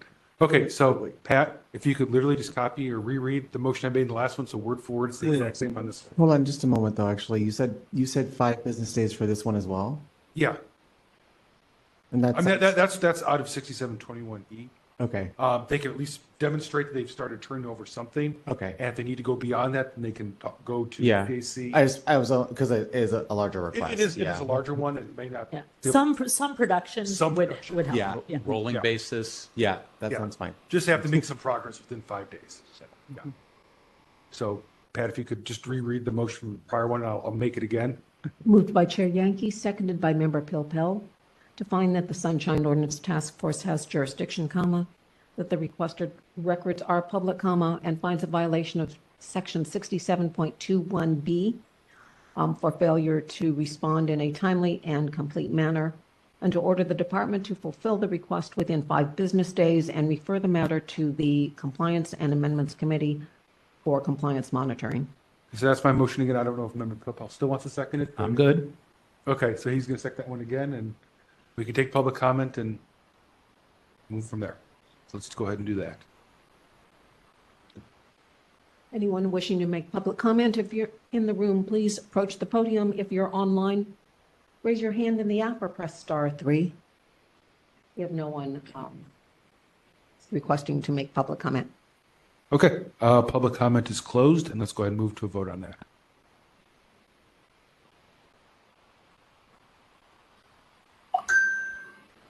Taking the vote, Chair Yankee. Sorry? Oh, you call me? Aye. Chair Yankee, aye. Member Pilpel. Aye. Member Pilpel, aye. Member Schmidt. Aye. Member Schmidt, aye. Member LaHood. Aye. Member LaHood, aye. Member Sugarman. Aye. Member Sugarman, aye. Member Kumar. Aye. Member Kumar, aye. Member Anderson. Aye. Member Anderson, aye. Member Highland. Highland, aye. Aye. Member Pilpel. I already voted. Member Wolf. Aye. Member Wolf, aye. Vice Chair Stein. Aye. Vice Chair Stein, aye. 10 ayes. Okay, we're done with that one. Thank you to all the parties for joining us. We appreciate your attendance. We can move on to item number 13. So this would be Mr. LaCroix. Is he still here? I don't see him in the room. He was. He stepped out? Yeah, he did. Right before these other two matters were called. Oh. Well, let's call it and see. It looks like he's maybe online now. Oh, okay. Oh, okay. Could we maybe pass? Is there, could you check to see if Mr. LaCroix is out there? And then pass to 14? Yes, go. Okay. Let's see. Was he out there? Shall I? Okay. Well, let's go ahead and, oh, I see Mr. LaCroix. Unmuted him. Okay. Mr. LaCroix, are you with us online? He got muted again. It's not you. Oh, hey, I'm here. Oh, You are here. Thank you. Sorry, it took a while for it to unmute there. okay. And Ms. Conifrey? Ms. Conifrey is here. I will promote both of them to panelists. Okay. And did we just lose membership? We did. So as of 8:38, Member Sugarman is absent.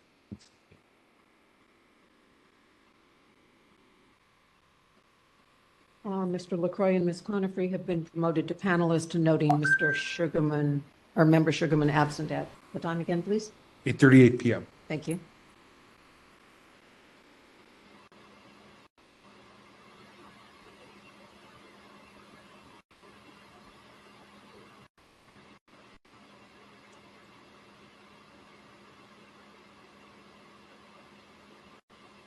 Okay, Mr. LaCroix, we'll begin with you for 5 minutes. And Administrator Peterson, if you could let him know when you are ready to start the timer. Mr. LaCroix, are you ready? I am ready. Can you hear me? Oh, well? I'm sorry, one sec. This did go to complaints. This is the one that did go to complaints. Let me turn this over to Member Schmidt to give us a quick summary of what complaints found before we begin. Yeah. Thank you. It's good to split this into the issue of the documents and the issue of appropriate procedures. The documents question it's basically a case where Mr. LaCroix specified certain pretty clear categories of a document. He wanted to know if there were communications around certain things that had happened with regards to him, certain requests he had made. The response was that they told him that there were no such documents. The issue of the appropriate procedures, Mr. LaCroix lays out certain requirements he thinks that the fire department violated, commission department, and he believes that the decisions to respond to his open records requests should not have been made administratively, but those decisions should have gone to the full commission as sort of like a matter of a hearing. And I think that's sort of 3 of the 5 categories. The other 2 are maybe a little more compelling, which is that the decisions with regards to things like him making an appeal and whether the appeal should be rejected, whether those decisions can be made administratively by the commission as opposed to they have to go to the whole commission. Now, I think with a couple of those, they're interesting questions, but we couldn't really see at the hearing that that was something that this task force would have. If it wouldn't be in our bandwidth. And I tried to look afterward to see if there's some way to not construe, but if there were any provisions that seemed to reach to that extent in the Sunshine Ordinance. I think maybe that's the challenge here is there anything there that really covers this? Maybe not. Okay, that's all. Member Stein, anything to add? Okay, and before we have Mr. LaCroix begin, I was informed if Ms. Peterson, I didn't have you read the actual item into the record, so if you could do that. Item 13, file number 25006. Complaint filed by Mark LaCroix against the San Francisco Fire Commission for allegedly violating Administrative Code Sunshine Ordinance, Section 67.5 regarding public meetings or a permitted closed session within a public meeting. Section 67.15 by failing to provide the right to an opportunity to address a policy body on items within the policy body's subject matter jurisdiction, and 6721 by failing to respond to a public request in a timely and/or complete manner. On February 18, 2025, the Complaint Committee found that these are public meetings and records involved, that there is one jurisdiction question to be considered by the full task force because there is a potential jurisdiction on 2 specific items that the committee recommends, that the task force find no violation of 6721B, but consider the other claims, and whether the task force has jurisdiction associated with the decision-making process that was done administratively on the closed session denial and the back pay appeal denial, document items 3 and 5 in the request, primarily in reference to 67.15. Okay, thank you. And sorry for not having you do that earlier. Okay, I think now we're ready to go with our petitioner and respondent. So let's go ahead and have Mr. LaCroix begin for 5 minutes. Mr. LaCroix, are you ready? I'm ready. Can you hear me well? Yes, and your time begins now. Thank you, Patricia. Good evening again, task force members. So I submitted 5 documents that were stated to be actions of the Fire Commission where no meeting took place. Charter Code 4.104 states that, quote, any action taken at other than a public meeting is void, unquote. I'd like to just focus on the 5th document I submitted, which is a denial of an appeal to the Fire Commission, to a Fire Commission decision. In our committee hearing, Ms. Conifrey, I'm going to read a quote that she says, "This was authored by the city attorney, signed by me, and sent to Mr. LaCroix." And a little bit before that, she had said that she thought the fire department's attorney, deputy city attorney, had authored that letter. So what I'm asking for you to do here is take a look at this. All 5 of the documents I submitted all state that they're actions of the Fire Commission. Now, I never contended that the Fire Commission staff, can't handle public records requests, but it's another thing to state something under the authority of the Fire Commission. I mean, if it said on behalf of the Fire Commission, by Maureen Conifrey, secretary, that's great. But it's confusing if it says Fire Commission, and when you get to something as important as an appeal in a matter that has to do with a significant amount of money, then it's very important who authorized that decision. And since it's revealed that the Fire Commission reportedly has no knowledge of this denial of an appeal that's in their name, and that the city attorney who authored it was the opposing party to me, the fire department's attorney, that seems a little inappropriate. So I'd like that task force to discuss the matter and explore if any violation of the open meeting laws were violated. I'm not asking for you to solve any problems for me or declare the documents invalid or anything like that under the charter, simply to see if there's a violation of open meeting laws. When something's stated to be by the Fire Commission, that decision probably should have been made at a public meeting, as it states in the charter. That's my contention. Thank you. Thank you. Okay, thank you, Mr. LaCroix. Let's have Ms. Conifrey testify for up to 5 minutes. Ms. Conifrey, are you ready?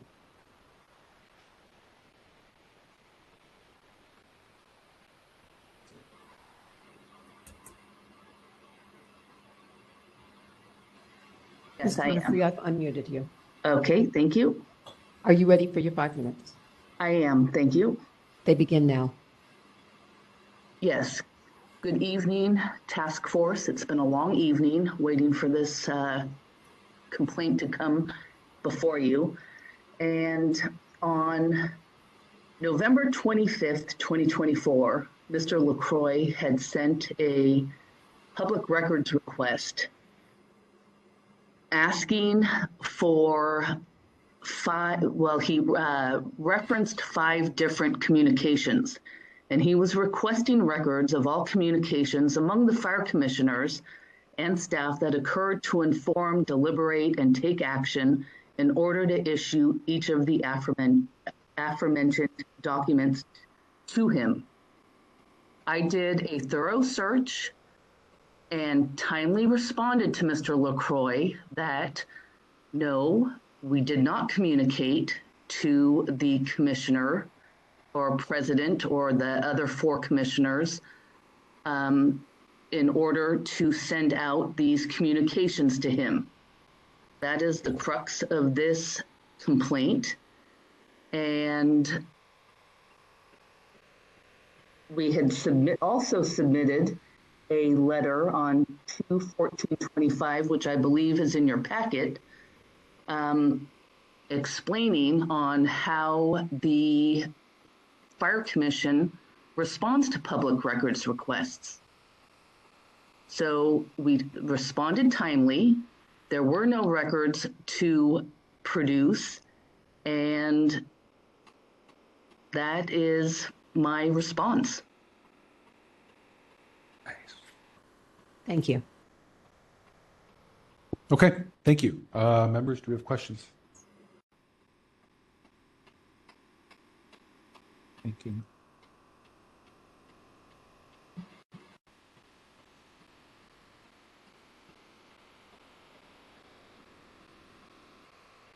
Go ahead. Gary. Okay. Member Pilpel here. I'm just trying to think through a few things and try to be coherent. I know it doesn't always happen, but I'm working on it. First to Ms. Conifrey, can you just explain to all of us briefly and generally, we know that there are laws about public meetings and public records. That's our bailiwick. We're all over that. Can you just tell us for a second about the fire department or the fire commission's procedures that relate to discipline, and how much of that, which I am not familiar with, except in the abstract, how much of that confers power on one or more members of the commission as hearing officers or fact finders or whatever it is that may be involved, and whether any of those determinations or decisions are deemed decisions of the full commission, whether or not the full commission acts to make them such. Is that make any sense? Discipline and public records are completely different. Understood. Right. So discipline matters involve the fire commissioners, depending on whether it's a verified complaint or an appeals process, which may only take one commissioner, where a verified complaint needs a majority of the commission to hear a complaint. Public records, some distinction. Different. If somebody was to ask for, an agenda, from 3 years ago, I don't involve the commission in that. I provide the agenda that the public is looking for. So I don't quite know where you're going with this. Where I'm going with this is to understand a little bit about how whatever the discipline procedures are, if this there isn't are discipline though. Okay, so this is public records request. He asked for communications regarding 5 communications that he outlined in his request on whether the commission was notified. I responded, there are no public documents or no responsive documents, and it was a timely response. And that's what this complaint is all about. okay, no, I hear that. I'm not reaching any conclusion yet. I'm just exploring this question of a final fire commission decision and whether that's not part of this complaint. Okay. Just give me a moment, please. Okay. I'm trying to understand something about the arbitration rules and hearings and fire commission decisions related to employment. Maybe I'm not quite 100% on the language, but my sense is that there is some aspect of the commission's work that involves discipline and employment. Is that correct? That is correct. Okay. And some of those involve hearings, some of which are public, some of which may not be. And I think you just referenced that some of that involves whether it's a verified complaint or whatever the other one was. Is that correct? Correct. Okay. So can you just, again, tell us a little bit about how some of those hearings may be held by a single commissioner or not, and somehow become an action or possibly a final action of the fire commission? That's what I'm trying to understand. Okay, so if it's a order of under a 10-day suspension, it can be held by a hearing officer. If it's something above a 10-day suspension, including separation or determination, it has to be held within a majority of the commission, so 3 or more commissioners. Okay. And And what is all of this in service of? This is the rules. These are regulations. What is this area called? I don't know what you mean. Normally, as Mr. LaCroix pointed out, under 4.104 of the charter, actions are taken at a public meeting, and any other action shall be void. Is there some document or procedure consistent with state law and whatever else that delegates some of that power to a single hearing officer? That's what I'm looking to understand. It depends on the facts of the case. Right, but what is the rubric that exists under? Is that a negotiated arrangement with the firefighters union? Is that state law? Is that department rules and regs? Where does that power stem from? The rules and regulations of the firefighter MOU with the department. So the department is actually the referral to the commission. So they lay out the rules and regulations that were violated and send those over to the commission. Okay. So in essence, this is all governed by the MOU between the city and the firefighters union. Is that what you're saying? Well, no, if a member violates rules and regulations, it's up to the chief of the department to refer that matter to the commission. Okay. Let me go to Mr. LaCroix for a second. Perhaps I'm getting this wrong. Is what you're looking for communications between the department and one or more commissioners in relation to your employment with the city? No, not at all. Okay. What I asked for was pertaining to those 5 documents, any communication among the staff and the commissioners.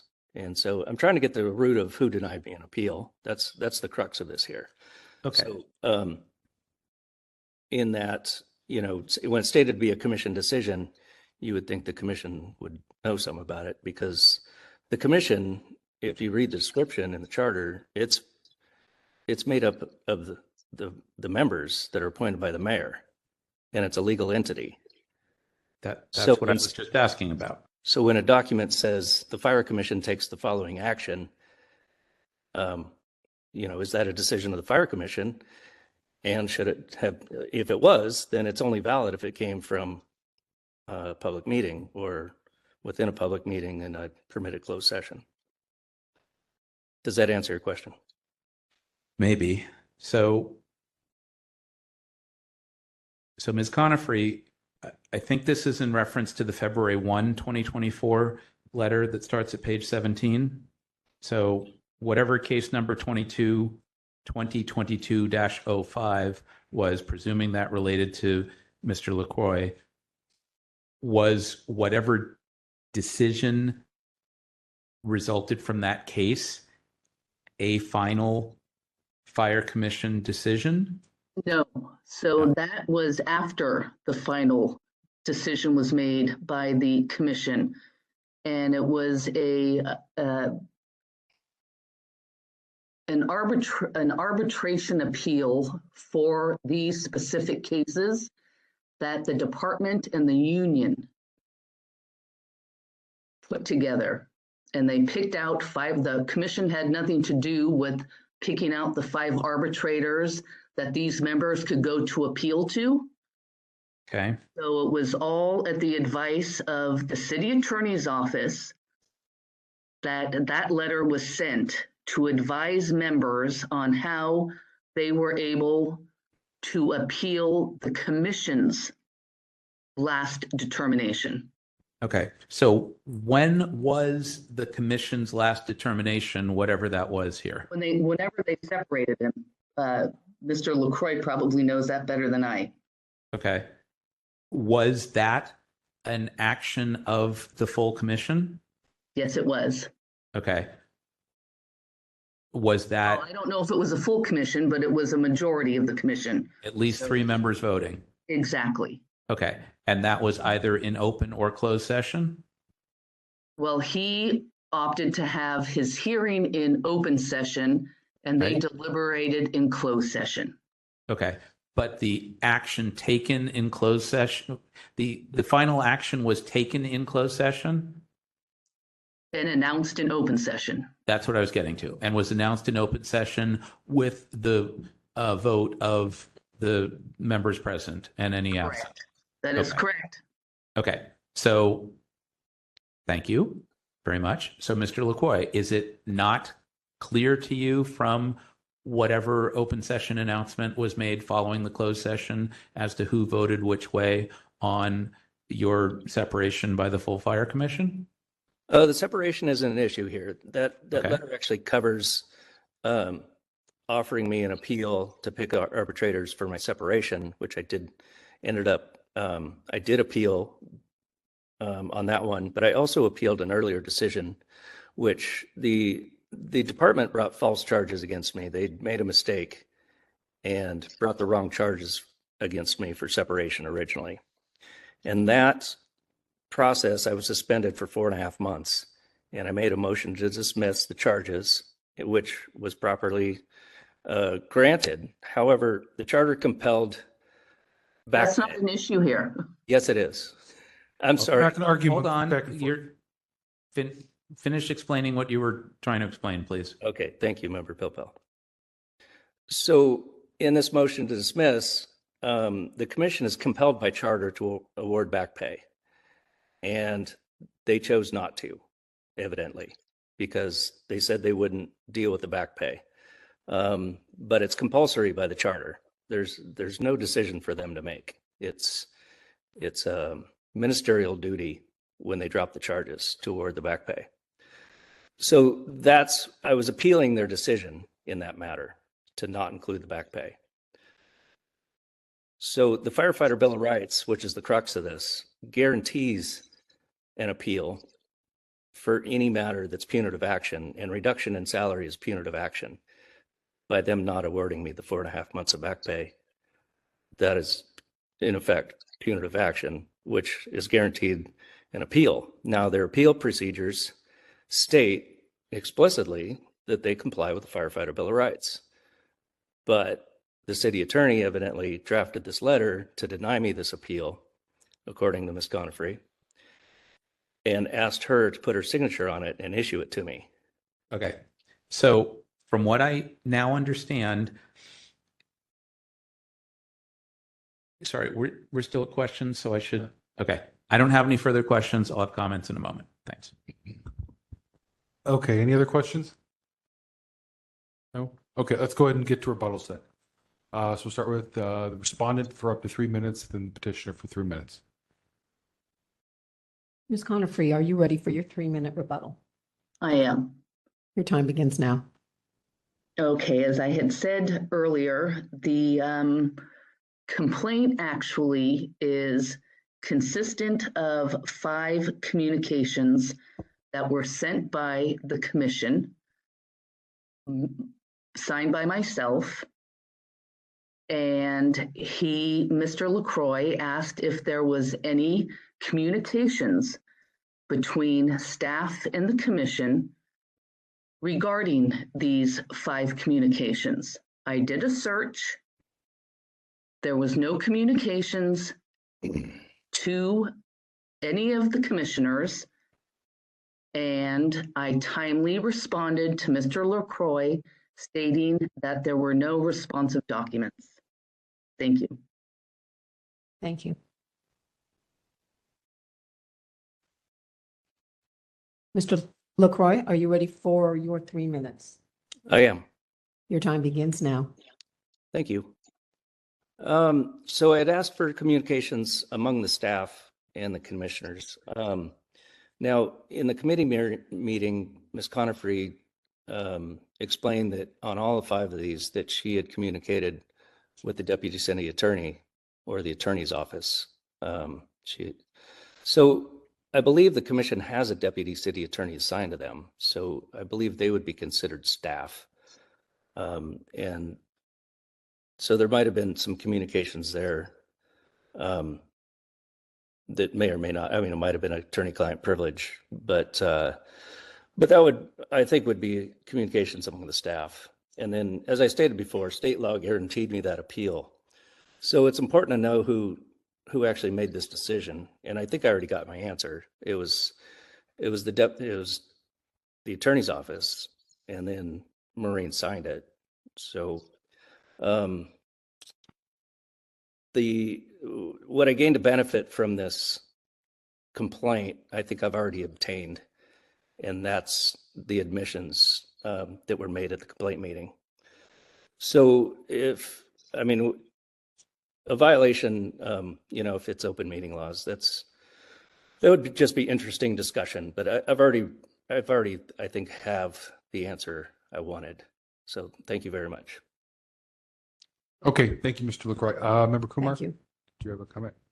I just wanted to confirm, I can see in the documents that a transcript is not available. What's the reason for the transcript not being available?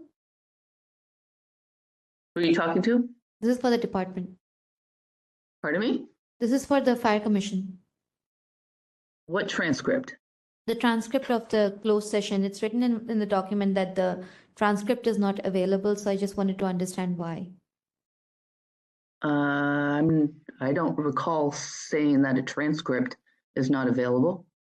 So I can see a document dated to Mr. LaCroix on 27th October 2023 that says the Fire Commission does not have a transcript of that closed session hearing. It's from Maureen.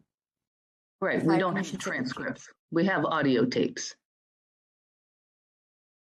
So my question is, why do you not have a transcript? That's what I'm asking. We don't do transcripts. Is this for all meetings or just closed sessions? We do transcripts for discipline hearings. A court reporter transcribes. Is this information available anywhere publicly? You can go on the website. I'm sure it's under the rules and regulations.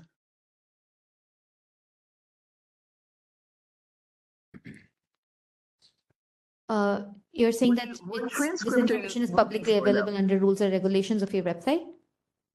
What transcript are you asking for? From what meeting? I'm just asking that in an email dated, you said that there's no transcript of the closed session hearing. So I just wanted to understand if you do have, if you we don't don't have, transcribe closed session hearings because if they're closed session, we can't have anybody listening or transcribing a closed session. So it's on audio tape. So we have audio tapes of all of our closed sessions. We don't have them transcribed because then somebody would have to transcribe that and hear a closed session. And they're not required to count.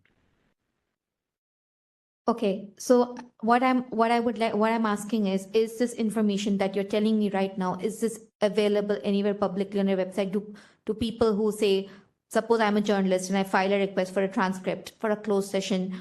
No, no closed sessions are available.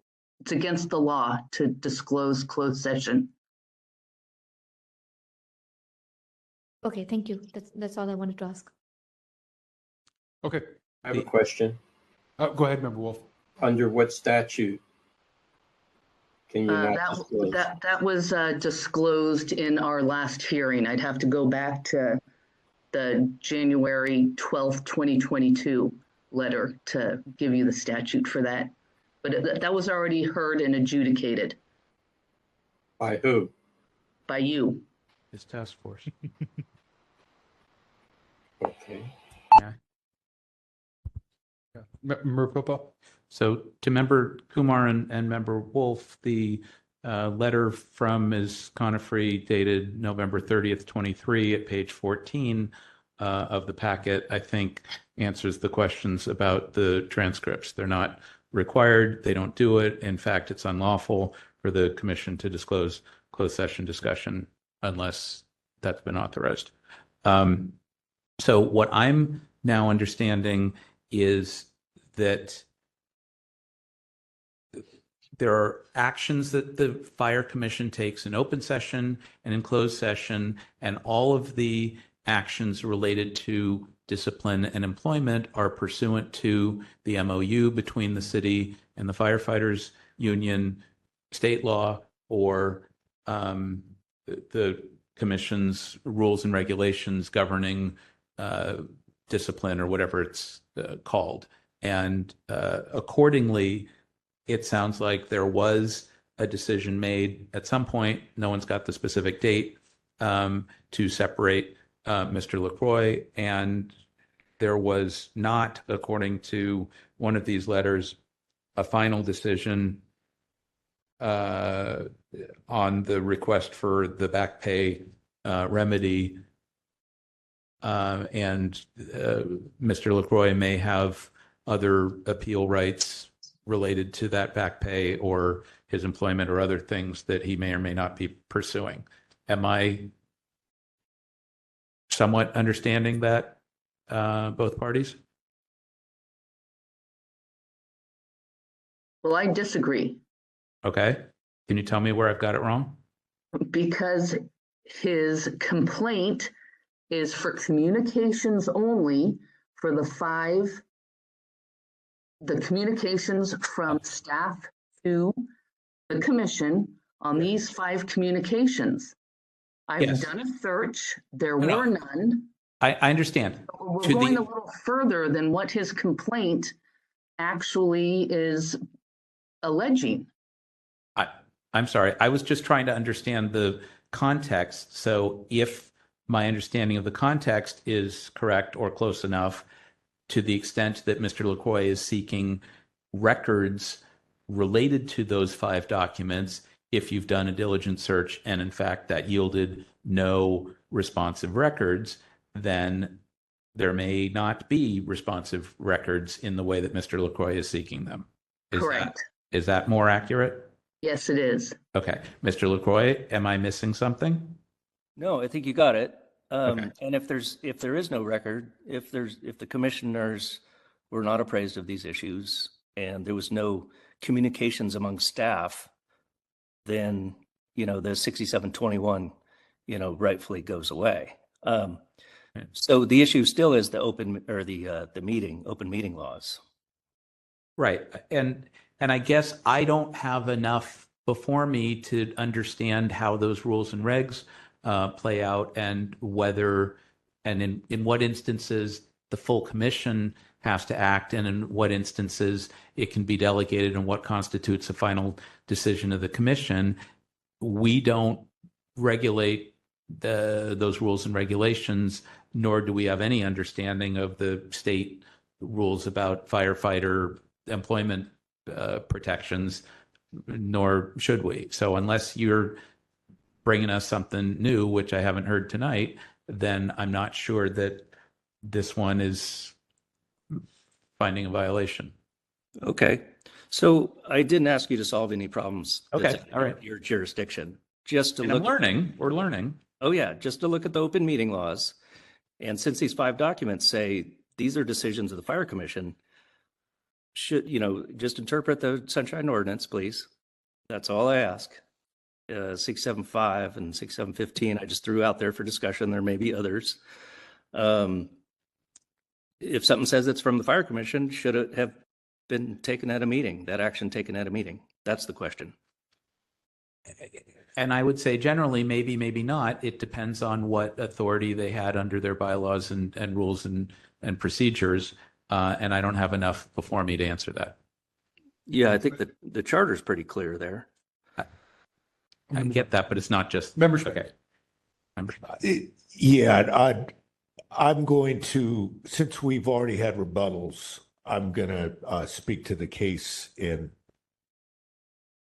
I saw this at the complaint committee, and I'm sort of hearing confirmation of this, and even Mr. LaCroix is smartly acknowledging, I don't see a document violation, and I didn't either before, and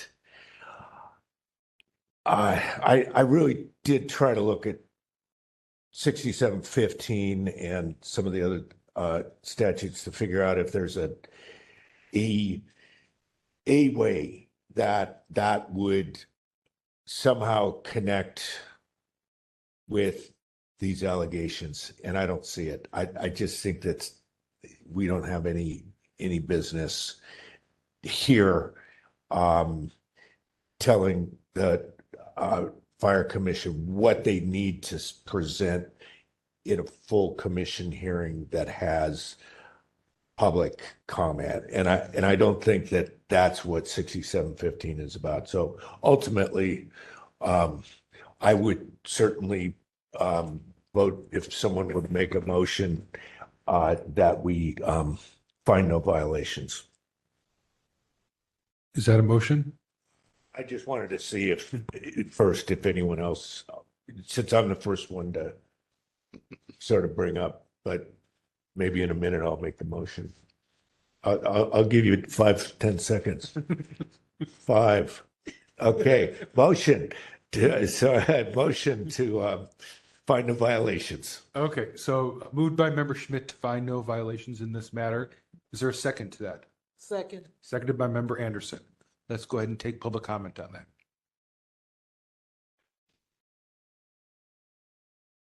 Anyone wishing to make public comment on item 13? And if you're in the room, please approach the podium. If you're online, please raise your hand in the app or press *3. It looks like we have one person online and no one in the room. You ready?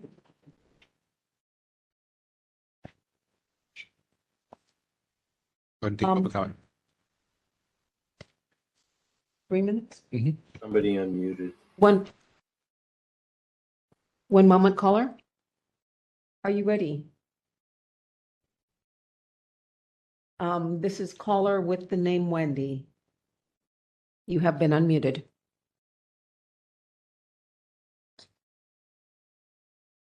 Wendy, your hand is raised. You are unmuted. Are you here?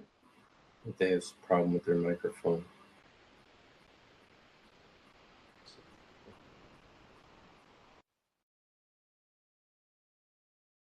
Caller, we cannot hear you. Let me toggle this. 1 moment, please.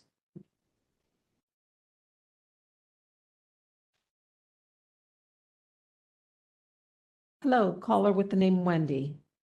Are you here, and would you like to make public comment?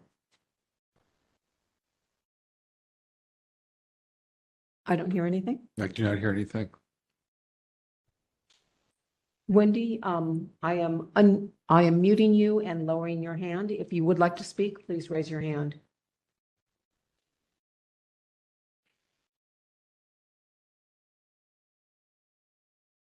We have no other callers in the queue. Okay, and seeing no one at the podium and no other hands being raised, we'll go ahead and close public comment to take a vote on that motion.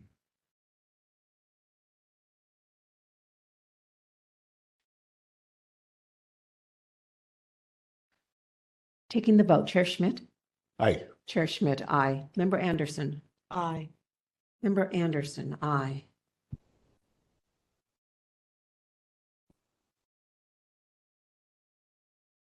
Member LaHood? Aye. Member LaHood, aye. Member Sugarman? Member Sugarman, absent.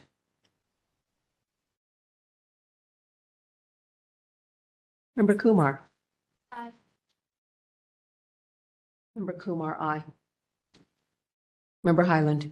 Aye. Member Highland, aye. Member Pilpel? Aye. Member Pilpel, aye. Member Wolf? Unfortunately, aye. Member Wolf, aye. Vice Chair Stein? Aye. Vice Chair Stein, aye. Chair Yankee? Aye. Chair Yankee, aye. 1 absent, 9 ayes. Okay, that motion passes. Thank you, Mr. LaCroix. Thanks, Ms. Conifrey, for joining us this evening. Thank And you. we'll move on to item number 14.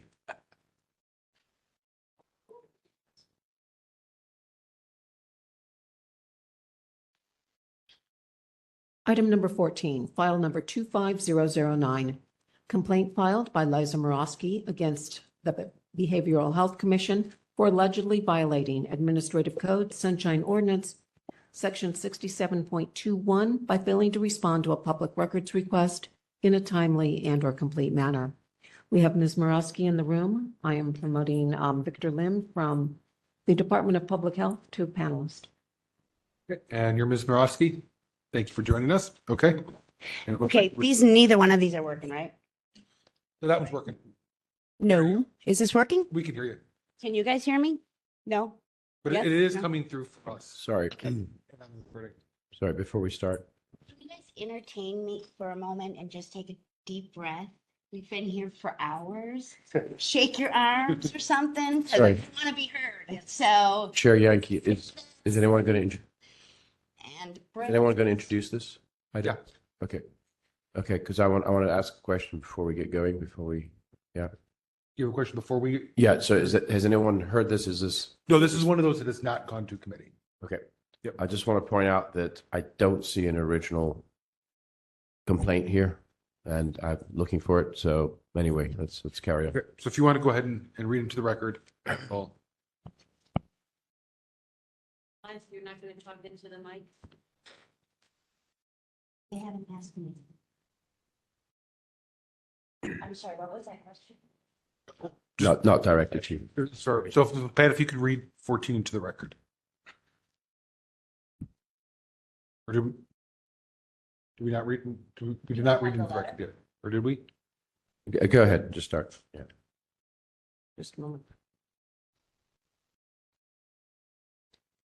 Where's she going?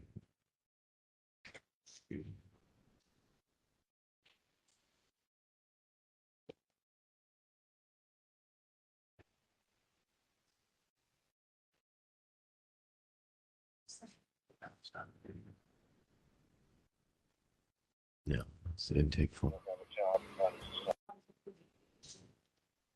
It's a summary version, but not the original.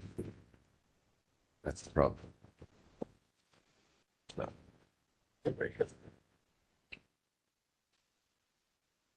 Ms. Peterson, don't worry. Just go ahead and start. We'll get into that. Yeah. I didn't mean to throw you off. Sorry.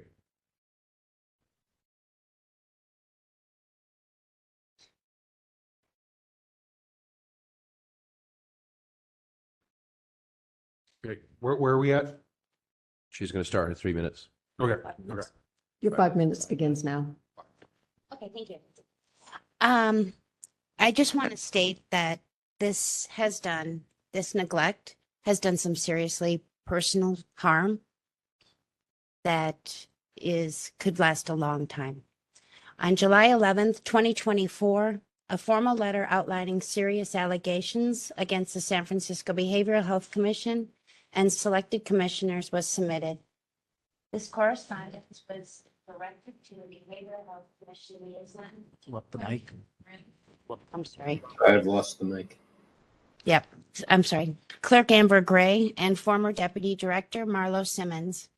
Marlo Simmons then sent the email to the following DPH staff, stating that the Human Rights Commission would be notified. The Human Resources Commission would be notified, as well as the city attorney. These individuals that received the email were Jessica Brown, Dr. Hillary Kunins, Valerie Kirby, Kathleen Meninoza, as well as the Human Resources Department Senior Investigator and Analysis. This highlights the significant neglect of duty, protocols, and established process with the Behavioral Health Services and the Department of Public Health. Where is the documentation related to the merit level assessments based on a thorough investigation, appropriate duties, and established protocols for reporting conditions of this nature? This request is prompted by concerns regarding potential gaps in accountability and oversight, as well as the lack of integrity within the departments. As of March 5th, this request has gone unanswered and held without proper civil discourse for over 8 months. Such neglect on the Department of Public Health and Behavioral Health Services has resulted in an ongoing and unprecedented personal, economic, emotional, and physical harm, leading to substantial loss that persists to this day. The Public Health Department actions resulted in a loss of a coveted recommendation from the city as an advocate for our underserved community, which has caused substantial trauma, loss of work, and deformation of character.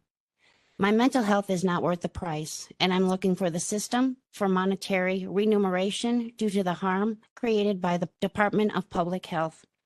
This inaction from the above-mentioned parties has contributed to the concerns of normalization of abusive practices within the behavioral service and mental health systems.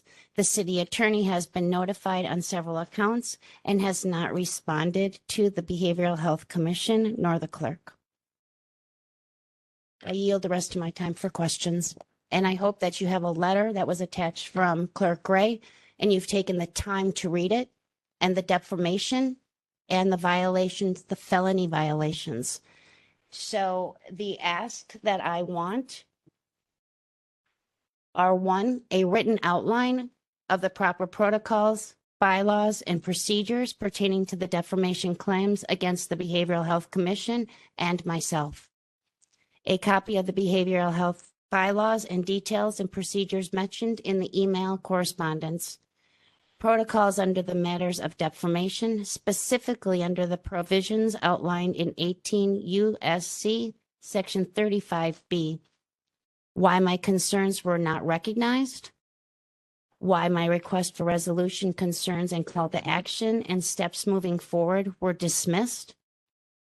This is about accountability and making sure people in positions of power don't get to destroy lives and walk away unchallenged. This has been since July 11th. This was distributed to over 7 senior staff members, city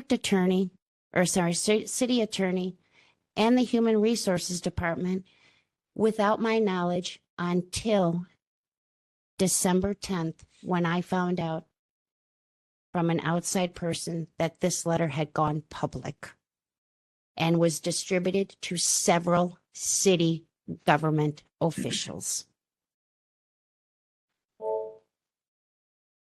Thank you. Thank you. Okay, let's have the representative from the Behavioral Health Commission have 5 minutes. I think it's Mr. Lim, are you ready?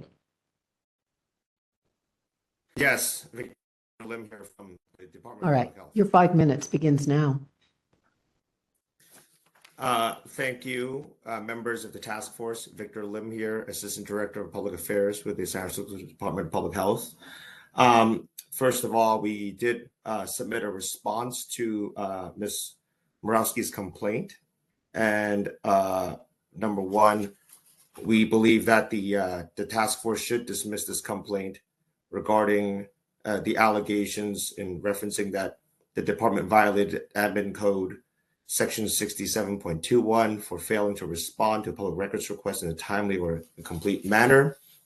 And as I stated in the letter, we're going to detail the facts of this case regarding Ms. Morawski's communications to DPH.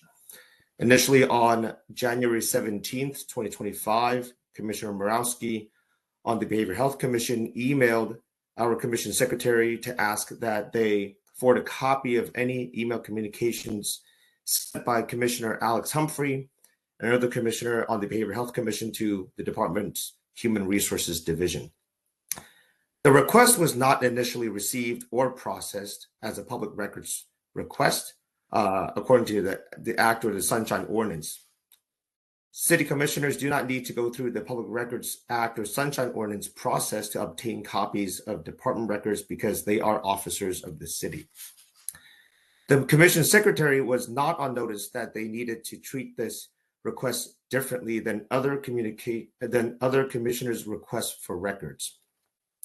However, the department does acknowledge that Commissioner Liza Morawski, as an individual, has the right to use the Public Records Act and Sunshine Ordinance to obtain copies of public records should they choose to use this process instead.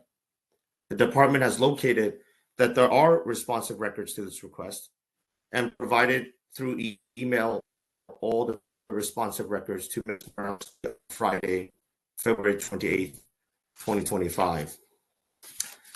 Now, please note that due to privacy concerns, some personal information was withheld from the documentation that we made available to her. We redacted personal information pursuant to sections 7927.700 and section 7927.705 of the CPRA and Article 1, Section 1 of the California Constitution. Therefore, with the above recitation of facts that we've stated, we believe that Ms. Morowski has no basis for her complaint against SFDPH. And therefore, with these aforementioned reasons, we plead that the task force should respectfully consider to dismiss Ms. Morowski's complaints. Thank you. Okay, thank you, Mr. Lip. Thank you. Is there anybody here in support of the respondent? Oh, sure. No. No, not, you don't get more time. Oh. But do you, I know you have people with you. Are they witnesses or are they going to testify in public comment or are they just here for support? Their support. Just support. Okay. So, Member Highland here. So this case never went to complaints yet. This is coming straight before it's completely raw. Okay. And that concerns me. If you look at page 10 of the packet, and Ms. Peterson, you write to her, I confirm that the emails that you've sent to the BHC are sufficient for considering a complaint with the SOTF. No need to submit a separate public records request at the time. And then you ask her for copies of the emails sent, etc., and any responses and what you've not received. And those emails, I think, begin at page 14. Right. But again, I'm going to sound like a broken record, but I'd still like to see the original next request or whatever format it came into. Now, I do see a bunch of pages with headers and whatnot, and I assume those are copies of the emails. I'm not sure. But regardless, this is, again, a string of questions, string of emails, information requests. There's not one cogent. Like, again, this needs to go through triage first before it comes to us. This is exactly what I'm talking about. It needs to be packaged a little bit better, I think. The problem was that there was an administrative error. They had to cancel the complaint committee hearing. If we waited to send it to the committee, we would have missed the 45-day deadline. So that I did not we know. have to act. This wasn't like it. Okay, understood. That's why it's the way it is. So there's extenuating circumstances. Yeah. Okay. I This is the original. So to clarify, so Ms. Morowski, there's a series of emails like Member Highland said. To make sure just we're all on the same page, is the original request the one that's on PDF page 15, an email dated Friday, January 17th, 2025, that says, "Good morning, Clerk Gray, this is from you. Can you please forward me the dates and a copy of the email that was sent by either Clerk Amber Gray or former BHS Deputy Director Marlo Simmons of the San Francisco Behavioral Health Commission to the BHS Human Resource Department. Your prompt attention is appreciated, Liza." Is that the public records request that you are saying was not complied with? I'm very, so July 11th is when this letter was sent from Marlo Simmons to the 7 people of the department. Can you speak into the microphone? I can't hear. This is, so on July 11th, this letter went to Marlo Simmons and Clerk Gray. Marlo Simmons then sent it to 7 different staff members and stated that sharing a present issue regarding the BHC clearly. Ms. Rosky, I just want a real simple question. Every complaint before us My complaint started on December 10th. So we're looking at the packet. I am not seeing a December. So hold on. So what happened on December 10th that you're So suggesting on triggered December 10th, I sent an outline I was advised by an outside party that the letter had been sent to several of the government officials. On the 11th of December, I sent the following actions and requests to Clerk Gray, and they have been unanswered. On February 3rd, after I filed the Sunshine Ordinance Task Force, I received a letter stating that I received the following email from Clerk Gray stating the following. I understand that the process seems to be confusing and slow.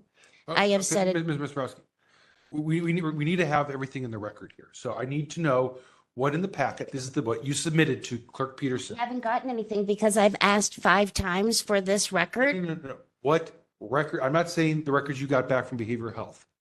When you submitted your intake complaint to Ms. Peterson, Yes. right? Part of that, you wrote a letter, and I see that on here, right?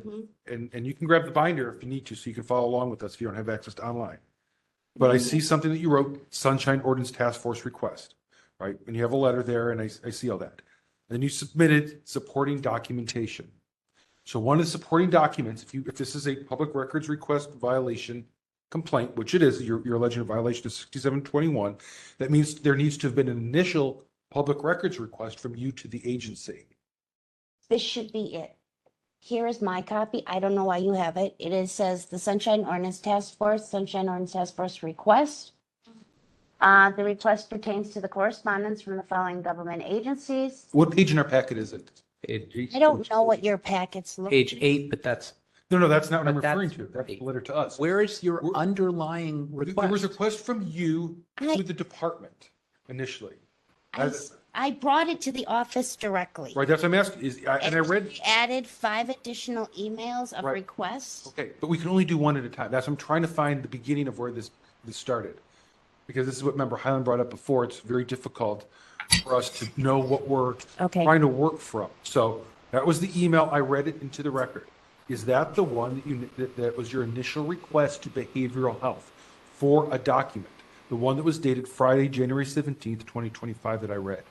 Is that your initial request? The original request sent to the, not to the Sunshine Orange Right, Task not Force, us. sent to Clerk Gray. Yes. And was December 11th. I don't see that in our packet. Where is that? No packet. I did not add that to the packet because I chose that I've asked for this request. This is my first request saying, can you please answer this email? Sent it once, sent it twice, sent it 3 times, sent it 4 times, sent it 5 times. Finally, I said, if somebody doesn't respond to my original email on the 11th, then I'm going to bring it here. I then finally said, who got this email on the 11th? And it says in the letter that Marlo Simmons was too busy because she was leaving the next day and was going to move it to the Human Rights Department. Okay. That's all I know. Okay. We have a 35-page packet. It's not very big. We could only make rulings on what's in our packet here, right? So I'm just trying to ask you, as a starting point, what was your communication in our packet? If there's not stuff in our packet, we can't hear that today then. We can't have you reading stuff. You should have 5 things that ask for the emails. Right, so that's what I read. Yes. There's one dated Friday, January 17th, 2025, and I read it already. And I'm gonna read it one more time. It's in the packet if you want to follow along. There's a copy of the packet over there. One moment, please. That's the earliest date. That's the earliest date I can find. It's the January 17th one. Correct.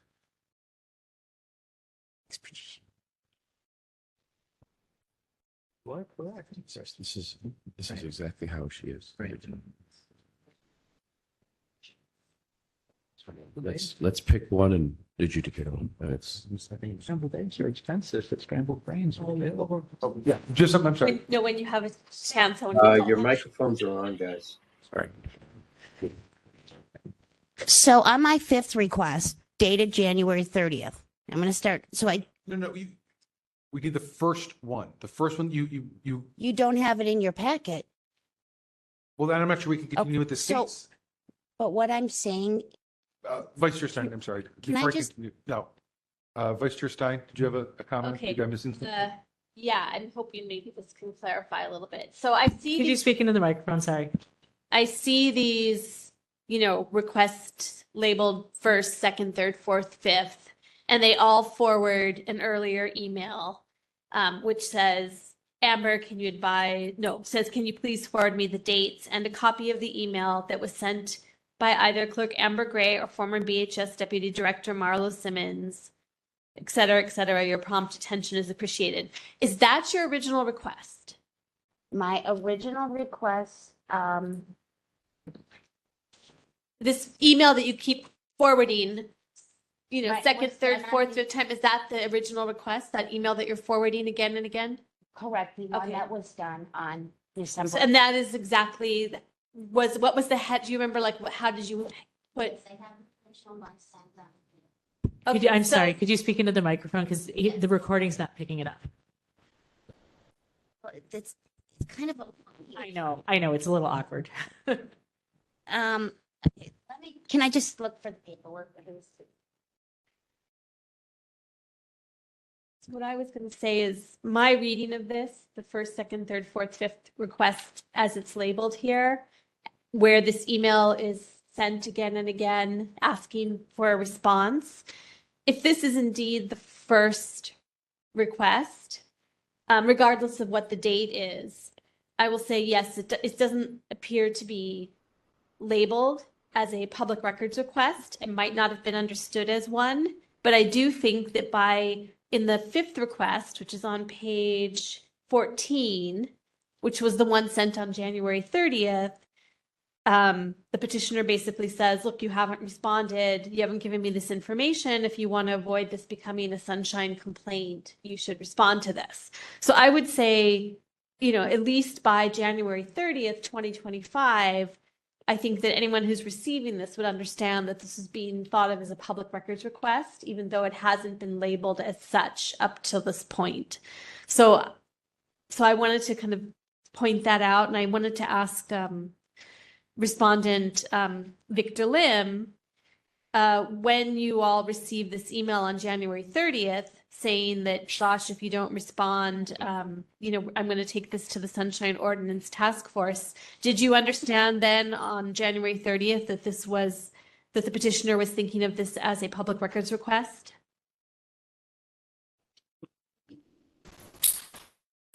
I'm here from DPH. We were not made aware of any of this request until I received the complaint from Ms. Peterson on I think the 3rd of February, and we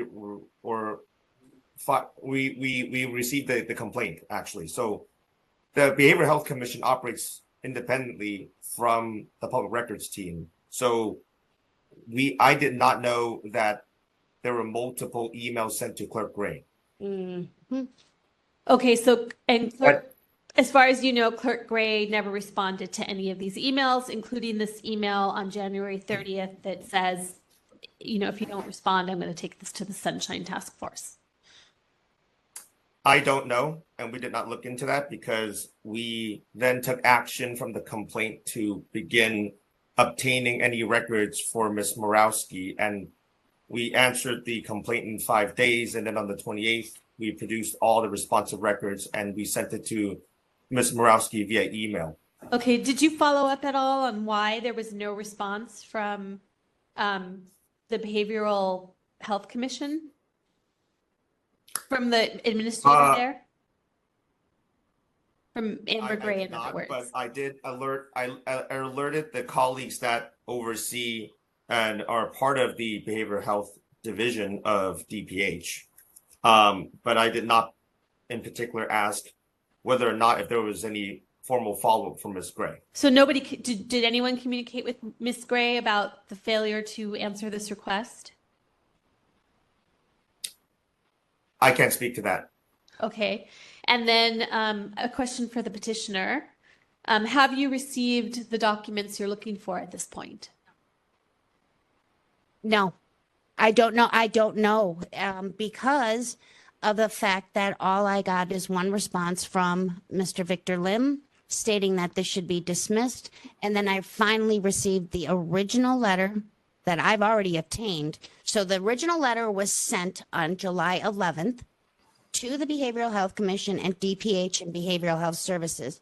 I did not find out about this letter until December 11th.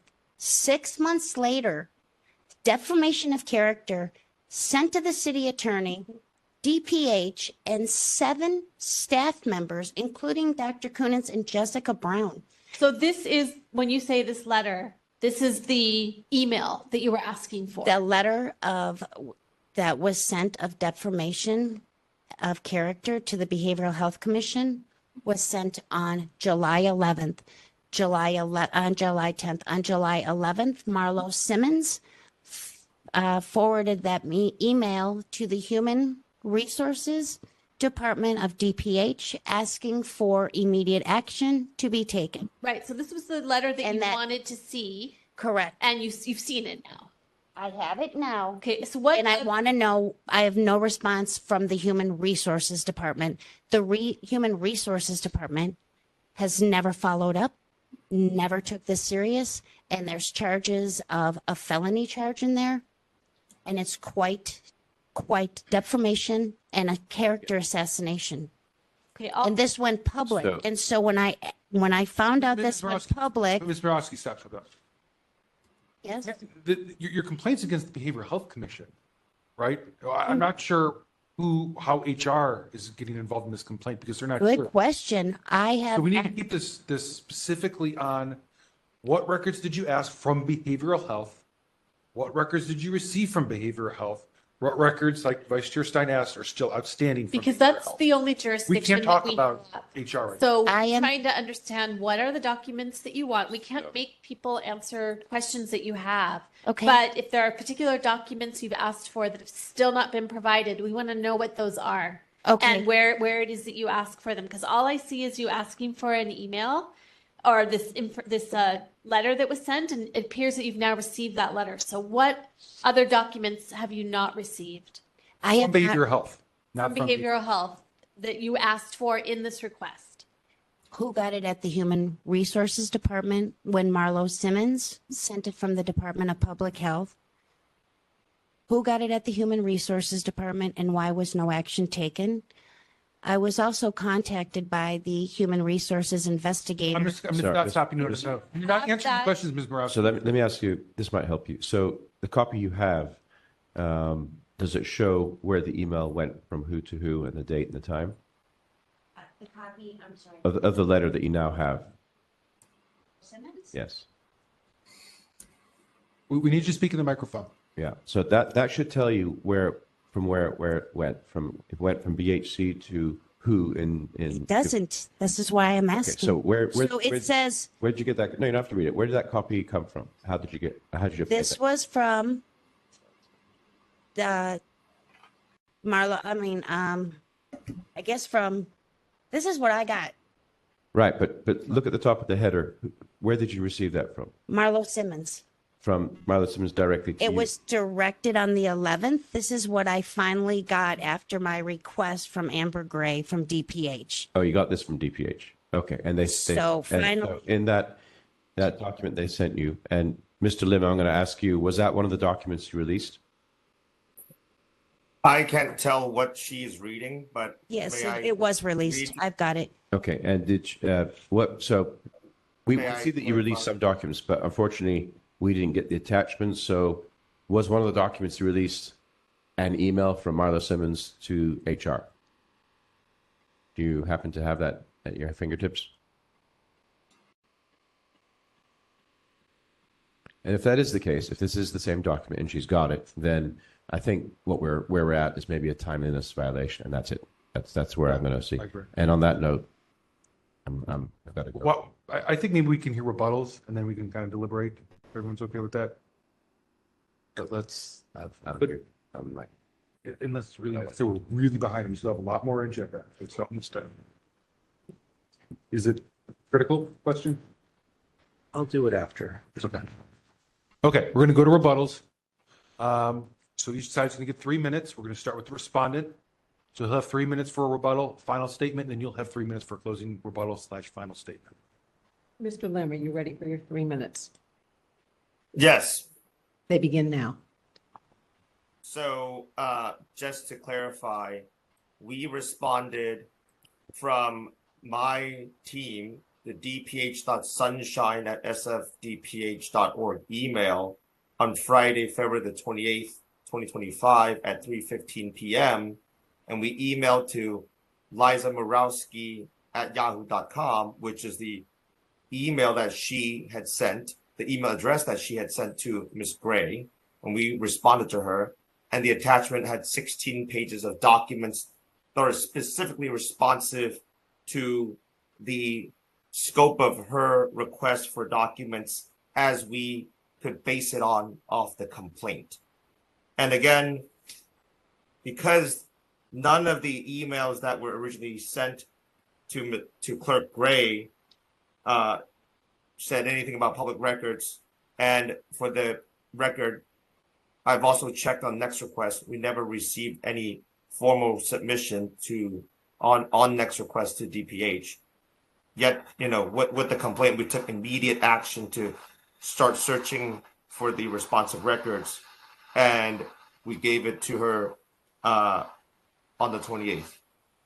And we believe that is all the responsive documents that she is seeking, and we notified her through email that we have completed and closed her request. Thank you. Okay, thank you, Mr. Lim. Ms. Browski, you'll have 3 minutes. Yes, I think there needs to be some clarification. This is a behavioral health commission, right? It should have been contained to the Behavioral Health Commission. Instead, this commissioner went over the bylaws of the commission, so he's in violation of the commission. I have received and checked with the clerk.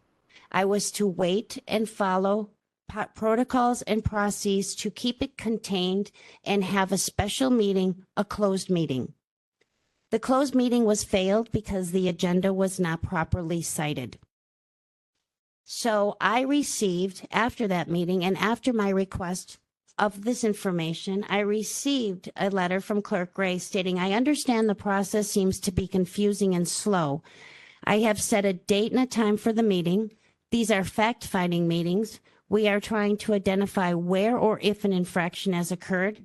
I must adhere to the rules not to discuss. We cannot hear your side if you do not participate in the protocols provided and sanctioned by the bylaws. The clerk is responsible for the following through the process. I will keep you apprised of the dates I am allowed to disclose. Again, I have asked these since December 11th. And this is the closest thing I got to the protocols and processes that I am supposed to follow after a letter of defamation has been going on for 8 months, which did unprecedented harm, character assassination, and record my reputation. There is also felony charges in there, and that is a licensed clinician writing that on the commission. The commission doesn't take action. The city attorney doesn't take action. Dr. Coonens doesn't take action. Marlo Simmons didn't take action. And nor did Clerk Gray follow up with the processes and protocols to our bylaws. So where does my protection stand?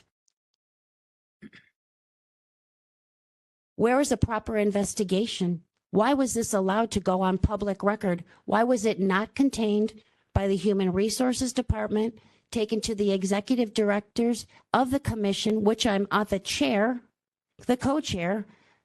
Why was this information not given to me? And why did 7 staff members know about this and allow a commissioner to sit on a commission after this defamation, not only to myself, other commissioners, and the commission itself? He's in violation of the own bylaws, and yet our own commission and the Department of Public Health and Behavioral Health Services did absolutely nothing about it. That is abuse of the mental health system to a consumer. Thank you. That concludes your time. Thank you, Ms. Borowski. Okay. Comment. Am I then member Wolf? You can go then, member Wolf. Okay. All right. To Mr. Lim, originally your department did not understand the communications from Ms. Morawski to be a public records request. Is that correct? Yes, sir. Okay. At some point, you did, you changed your view. You understood that they were to be treated as a public records request, and you attempted to gather documents and provide them, correct? We didn't change our view. We were notified through a complaint that Got it. she wanted documents, and we treated it as a public records to process and to obtain the documents and provide her by the 28th. Okay. So just go through that timeline with me for a second. On what date or at what point did you understand that this was to be treated as a sunshine or public records request? On the date that we were notified, the complaint came through from Clerk Peterson. Okay, so maybe Friday, February 14th, according to page 23? Yes. And we responded within 5 days of that to write a response to the task force that we would take action by the 28th to release documents to Ms. Morawski.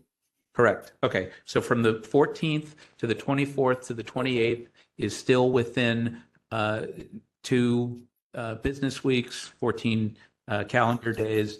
And so your response as of February 28th, which you believe to be a complete response, despite whatever date Ms. Morawski initiated, you believe that that was a timely response, given when you finally understood this to be treated as a records request. Fair enough? Yes, sir. Okay. I'm good with that. My only comment to Ms. Morawski is, to the extent that this might not be treated as a records request, it seems to me like your initial communications to Ms. Gray and others could be treated as a communication from a member of a body to a staff member or to another member. And so it would not be obvious that those should be treated as a records request. And how you handle things internally and your bylaws and all of that is really up to you on the Behavioral Health Commission, not something that we police. That's just a comment. Okay, Member Wolf. Yeah, I wanted to ask a couple of questions, but you moved a little too quickly for me. Yeah, just to reiterate that the business of the commission is not in our jurisdiction, except for their actions relating to the California Public Records Act, the Brown Act, and our Sunshine Ordinance. The allegations of personal or any professional harm is not in our purview either. The task force here doesn't have authority to take up these issues. Now, the ordinance doesn't require that a request be formatted in any kind of way, except if it's an IDR. So if you make a phone call or you send an email and you ask a question about publicly disclosable information, that's a public records request. No matter how it's done, you can walk in and ask a question over a counter, public records request. Mr. Lim testified, and also that it's in writing in their response, that officers can get records internally without making a public records request, which is kind of the usual practice. So the only question I have for Ms. Morawski is, how did you become aware of this letter or memo that got sent around? I believe I mentioned that I was nominated for a Covenant Award for my work as an advocate for underprivileged community, and I was denied. And that is when I was advised on December 11th that they received a letter on July 11th. So DPH and Marlo Simmons sent this to the Human Resources Department to be taken care of. We've heard how it traveled. How did you finally become in possession of it? It was disclosed to me by another member of the public. Okay. All right. Thank you. That was a member of the government. Okay. All right. Yeah, okay. That's all I have for the moment. Thanks. For the record, Member Highland was absent as of 9:48 p.m. So noted. I'm sorry, Member Wolf, you're all set? Yeah, I'm all set. Okay. Member Highland was saying before he left, and I'm kind of seeing this one. I think, thank you to Vice Chair Stein. Actually, I was able to find on page 18, it looks like the first time they actually talked about the Sunshine Ordinance was on January 27th, so actually at least before the January 31st you found. So January 27th was a Monday. Is that printed page? Yeah, printed page 18. It also says page 18 of 35 at the bottom. Okay. And it sounds like, according to the testimony, that the records weren't turned over until February 28th, which I'm not counting how that is somehow, that does not seem timely. No.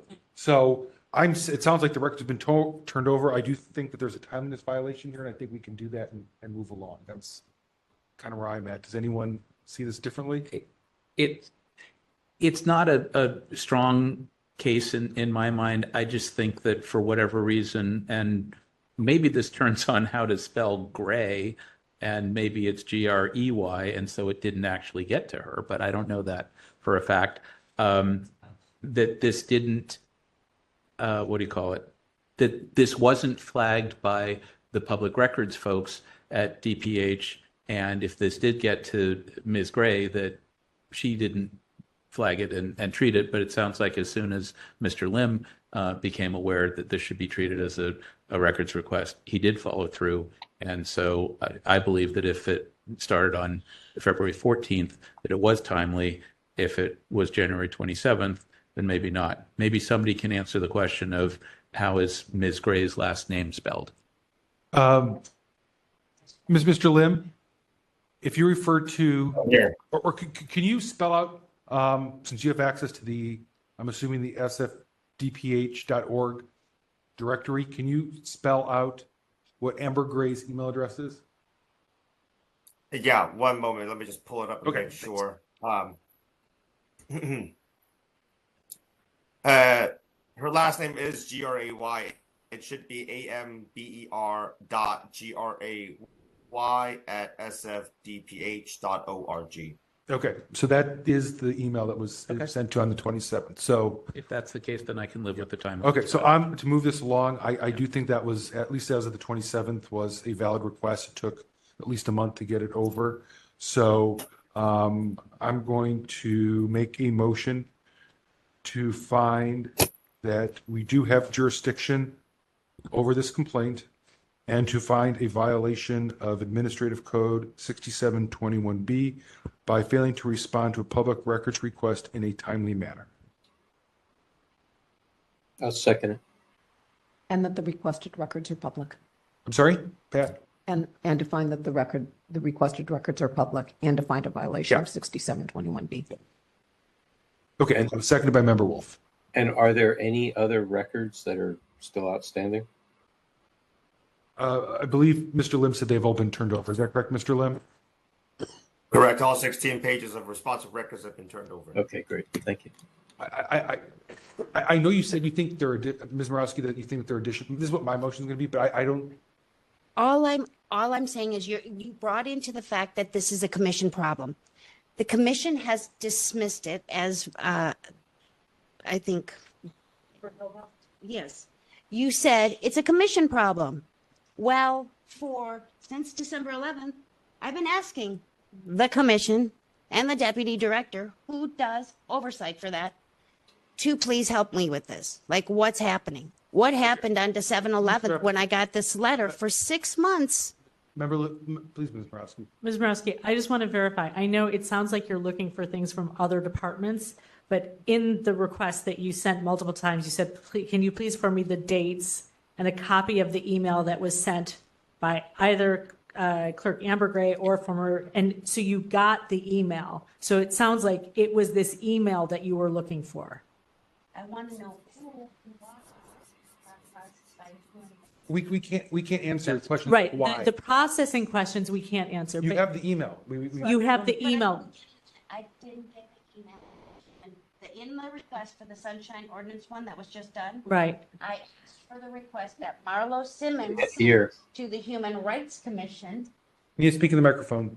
Yes. So in my request, I asked Marlo Simmons, the Human Rights Commission, also the city attorney. Human Rights Commission? I mean, the Human Resources, the Human Resources Department.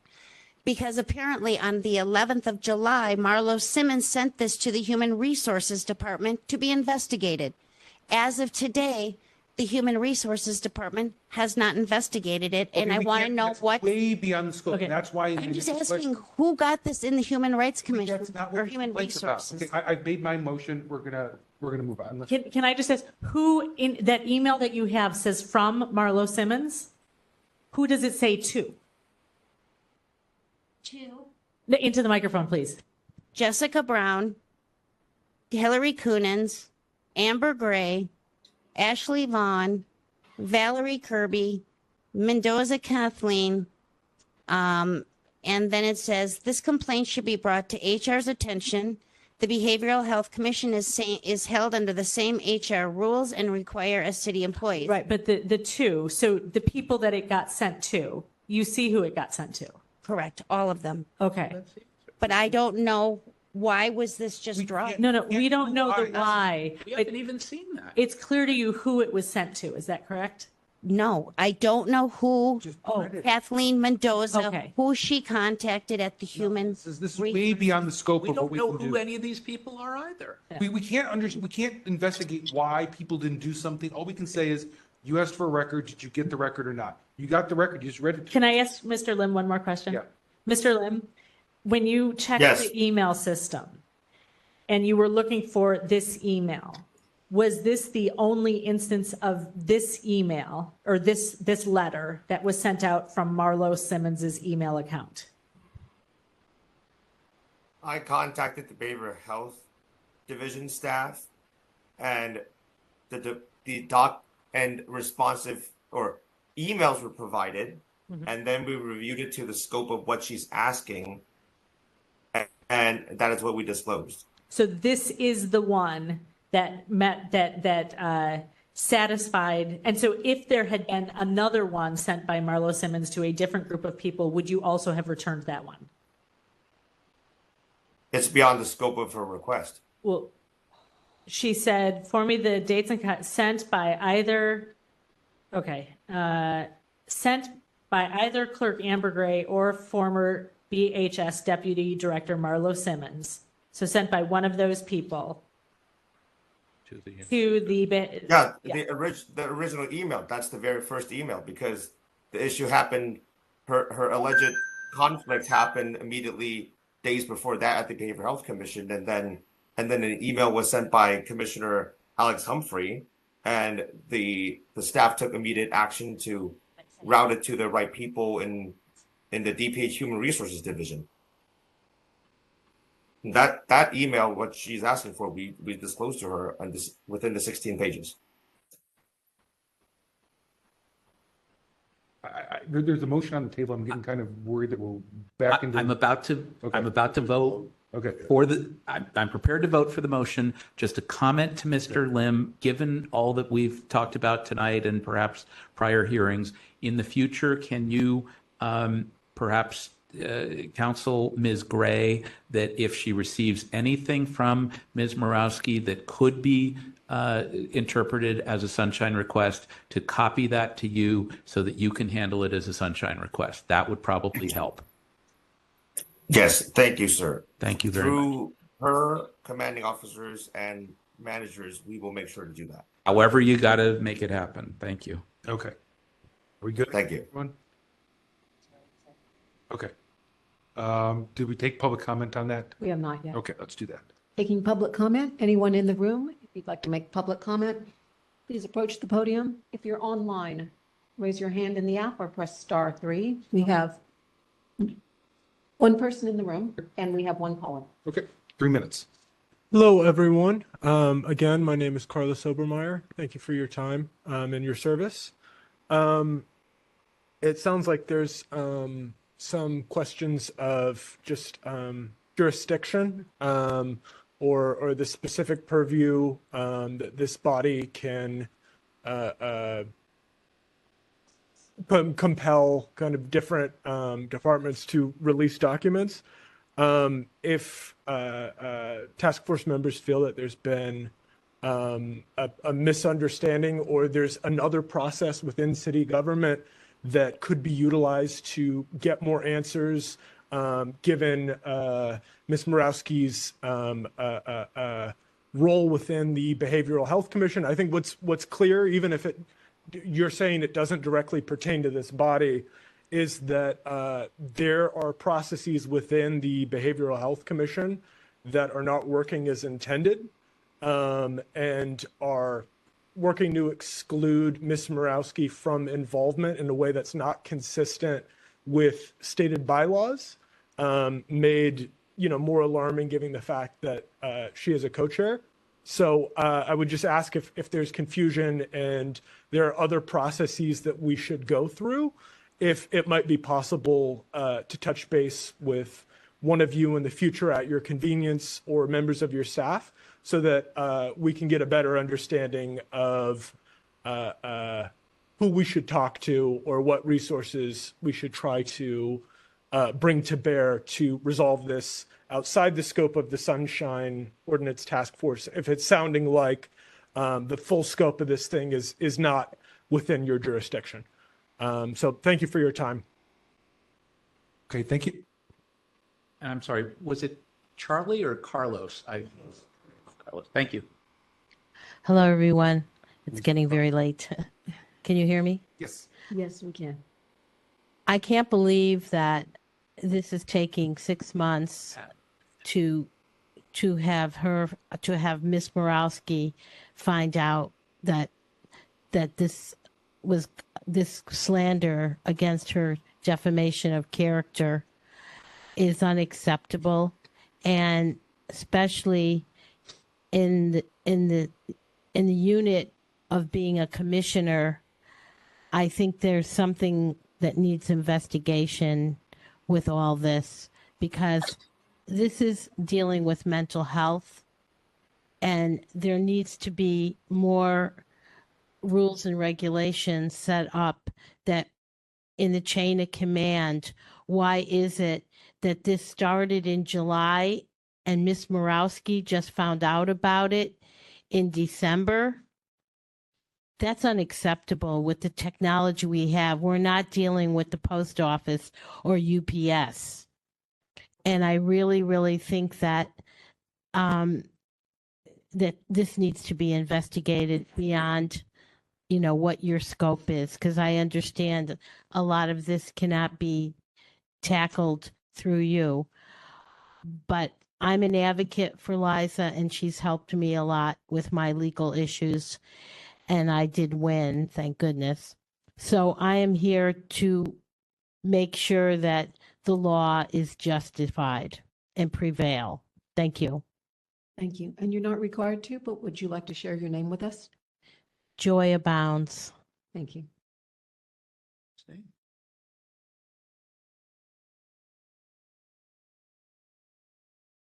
We have 2 callers in the queue. No one else in the room.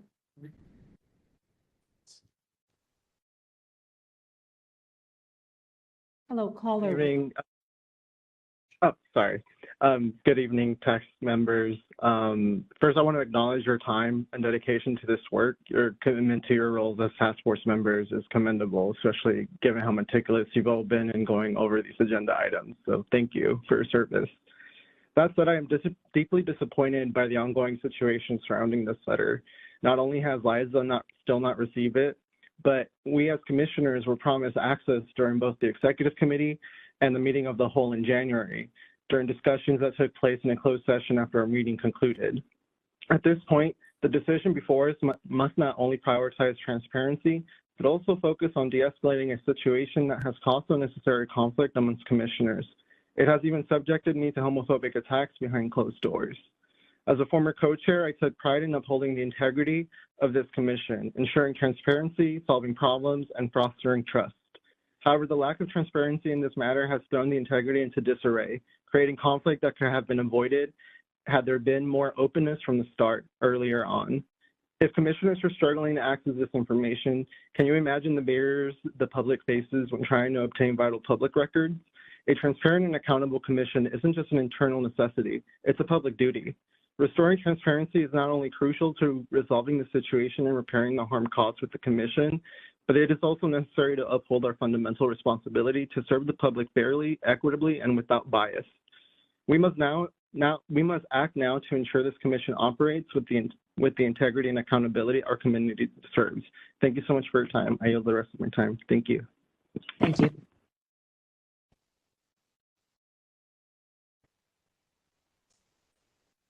Hello, caller McJeffrey. Are you ready for your 3 minutes? Can I begin? Hello? Your time begins now. Okay. Go ahead. Yeah, I've had extensive experience with the Behavioral Health Commission and the process of BHS. It is disturbing that a defamatory letter, and you can see the contents of the letter. I don't know what your protocols are. I don't want to out anybody or anything, but you can see the contents of the letter. It's tantamount to somebody saying they're going to jump off of the Bay Bridge or a Golden Gate Bridge. One of those situations that should be taken seriously, even if the person is, even if you think they're just fooling, you have to follow through with that. To have that notified and sent to the Board of Supervisors in July, and just by accident, when going to receive an award, that you are notified that there's a defamatory letter in your record, regardless of your past or whatever else you got going on, and then go through another series of hoops just to find out where it went. I think that the task force needs to take it upon themselves to re-educate the Human Resources Department, the city attorney, and the Behavioral Health Commission. Because I tell you, if somebody had said that they were going to do something and I didn't find out about it till 6 months ago, I would follow through with it to the nth degree too. The entire commission was really at threat. They were technically in danger. So I think it needs to be looked at a little bit more seriously than the way you're approaching it. I appreciate the time and I appreciate the consideration. This is not a defamatory comment. I'm just really looking at it from a bird's eye view and giving my observation. There's a failure in the system. Suppose something had really happened. Then what? You know, everybody be looking at each other like, who sent the letter? We still don't know who got it in Human Resources. And if it is a Human Resources problem and you guys don't have the jurisdiction, guide the person to what they need to do to remediate this situation. I mean, at least give them directions. Strangers do that on the street. Go this way, go that way.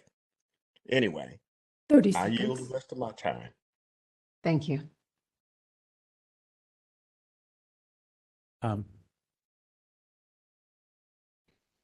To Mr. Lim. Sir. If I understand correctly that Ms.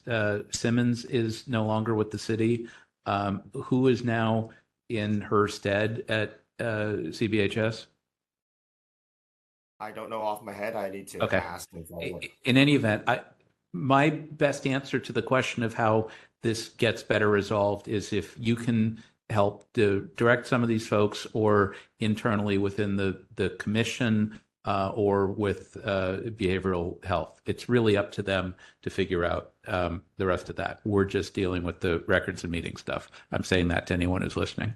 Thanks. Mr. Chair. Thank you, sir. Go ahead, Member Wolf. Yeah, just my one last point from me on this is that, looking for where else or recourse for this kinds of situation. that goes beyond our jurisdiction. The ordinance does speak to a number of different enforcement bodies that a person can go to. And I would suggest reviewing those venues, one of which is the Ethics Commission. Another is court. But I think we're kind of, this is as far as our authority allows us to make decisions on. That's it. Thank you. Okay, Pat, can you please call the roll on that motion? Yes, taking the vote. Chair Yankee. Aye. Chair Yankee, aye. Member Wolf. Aye. Member Wolf, aye. Member Schmidt. Aye. Member Schmidt, aye. Member LaHood. Aye. Member LaHood, aye. Member Sugarman. Member Sugarman, absent.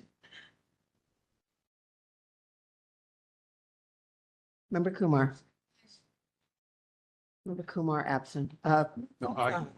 Aye. She's here. Member Anderson. Member Anderson, aye. Member Highland, absent. Member Pilpel. Aye. Member Pilpel, absent. Jeez. Aye. Vice Chair Stein, Member Wolf. Who already? You already called me. Vice Chair Stein? Aye. Vice Chair Stein, aye. 8 ayes, 2 absent. Okay. Thank you to all the parties for sticking with us late into the evening. 8 and 9? Yes, they've been severed, so now we're going back to just item number 8.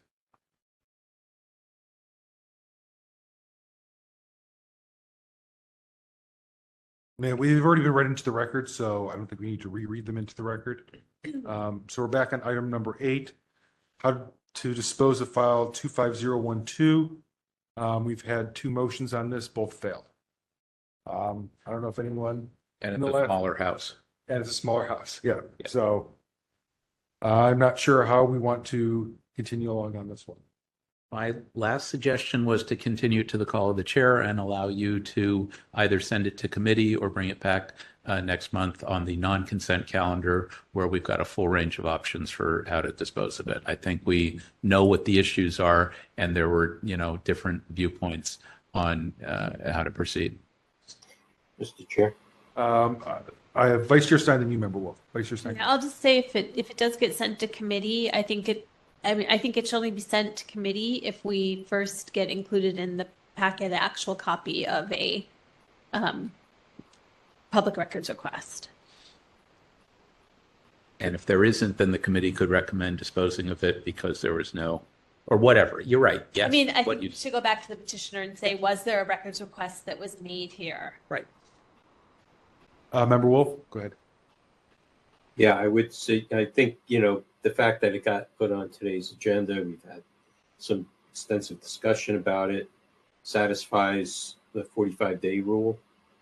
I think it can be disposed however you think it needs to go. Send it to committee, agendize it for next meeting. However, I agree with Member Pilpel. I think it should be at your discretion at this point. Okay, so let me ask everyone who's still here. Obviously, we sent it to committee. That means at least 2 meetings for these people, and I think they probably don't want to. So we've vetted this a lot. We've really talked about this. I think we've done the work of the committee. So why don't we just have a full hearing at the next full task force? We'll put it out there. Does that sound agreeable on both sides of how we felt? Sure. And maybe if you can add a parenthetical note that summarizes where we are, that we had a hearing, we had discussion, and we're not going to rehash. Yeah. Whatever, however you want to do that. So, Okay. Yeah. So, that's okay. fine. So I'll make a motion to schedule file 25012 for a full hearing for the next task force meeting in, I'll put this exact date, April 2nd, 2025. Second. Okay. Seconded by Member Pelpel. We discussed that one enough, so let's see if there's any public comment on that motion. Can we take that by a voice vote?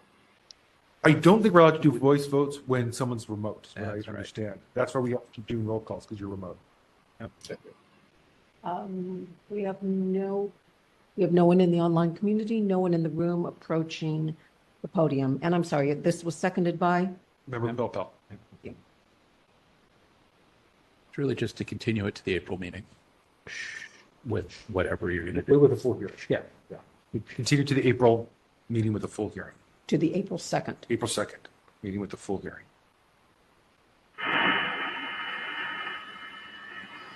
Okay. Comment none.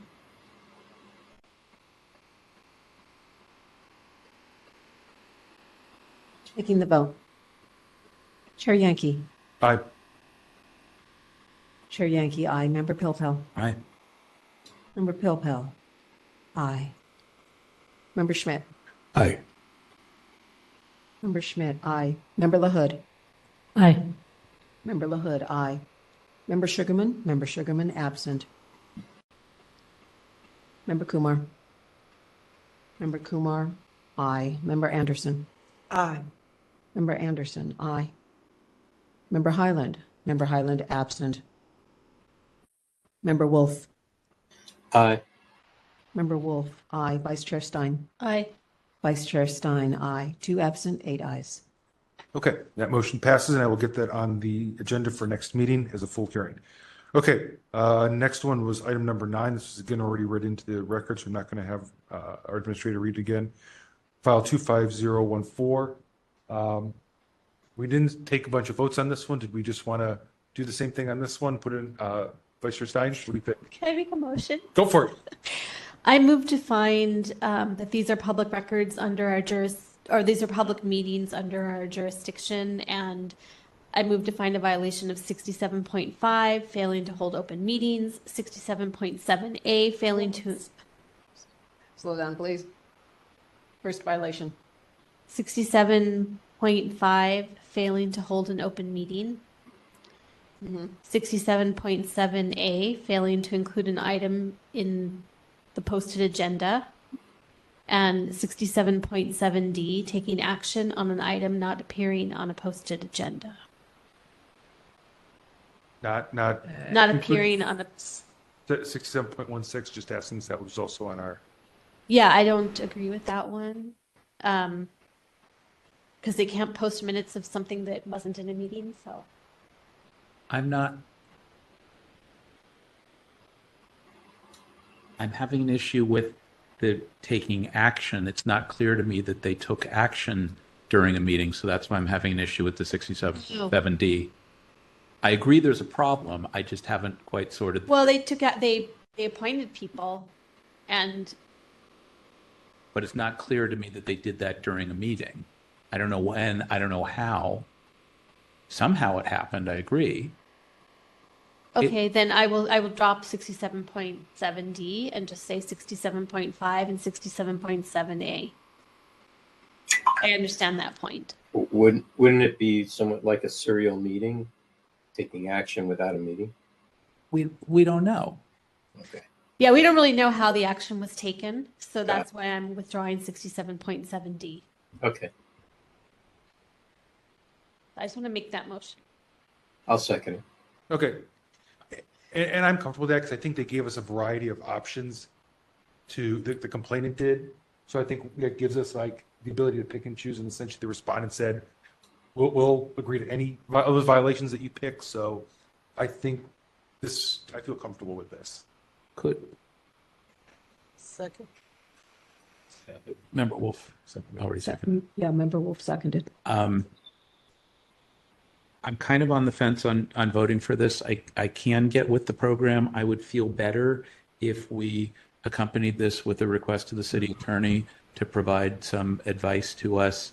Not that this has to come back, but are there any ramifications of this vote in terms of what they did, particularly things years ago? If we make this, if we take this action, if we essentially make this finding, does this, under the charter, invalidate actions that they took outside of a meeting under 4.104? Does this trigger anything else? Is this, it's not the end of the world, but, you know, what does this mean by... To me, that's a question they should be asking. We don't need to ask it. I understand, but I'm just trying to figure out if there are other sunshine implications from doing this. It's unusual that we would do this looking so far back in time. That's all. It may be that they caught it, they acknowledged it, and maybe the world just moves on, but maybe there's more to it, and I don't know. And that's why I'm asking. Could we make that request? And if the answer is, if so, it's beyond our scope, or here are things that you should be aware of. You know, I'm not asking that... You can ask, you're free to do so. Okay, I'm not asking that this become a 100-hour research project, but is this something that you could spend a little time running down what this means with people? DCA Valerie Lopez, can you please clarify the exact request of my office? What are the implications of the action that we're taking? Does this have broader I think effect? We're looking for an answer tonight, correct? I mean, No, I think this is more of a research thing. I guess I'm confused with what you're asking. I mean, there's a motion in a second. I understand. I can get comfortable with voting for the motion. It may well pass. I'm just trying to understand I see. in the future. As a follow-up, okay. Yes, as Okay, a follow-up. And if that's, you know, by way of a brief 2-page memo that's confidential to us, that's fine. If this might need to come back to us because there's more that we need to do, or if this triggers all kinds of other things, I just don't think that this is the usual course of business. And that's why I'm thinking more broadly. And I don't know how you deal with this on your side that doesn't involve the advice folks. Well, we provide the finding and discovery, and no, I understand. It's a life of its own after that. Yeah. I mean, because we had some prior advice. This is also because we had prior advice related to the fine arts museums and their operation. And so this is kind of yet another piece in that fine arts museum puzzle. You want to open that up again? Well, it's... I don't think that this is what the implications are of us finding a violation. I think is beyond what we do. We judge what it is, and then whatever happens because of that is someone else's problem. I don't think we didn't solicit the no contest. I would assume that the department checked before coming back with that response. So I think we have to take them as having researched it, figuring out that this is the position they wanted to take, and operate from that. Yeah. And not try to second guess them. Well, I think their comeback was the same day, a few hours later. And well, okay. Member Pilpel? All right, maybe I'm overthinking I'll let you speak with the DCA on your time if you want to ask for personal advice on that. Not personal. Well, I mean, if you personally want to ask for that advice. All right. But I don't think that's going to be an action that we're taking as part of this motion. So there's a motion, a second. Do we take public comment? If there is any out there, double check. How about if you think it's useful, if you could provide advice, and if you decide that it isn't, then the answer is we looked at it and it's not worth pursuing. DCA Lopez, well, I need clarification. When I asked specifically what's the ask, you mentioned implications of actions that the Sunshine Ordinance Task Force is taking. What specific actions? Like, I need more. To potentially find that there were violations going back 14 years involving how acting directors were appointed at the Fine Arts Museum. I think it's more that if we found that a meeting was held unlawfully and in the past, and we found that to be a valid violation, how would it affect the outcome? And in this case, it would have been for an appointment of a high-ranking official. I think based on the fact that my office has given previous advice in regards to this the Fine Arts Museum, I'm going to ask that the question posed to me be emailed to me, just so I can have clarity. Sure. Yeah. Thank you. Or you can write it down and give it to me. I'll speak Yes. to, I will follow up Thank in you. some other way. Really That's- late. Okay, there's a motion. Let's continue along the way. Any public comment? We have no one in the room approaching the podium, and we have no callers online. Okay, so public comment is closed. Let's go ahead and move to a vote on that motion.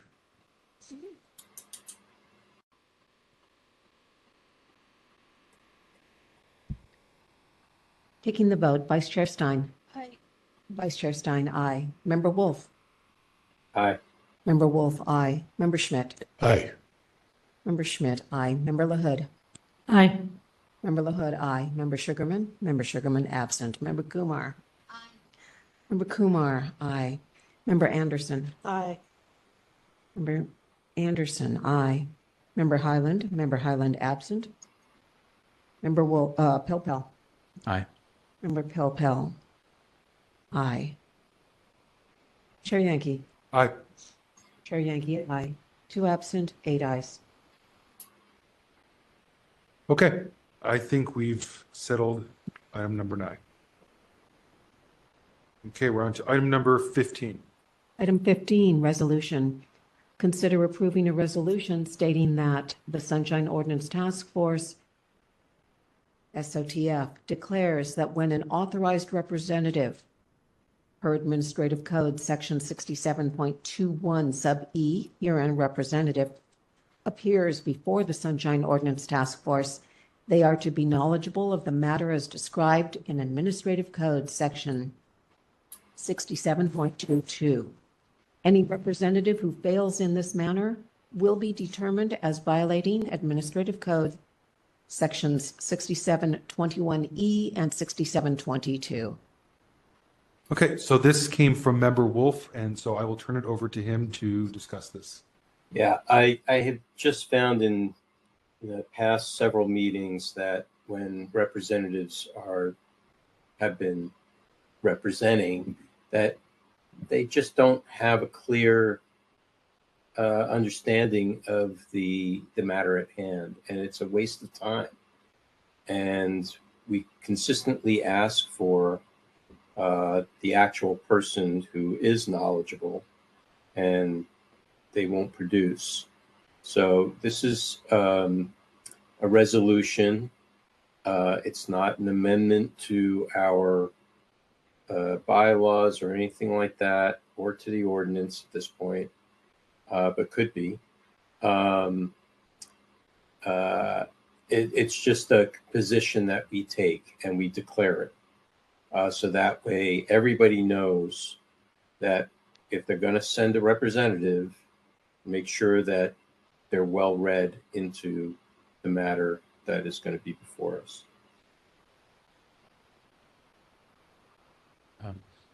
Okay. Thoughts, motions, whatever. Member Popel. Just a couple of questions. The item refers to attachments. Were there actually any attachments? So they're just copies of section 6721 and 6722, just for easy reference. Got it, because I did not get those, nor do I see them in the binder. Yeah, there are links in the online. Okay. And to Member Wolf, I have no concern with the intent. Can you just explain to me for a moment the reference to 67.22? Because I thought that was about oral public information. I think 21E is spot on, but I'm not understanding the reference to 22 here. 6722A says every department head shall designate a person or persons knowledgeable about the affairs of the department to provide information, including oral information, to the public about the department's operations, plans, policies. Right. So that's about oral public information. Are you just suggesting exporting that concept? Yes. To 21E? Okay. Yes. Then maybe they should come prepared in that manner. Okay. But then maybe it's just the last bit of what's on the agenda perhaps you would consider striking and 67.22. I would have no issue finding a 21E violation if they send someone who doesn't know what they're doing. I would have a big problem finding a 67.22 violation. I think if you're saying import the concept from 22 and apply that as well here. Well, when I'm they good with come that. before us, aren't they making oral? No. Oral, they're not? No, they're representing their department in the context of a hearing. It's not the same as calling and saying, I don't know who's the right person. Can you tell me, which muni lines are proposed to be cut next week? Okay, well, I mean, we're talking about people who are designated. A department head is designating somebody. If they designate a public information officer to be representative of the department, and they show up before us, I think it should be incumbent within this section of 6722.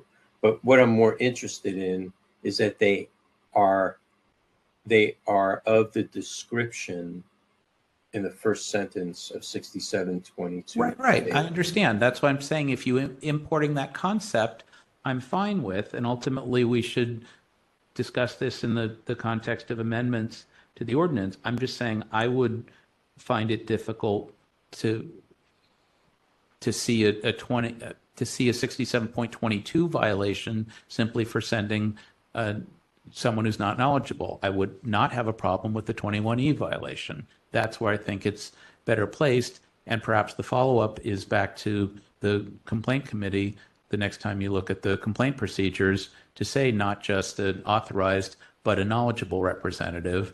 And I think we can write that into our procedures, that's what our expectation is of respondents. I don't think that's unreasonable at all. Well, I'd like to hear from some other folks on what their I have thoughts are. Vice Chair Stein in the queue. Yeah. So I kind of have the same issue. I feel like it's a misapplication of 6722, and it doesn't serve us well to just be misapplying sections of the ordinance in defense of what we want.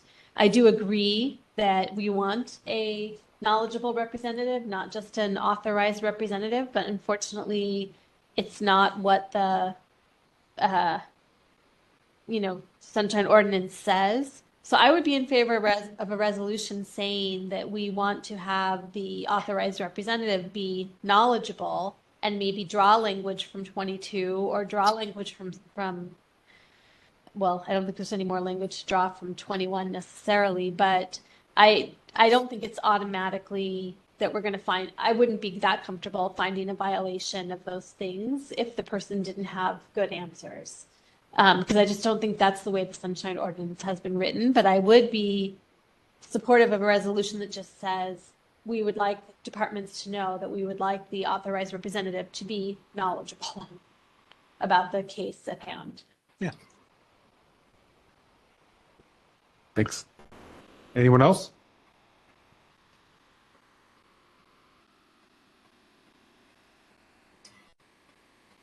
If I can close. Go ahead, Member. I would just say I think it needs to have a consequence. You can remove 6722 from the end of that, but I think it needs to be. Folks need to know that we have lives too, and we spend a lot of time on these matters, and by sending somebody who's not prepared, it's a waste of everybody's time. And we get backlogged because of such things. So I move the resolution and remove the last and 67.22 statement. Okay, motion by Member Wolf to approve the resolution with the deletion of the words and 67.22. And I will second it on that basis. And seconded by Member Pilpel. Can I just follow up by, again, asking Chair Schmidt the next time you look at the complaint procedures to work this in and maybe use a couple of examples. For example, when a department is addressing an IT-related issue, we request that they bring or have available an IT person. Same thing with an HR issue. That's the kind of thing where either they should know or they should bring somebody. Those are good specific examples, I would suggest. If it's about making a rule to that effect, I'm not going to do that because I don't believe in it. I don't see how we can require more than what the law as written requires. I don't know that we can require, but we can suggest that that would be most helpful to the Oh, task force. That's the kind of language that I think would be helpful in complaint procedures. Member Wolf, does that help you? Yeah, it helps. Okay. Everything helps. Okay, I think there's a motion and a second. Is there any public comment on that? We have no one in the room and no one online.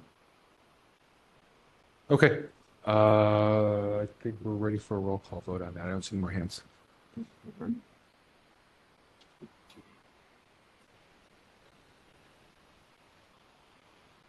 Taking the roll call, Member Wolf. Aye. Member Wolf, aye. Member Pilpel. Aye. Member Pilpel, aye. Member Schmidt. Nay.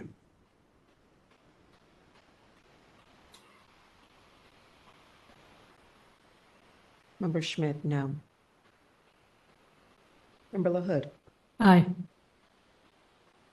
Member LaHood, aye. Member Sugarman, absent. Member Kumar. Aye. Member Kumar, aye. Member Anderson. Aye. Member Anderson, aye. Member Highland, absent. Vice Chair Stein. No. Vice Chair Stein, no. That's a sign. Chair Yankee. No. I agree. Chair Yankee, no. 2 absent, 3 noes, 5 ayes. Okay, so that motion fails.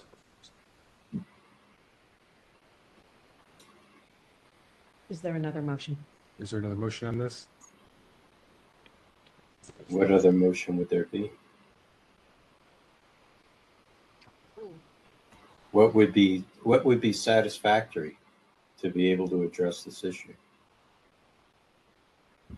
To me, it would be Member Stein, to me, it would be satisfactory to say that we want a knowledgeable representative, maybe give examples, but I don't think we can penalize for something that, as Member Schmidt said, is not in the law. It's not written that way. I don't want to start finding violations where they're not actually written. I would like, and I know it's like a bit of a waste of our time too, but then those are the cases where, they're probably not going to prevail because they didn't come prepared. So I think there is a consequence for sending somebody who doesn't know what they're talking about. But I just don't want to overreach on what the law actually says, although I would love to see an amendment to the ordinance that says we need a knowledgeable representative, someone who's done their homework. Yeah, this is Member Anderson, or possibly when the departments are trained on how to respond to sunshine requests and coming before the task force, that in that training, it be emphasized that the person who appears be knowledgeable about what they're speaking of. Yeah, so I'd be for suggesting that, maybe suggesting that we send out an email or something like that, and that we resolve that we want a person who's knowledgeable. I mean, based on the words that's written here, I would feel comfortable voting on a resolution that strikes the entire last paragraph, last sentence. The part that says any representative who fails in this matter will be determined as violated. But if we just say that they're supposed to be knowledgeable without prescribing the consequence, I would feel comfortable with that because I think they should be. I think that's even best practice. They should be. Okay. If you want, then I'll make that motion. I'll make a motion to approve this resolution, but strike the entire final sentence.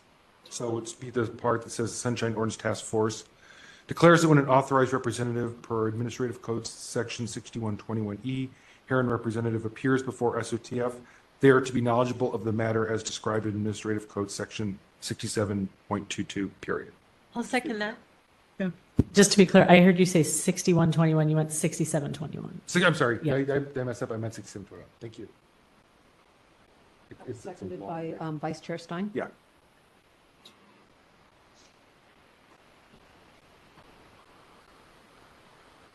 Somebody said it. Yeah. It's just, Okay, we have no, Public comment? public comment. okay.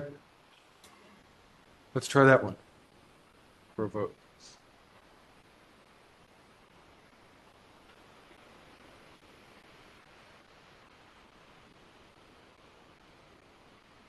Taking the vote.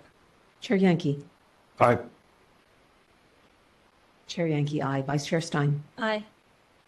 Vice Chair Stein, aye. Member Schmidt. Nay. Member Schmidt, no.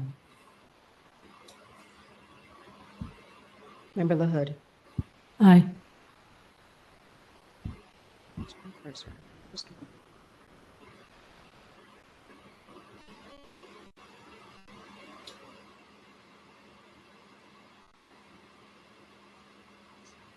Member LaHood, aye. Member Sugarman. Member Sugarman, absent. Member Anderson. Aye. Member Anderson, aye. Member Highland. Member Highland, absent. Member Pilpel. Aye. Member Pilpel, aye. Member Wolf. Aye. Member Wolf, aye.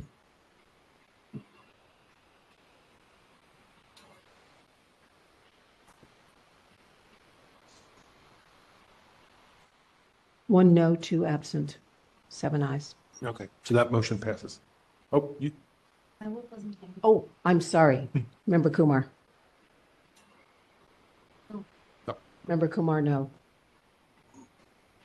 2 noes, 2 absent. okay, 6-2-2. That motion does pass though. Take that for yourself. Okay.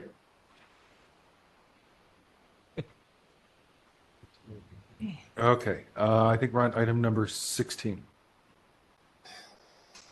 So we, We'll let her oh, read it. sorry. I know, Jump right in there, Rod. I'm sorry. What was that? read into the record 16. Item 16, hearing on Sunshine Ordinance amendments, discussion regarding potential amendments to the Sunshine Ordinance and the related work of the Compliance and Amendments Committee. Okay. Member LaHood. So we continue to review the ordinance. We are trying to speed up a little so we can get through the whole thing. This is at compliance and amendments. Because we're trying to figure out the, what kind of timeline we need to work on based on when this could be brought to the voters again. There will be no election, or this wouldn't be for putting on the ballot in 2025. This would be for 2026, as far as we know. But still, there's a lot to be done in terms of getting through it, having the committee make recommendations, bring back to the full task force, and we know there will be a lot of iterative work on that. So also, as I mentioned briefly earlier, we do want to make sure that we get any comments from the general public that are sent to us, because obviously we want people to join us in the meetings, but if people are sending us comments, we would like to add those to the file. And I will be working with Administrator Peterson to, I think, reestablish a more comprehensive record, because in looking back, I was seeing that in past meetings, there were things that were attached that no longer are. And I think maybe with the changing of administrators, I think I didn't necessarily communicate effectively or even think about what needed to continue on from meeting to meeting. So we will be fixing that and moving forward. I don't know if any of the other committee members have things to add. You addressed it all. We've been having good discussions and we continue to do so. Yeah, just want to appreciate everybody as we're getting some good stuff going. Thanks. Okay. Any public comment? No action taken on that one. Obviously, it's discussion only, but any public comment? Oh, I've been quiet this whole time. Wanna come up? I just want to say good night at this point. Not even good evening, almost good morning now. You guys are so incredibly hardworking. So yeah, I'm hoping to maybe join your ranks. My name's Honest Charlie Bodkin. You can just call me by my middle name, Charlie. But yeah, I put my hat in the ring for seat number 10. And yeah, I'm just really encouraged by the level of dedication. And I think somebody just commended folks on the work that they put on this amendment. So I commend all of you on that. Thanks. Thank you for staying with us till almost 11. That's not usually something someone does and then says they want to join us next month, the next month, the next month. To be fair, I put my hat in the ring before staying for a full meeting. Oh, there you go. Maybe I'll wake up tomorrow reconsidering. This is a little bit. Go to sleep. Yeah, see, this is a kind of a long one. Yeah. As far as they go. Good to know. Maybe I'll file a public records request to find out the average length of meetings. About 9:30 lately, so we're blew past by about an hour and a half. Okay, good. That's good to hear. Okay. I don't see anyone online, so I think no more public comment. We can move on to item number 17. Item number 17, announcements, comments, questions, and future agenda items by members of the Sunshine Ordinance Task Force. Okay, anything on this one? Just one item Okay. to share. So considering Mr. Bodkin is here, he and I were both at the second meeting of the Commission Streamlining Task Force last week, which we both seem to be following. We're quite in the minority. There are not a whole lot of people following it, but they have started to figure out what they're doing a little bit in terms of boards and commissions in the city and their work plan and such. They set a meeting schedule first and third Wednesdays at 1:00 in this room. So actually, they're going to be preceding our meetings on the first Wednesday and then meeting also the third. They were not meeting today, but they're going to that schedule starting What at 2. time's their meeting? They're meeting at 1 and then we're at 4. And how long have they been going? I mean, that's what I'm just trying to guess. They're going to be done by 3 or 3:30 so that we can be in at 4. Okay. They know. They know. They're not as bad as us. About No. Their staff is going to keep them to it. Okay. They're going to start on time and all those things. We're on it. I also did submit a lengthy comment letter prior to their second meeting that will be up on a website at some point. It's 8 pages and it talks about ways to restructure and consolidate aspects of government. That's one of my interests there, but I'm also looking to protect the task force and what we do from their work. So I'm kind of following that closely. We'll see how that plays out. You know, they've been talking a lot, I would suggest, about how many bodies are in scope and how many aren't, because initially they were supposed to look at decision-making boards and commissions in the charter and in ordinances. And so there's been a little discussion of bodies outside of the city that the various city actors make appointments to, and advisory bodies and passive meeting bodies. And among my suggestions at the last meeting was to list everything that people can think of and then just note which ones are out of scope because they're passive meeting bodies or just advisory in nature, et cetera, so that they can focus on the big time commissions that may or may not get kept, all of that. So it's just a work in progress. Not a lot of public scrutiny or public involvement to date, but that is very helpful, I think. Those are my comments. Thank you. Anyone else? Do you want to give us public comment on that? No, I think it really is a historic process that Member Pilpel brought up. And I'm chronicling a little bit of it on my blog, calling it thecityandcounty.com. I haven't put up too much, but I did have the first article on it this year about it, which I'm proud to say. But the Examiner just had a good write-up of the second meeting that you brought up. And yeah, there's a lot more to come, but it's all going to happen really quickly, I think, because they're time boxed for 2 years. Yep. So that's it. Okay, no action on that one, and I think we can move on to our final item. Item 18, adjournment. So moved. You always do. You can count on you. All in favor? Aye. Okay, meeting adjourned at 11 o'clock. Microphones are off.